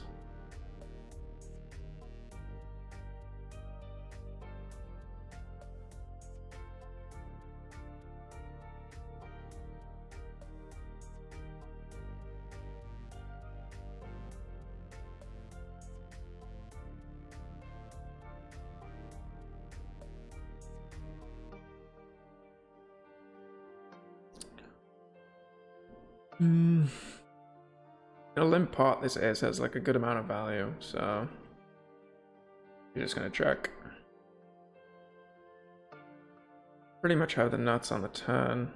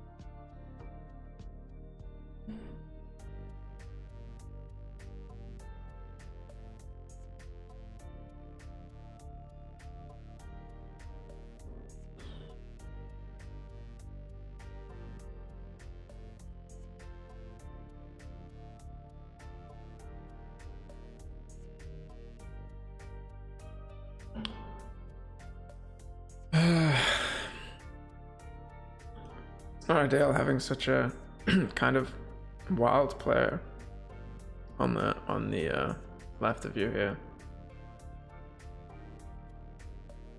And this is just like pretty gross because likely overpair with like gut shot sort of type hands. Our hand just plays so poorly.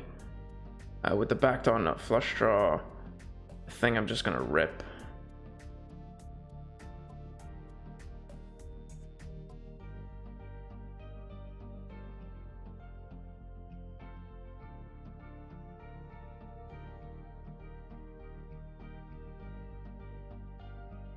Probably could just call, but any turn is like gonna be completely guessing. Whereas we can get it in here probably like 60-40 maybe. Against a player that's gonna play aggressively on a lot of turns, so.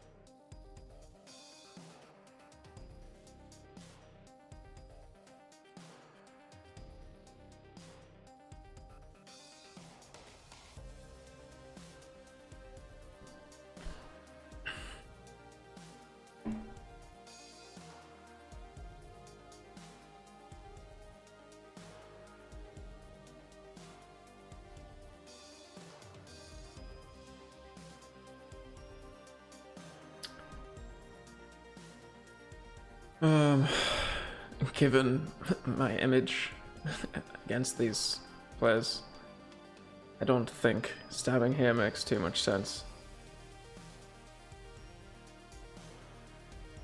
We've seen this before, but I think into two other players, it's likely more chance of it being strong.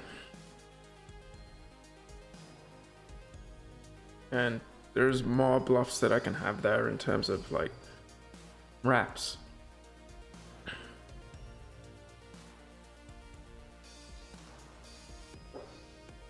Whereas on the dryer board before, it's extremely credible to kind of check raise that.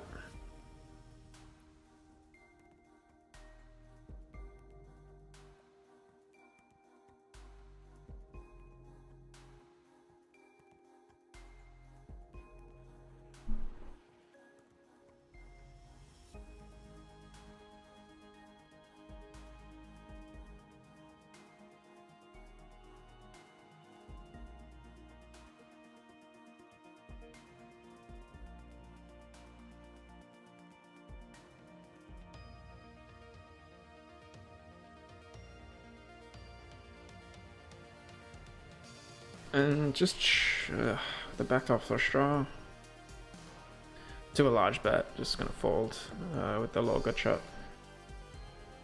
We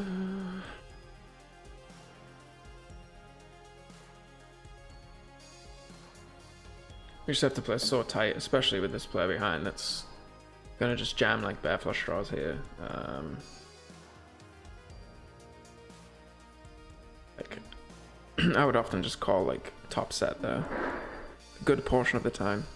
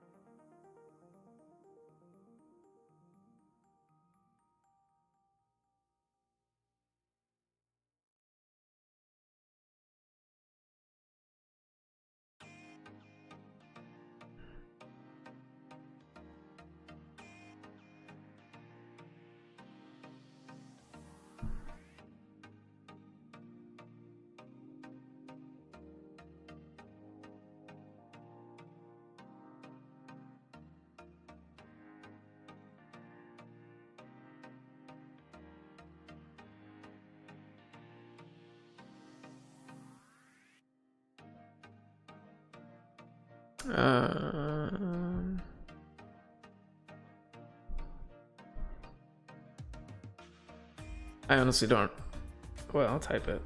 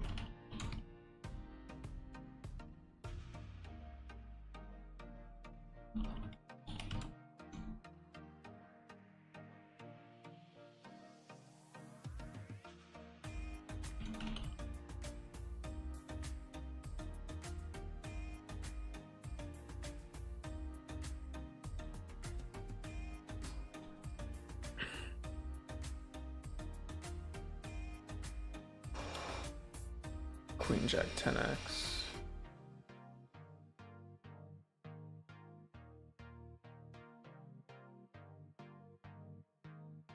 This end?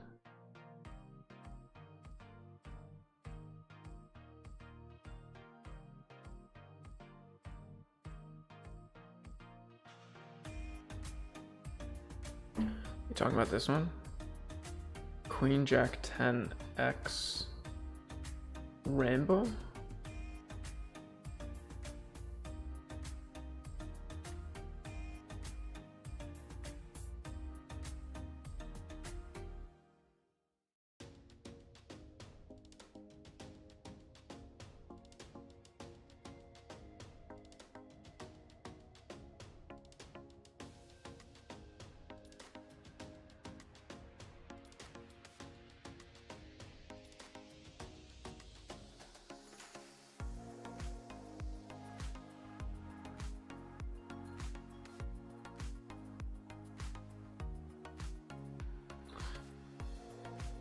I mean,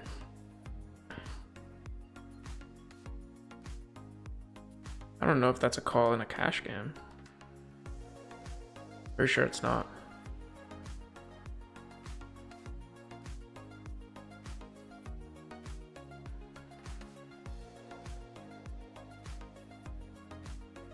Yeah, Queen Jack 10 5 Rainbow against an EP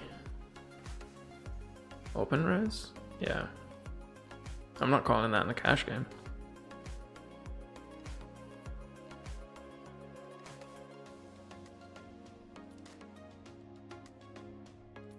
I mean, you can look it up, but I think you might be a bit loosey-goosey on the cold calls there, Rob. I don't know though.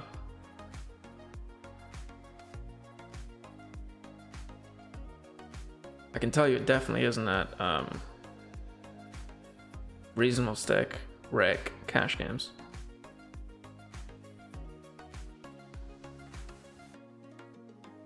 And I would think not in a reg-free tournament as well, but could be wrong.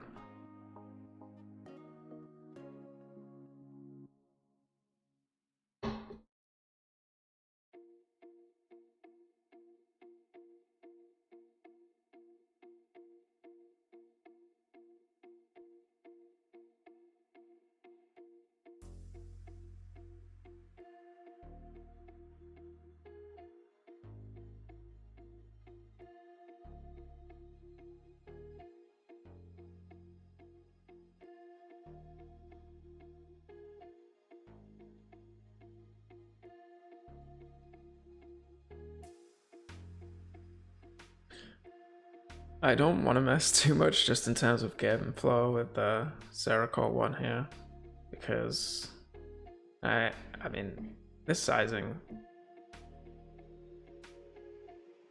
I guess it's kind of fine on a dry straight board, but like I've actually had it a couple of times, but I feel like I've just kind of like raised them so often. I'll play it very aggressive against them that I'm just gonna get like a I'm sick of this call. If I do it in two marginal spots.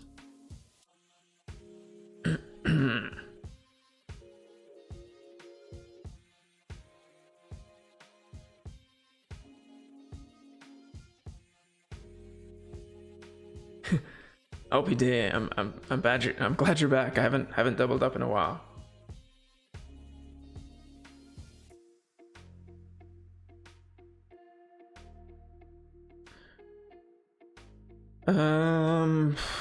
Probably checking back and then like bluffing like Queen Jack 9 if we miss.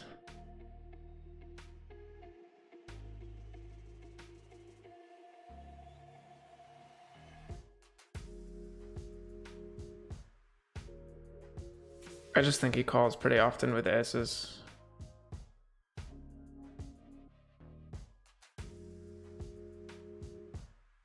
Oh. Oh, love it. Love it. Gotta love it.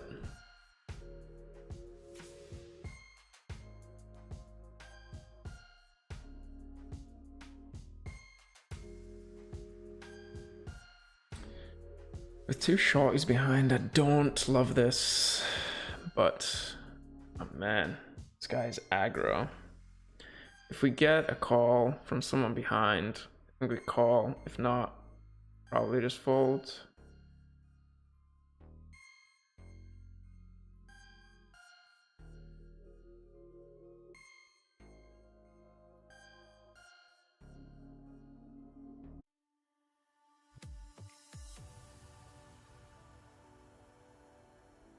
Hit him.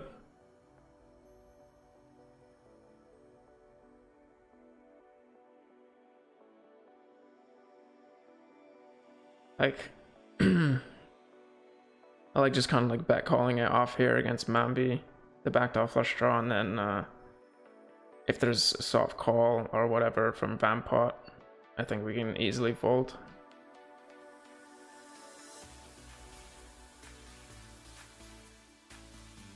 Just flop the nuts.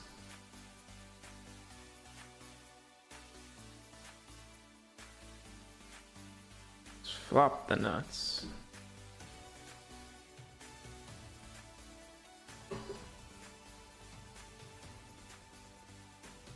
That one hurts. Obviously not getting away from it at SPR1.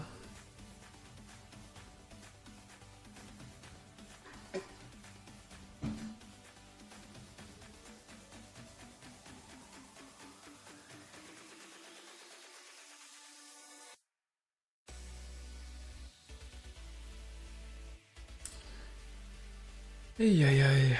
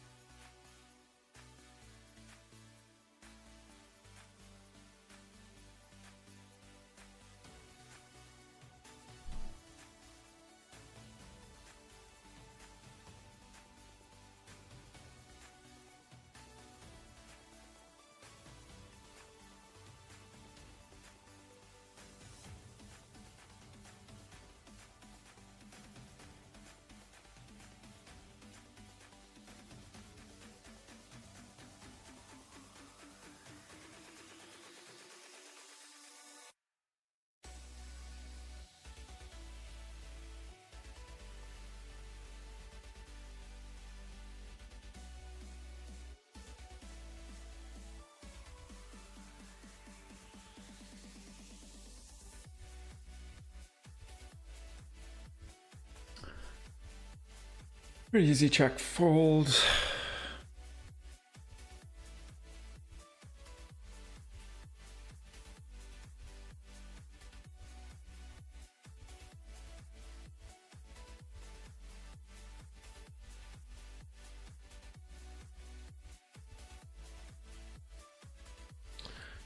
You can fold out kings and queens.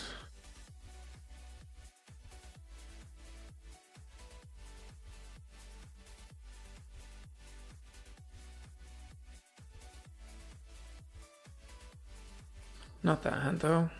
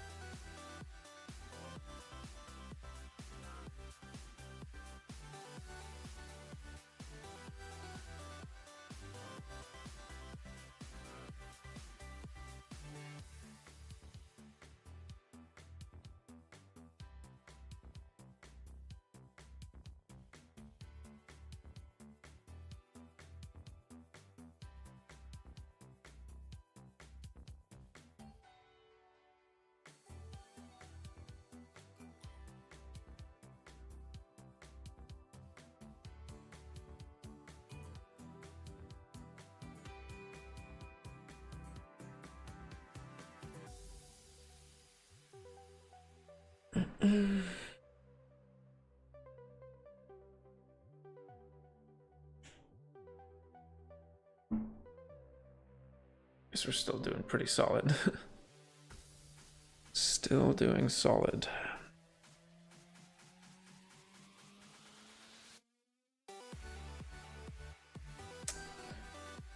Would have pretty much been chip leader though, that would have been fun.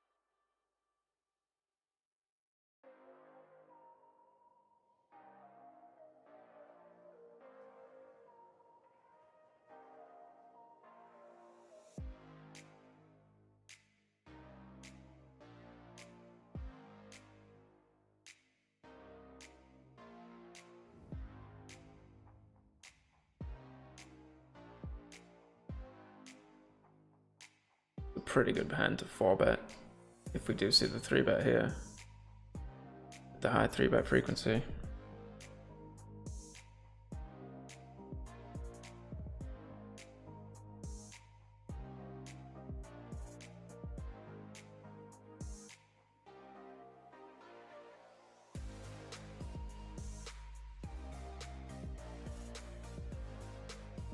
I mean, great turn, but do we go broke? Obviously hits his limp calling range pretty hard in terms of wraps. Would really suck to get raised, especially without a heart. I'm actually gonna check it back. Pretty bad river. And I don't think that we get any value. Like, I don't think he's calling with a set anymore.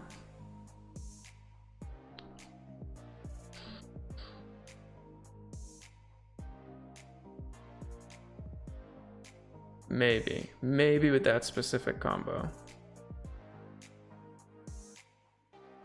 Given that he had the 6.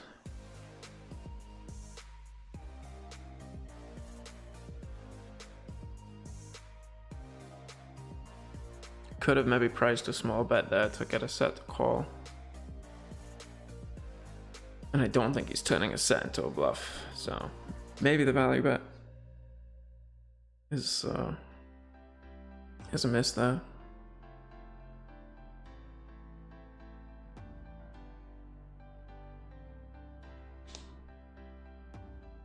That seems, I don't know, like snap bang all over the place. I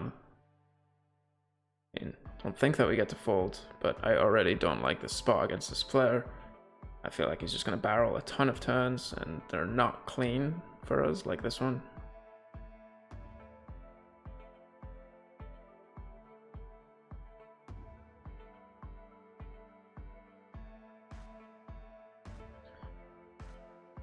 Feels like we're kind of getting value towned.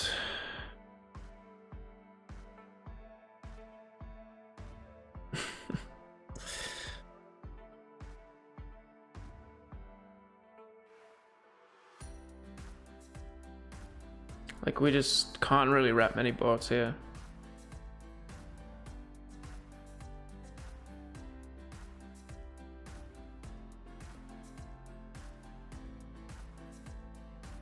settings, just matches it.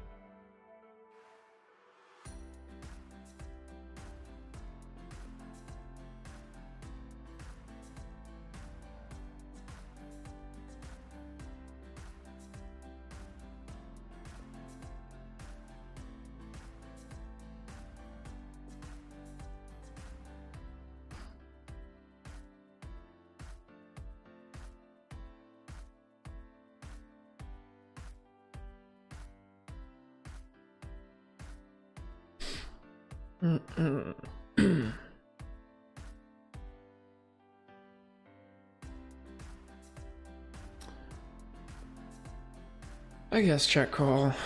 He won't have many nut flushes, so like our king high flush is probably a bit too valuable.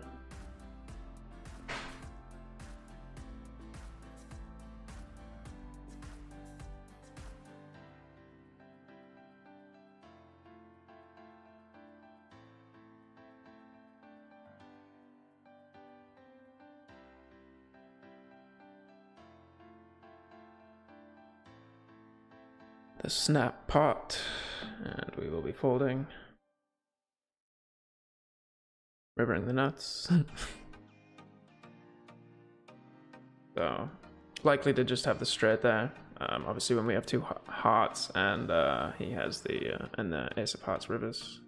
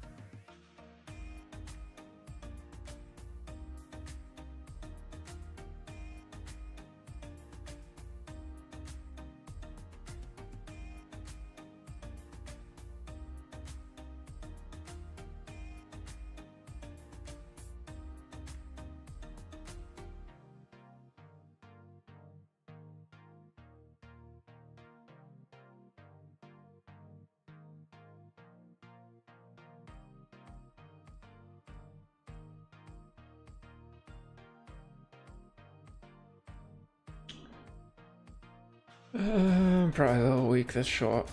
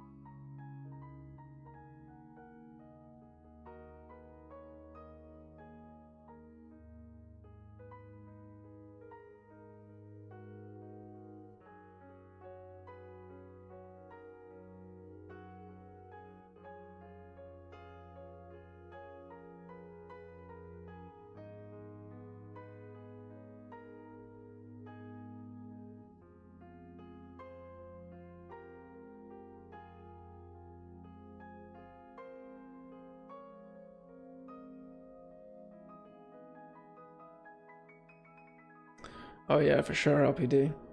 We're not looking too hot. I mean, we're still obviously doing well. Some good blockers here, especially against the limping range. But yeah, it's been a pretty cold and relatively boring last 30 minutes, to be honest. Turning some equity. So just gonna check back now. I mean, we do run into some like ace-x2 pairs, but a lot of those are raising pre-flop. And not a great river.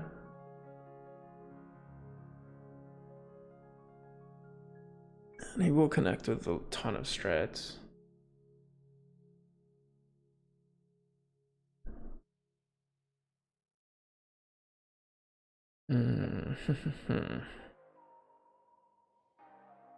Potentially goes for the check raise on the turn.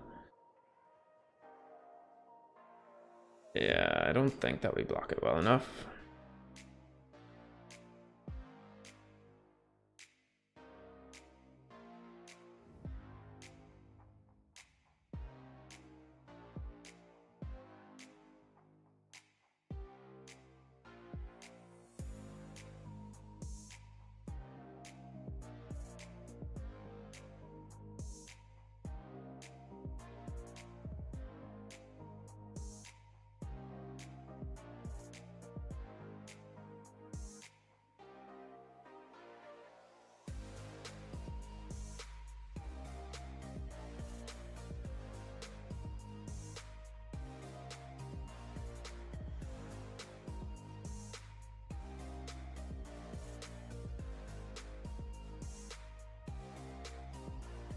It's hard to not limp this garbage hand. Could even potentially back raise if this guy ISOs. He is very tight.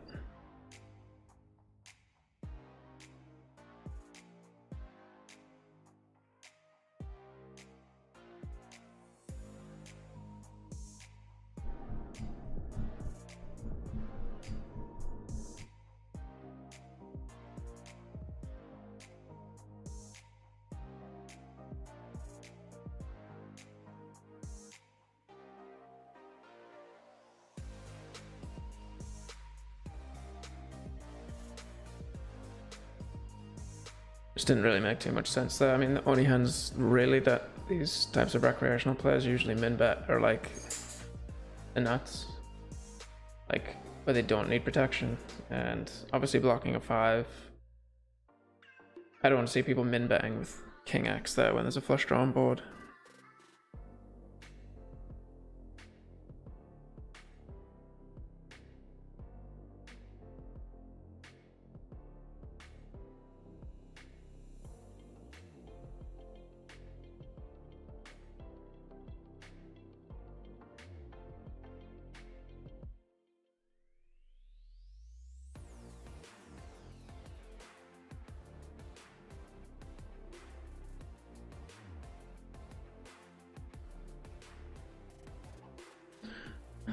I mean, we don't block the limp raising range, and it is very short. But it's a hand that I do want to play, and does okay multi-way, especially since this guy's V-pipping 12. We often get to play in position.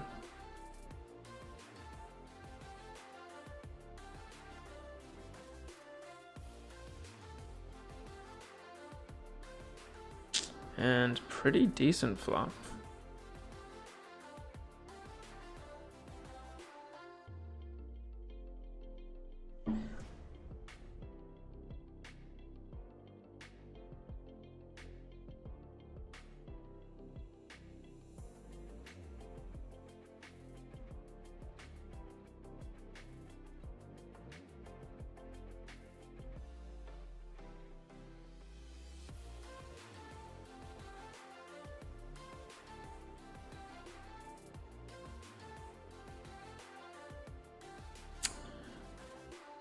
That's not the best turn, obviously.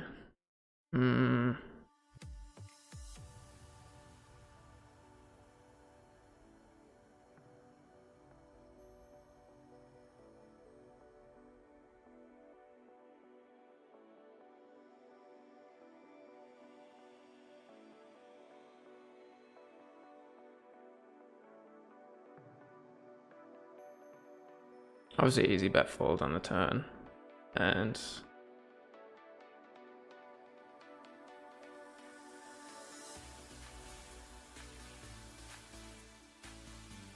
likely against the board, to be honest.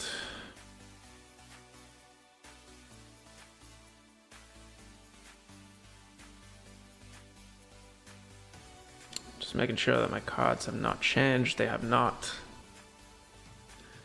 We still have queen high.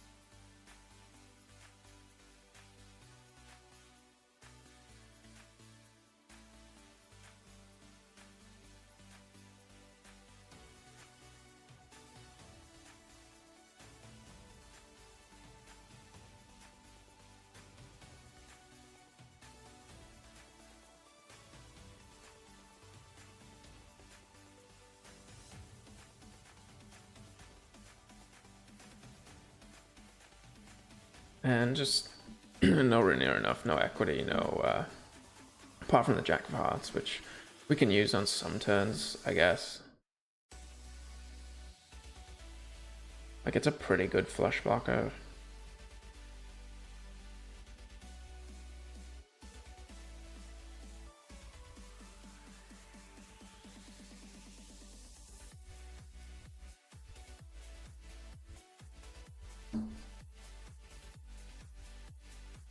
This is pretty tilting though, in a 2.8 BB pot. This guy's taking us on.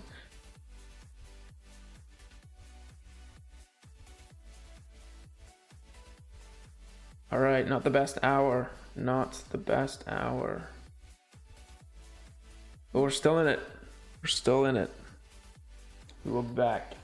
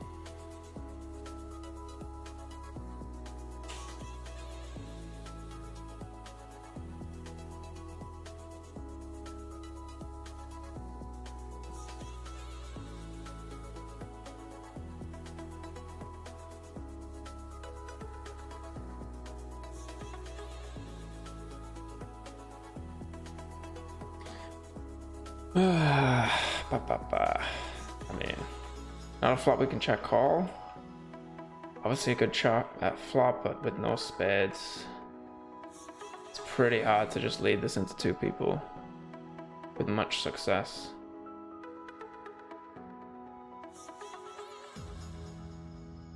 On this turn, however,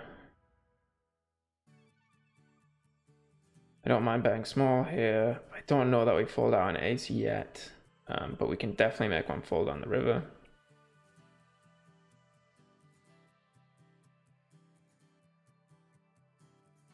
And we do get it through.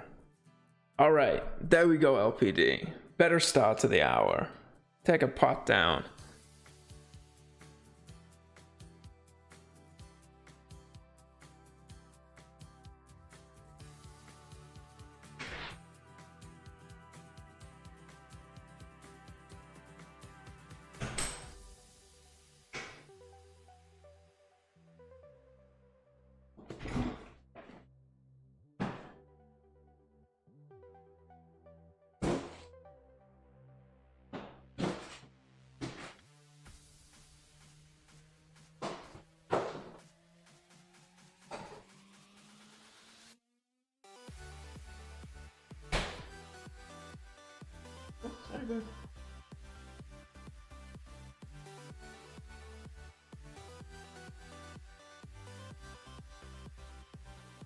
Oh, all right, missed an all in.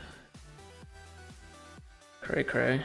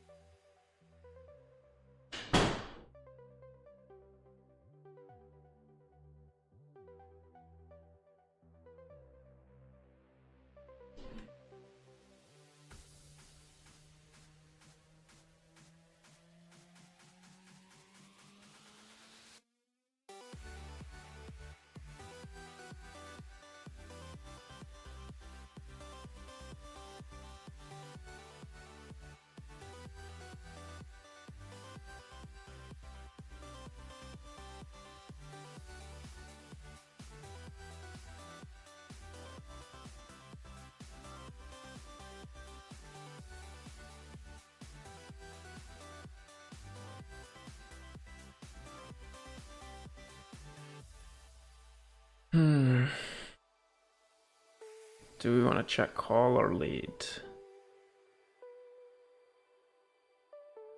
a pretty coordinated board. I don't know how much fold equity that we have. It's just tough to call. And we hit the low end of the 4-card straight. Do have a diamond blocker at least. Don't really need much protection. Can we call a turn bet though, is the question.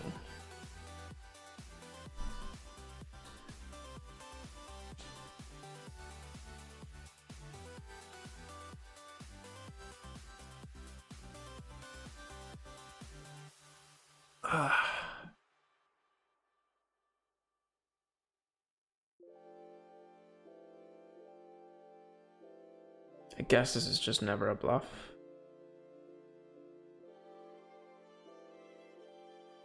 Call, Sarah, call. I want to see it. Maybe on a different river. You know, now that we don't even block the straight, that he could potentially value bet.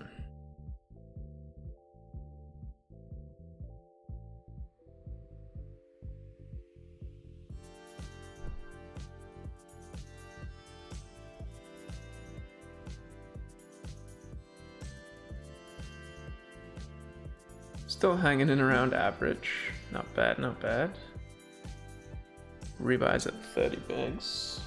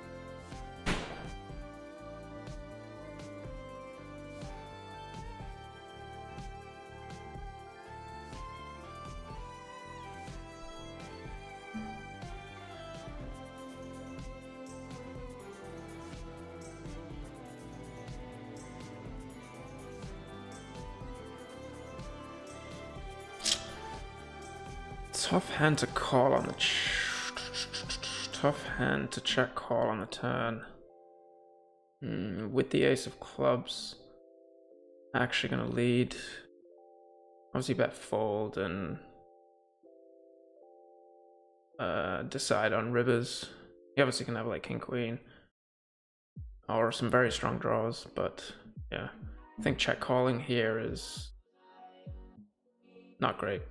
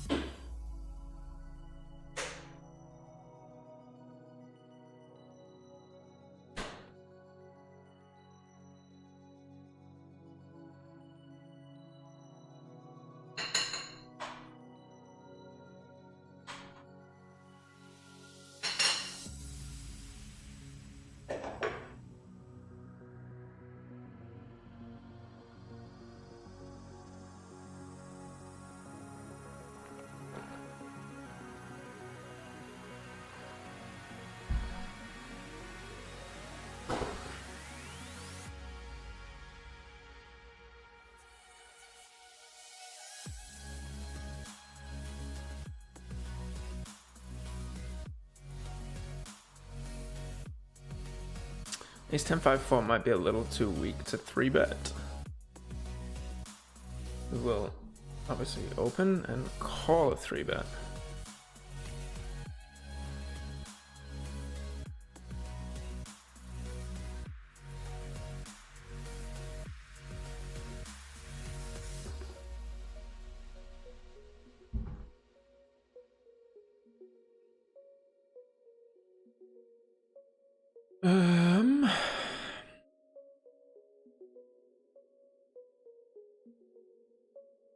I feel like if people are gonna raise flops, this is kind of one they like to raise. And we do have some pretty good turns. I'm just gonna check back. And then after that turn, I regret all of my decisions and wish I just bet. So just gonna fold.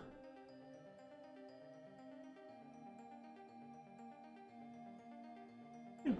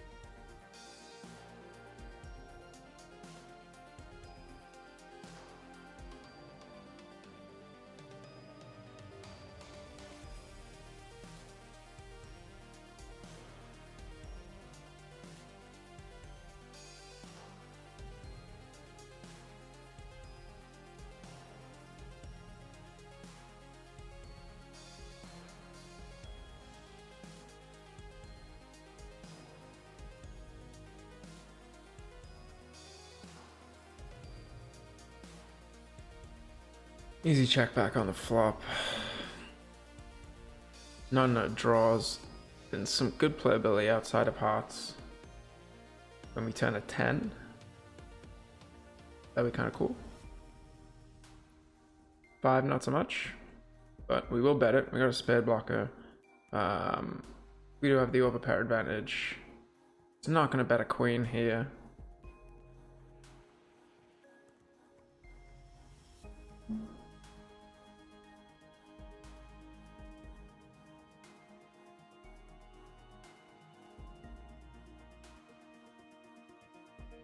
Probably could have gone half pot. It's a little big, repping aces and kings.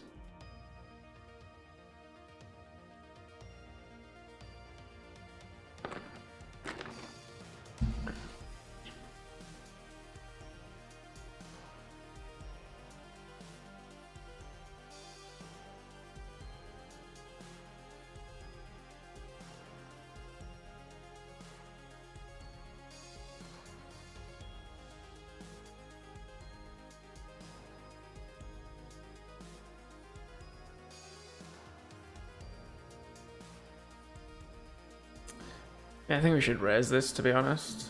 Probably gonna regret my decision.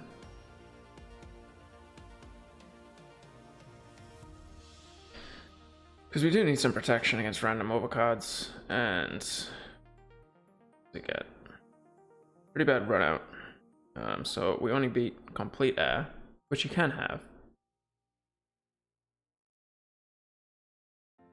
But this is not the person that I'm going to go ahead and check raise.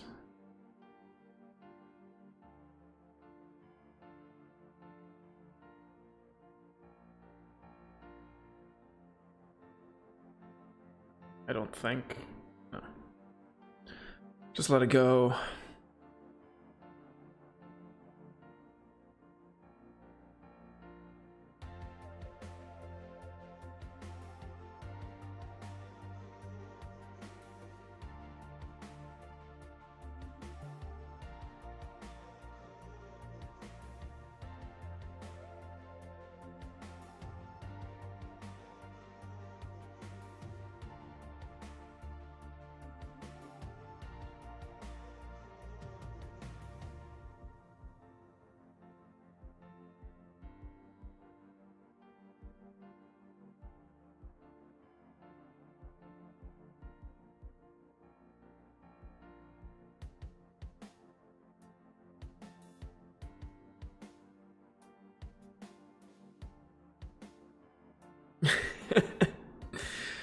We do need a ground me, please.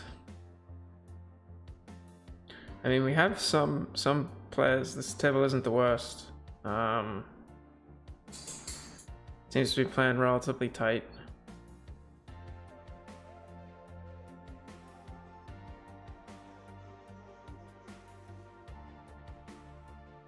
Mambi with the 5-6 again.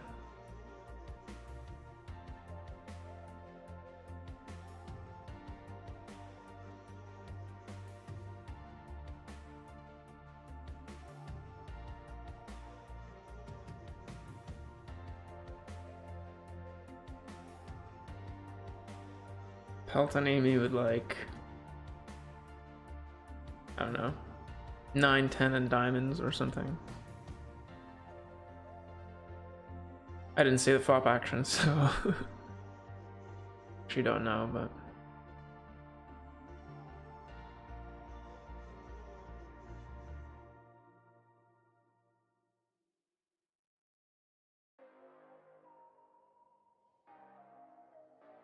okay. Wow.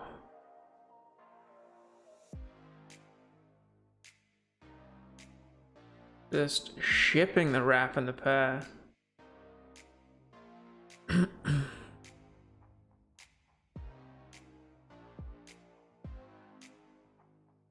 Altanimi coming back from raw punishment with the 25 bigs.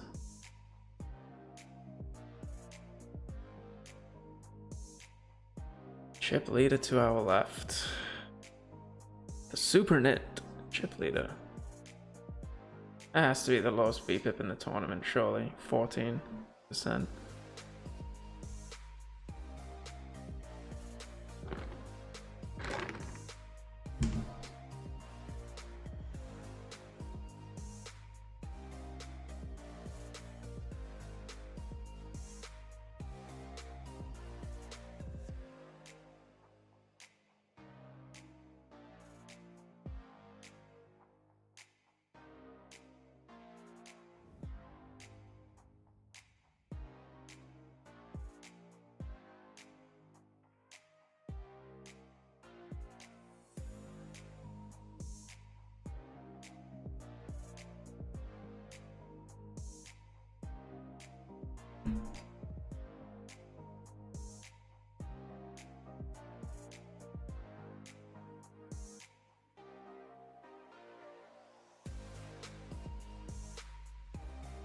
Hopefully this cold spell just turns into a nice little rush in about 45 minutes after late reg. We can dream.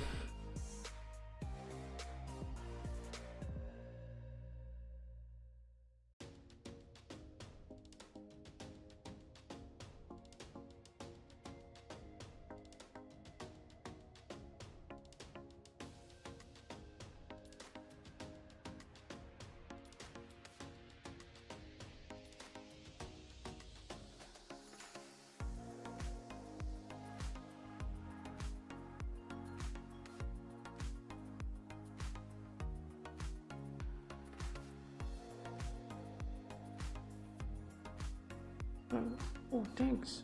Thanks. Oh, thank you.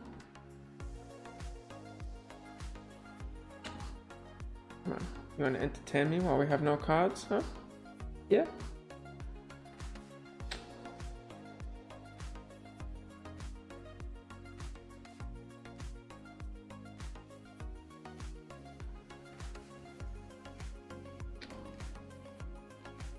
Oh.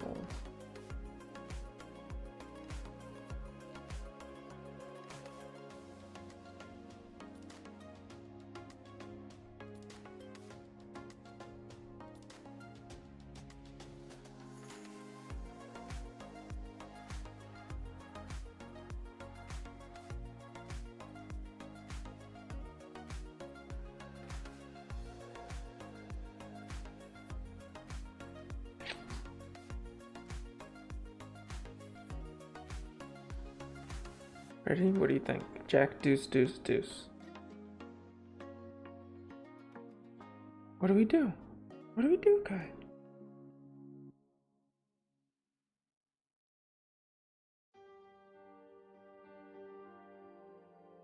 Yeah, I mean, he has a certain tag. For a reason, but he's the big chip leader right now. Playing 13% VPIP and just like smashing the nuts or making the nuts. Easy game. Easy game.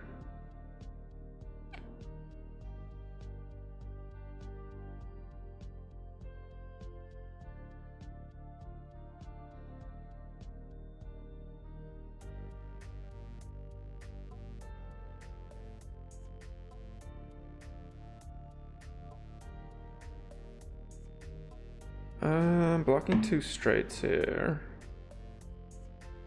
Don't have a 10. For some reason, Sarah call seems to be tightening up though, so I'm gonna go for it. It's been quite quiet over there. So close, it looked good in the window, and then the Trip Kings. Oh, we get Mr. Sewer Picks on the table. That shouldn't help anything.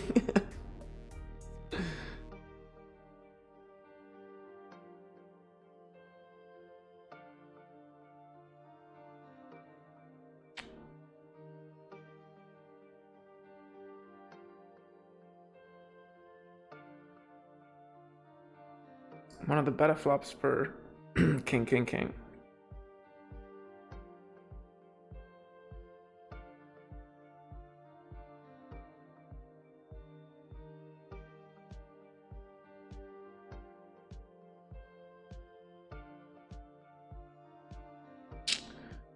but we get a bet and a raise. Oh. And a sleepy pup.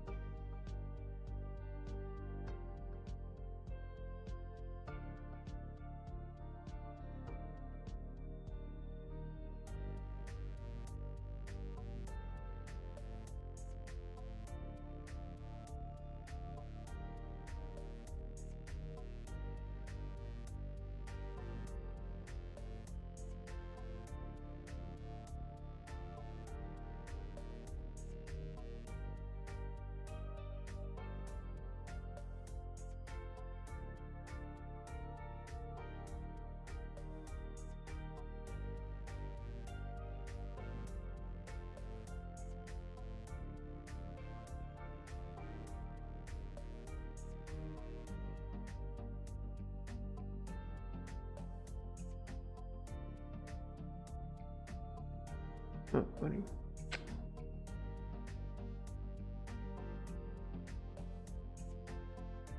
Okay. I'll go to bed.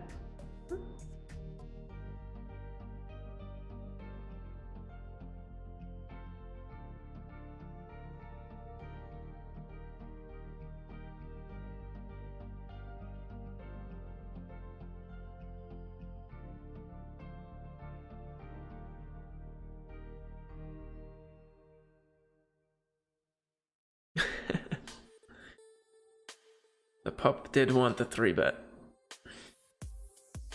but he was overruled because it's not the final table yet. But I don't know how we're gonna get that playing like a nit with Jack deuce deuce deuce. Should just be shipping.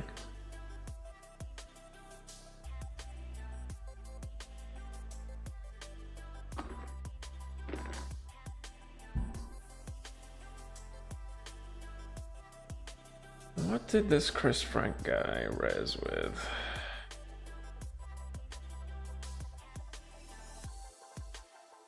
$9,754. Okay.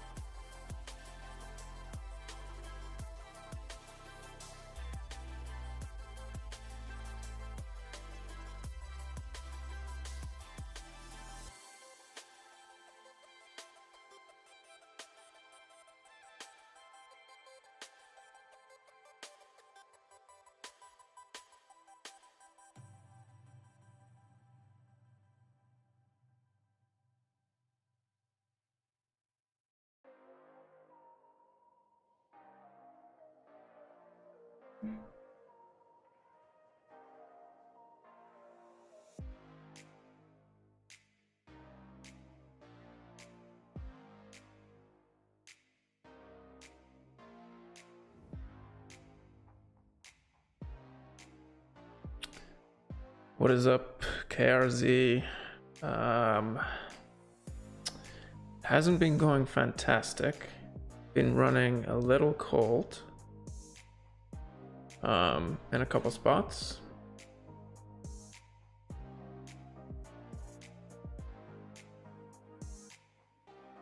And yeah, not had the best run today, but we are live and kind of middle of the road here in the main event, which we all know this is the only one that matters.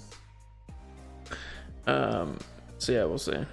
In a live game last year, 510, I saw someone call a $360 3-bet with 3-5-5-5 and win a 4K pot. Sounds about right.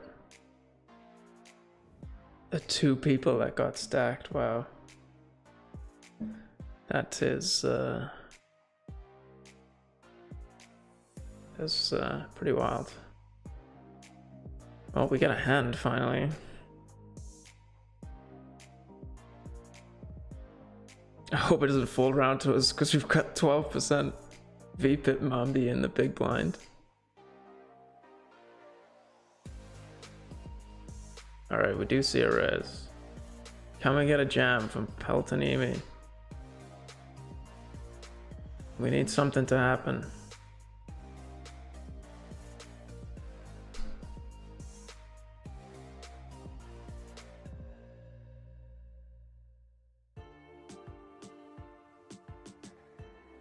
We win a couple BBs. We will take it. We will take it.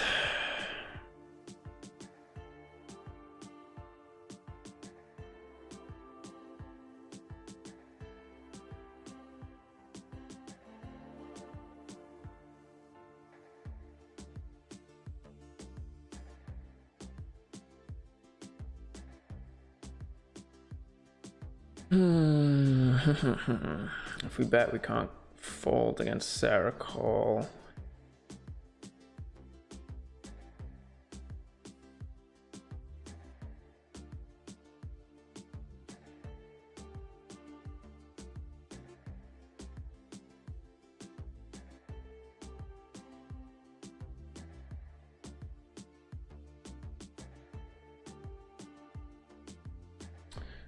And with showdown value already and blocking some of the 2 pairs, probably just gonna check this back and bink the nuts.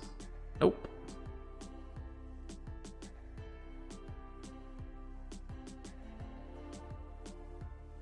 And just snap checking back here.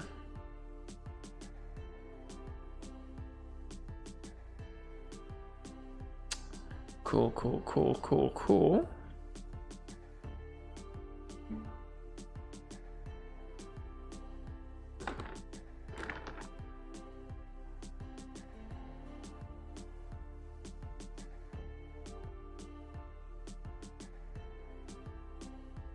Still right around average. Just feels bad. At 35 bigs, it feels like we're struggling, but you know, chip lead is 100 bigs. So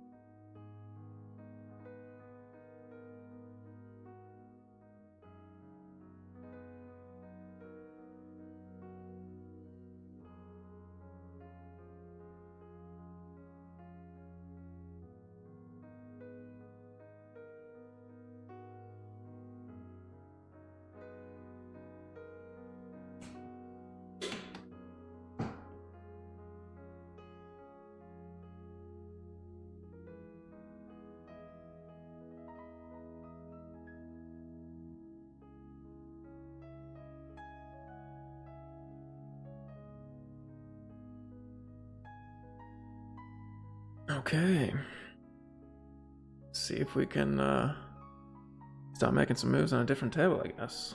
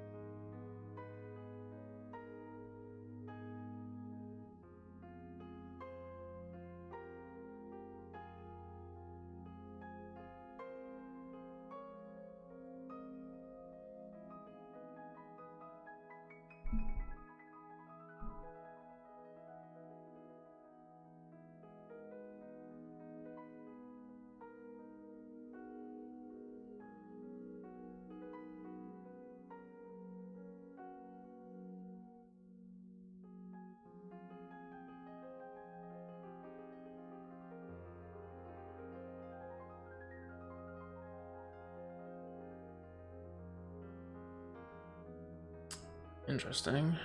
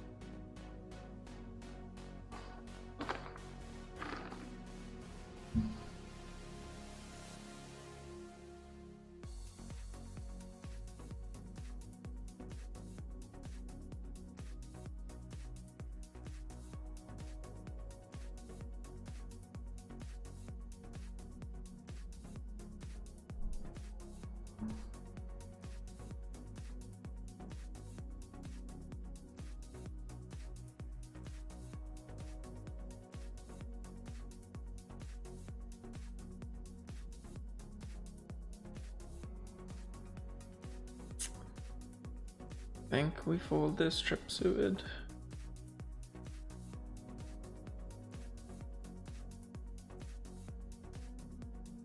But let's call anyway.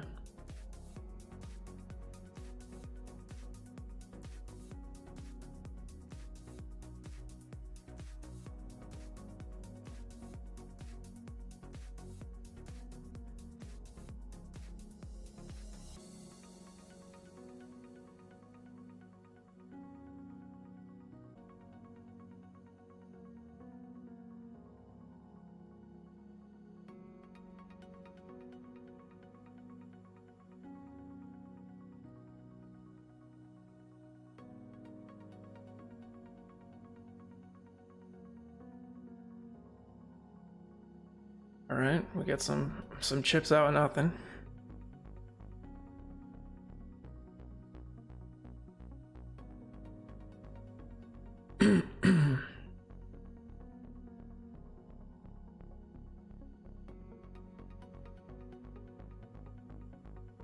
If we get fall bet, do we fold?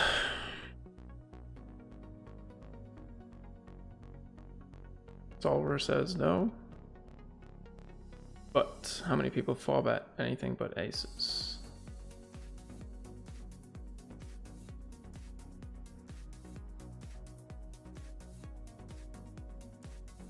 I think we just have to go with it. If he jams, I'll fold, but if he checks, I think we just gotta rip it. It's very high variance.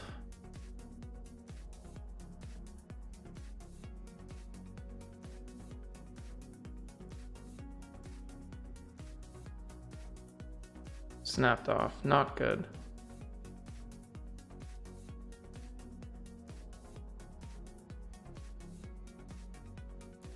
And that is it, ladies and gentlemen, of a not great Sunday.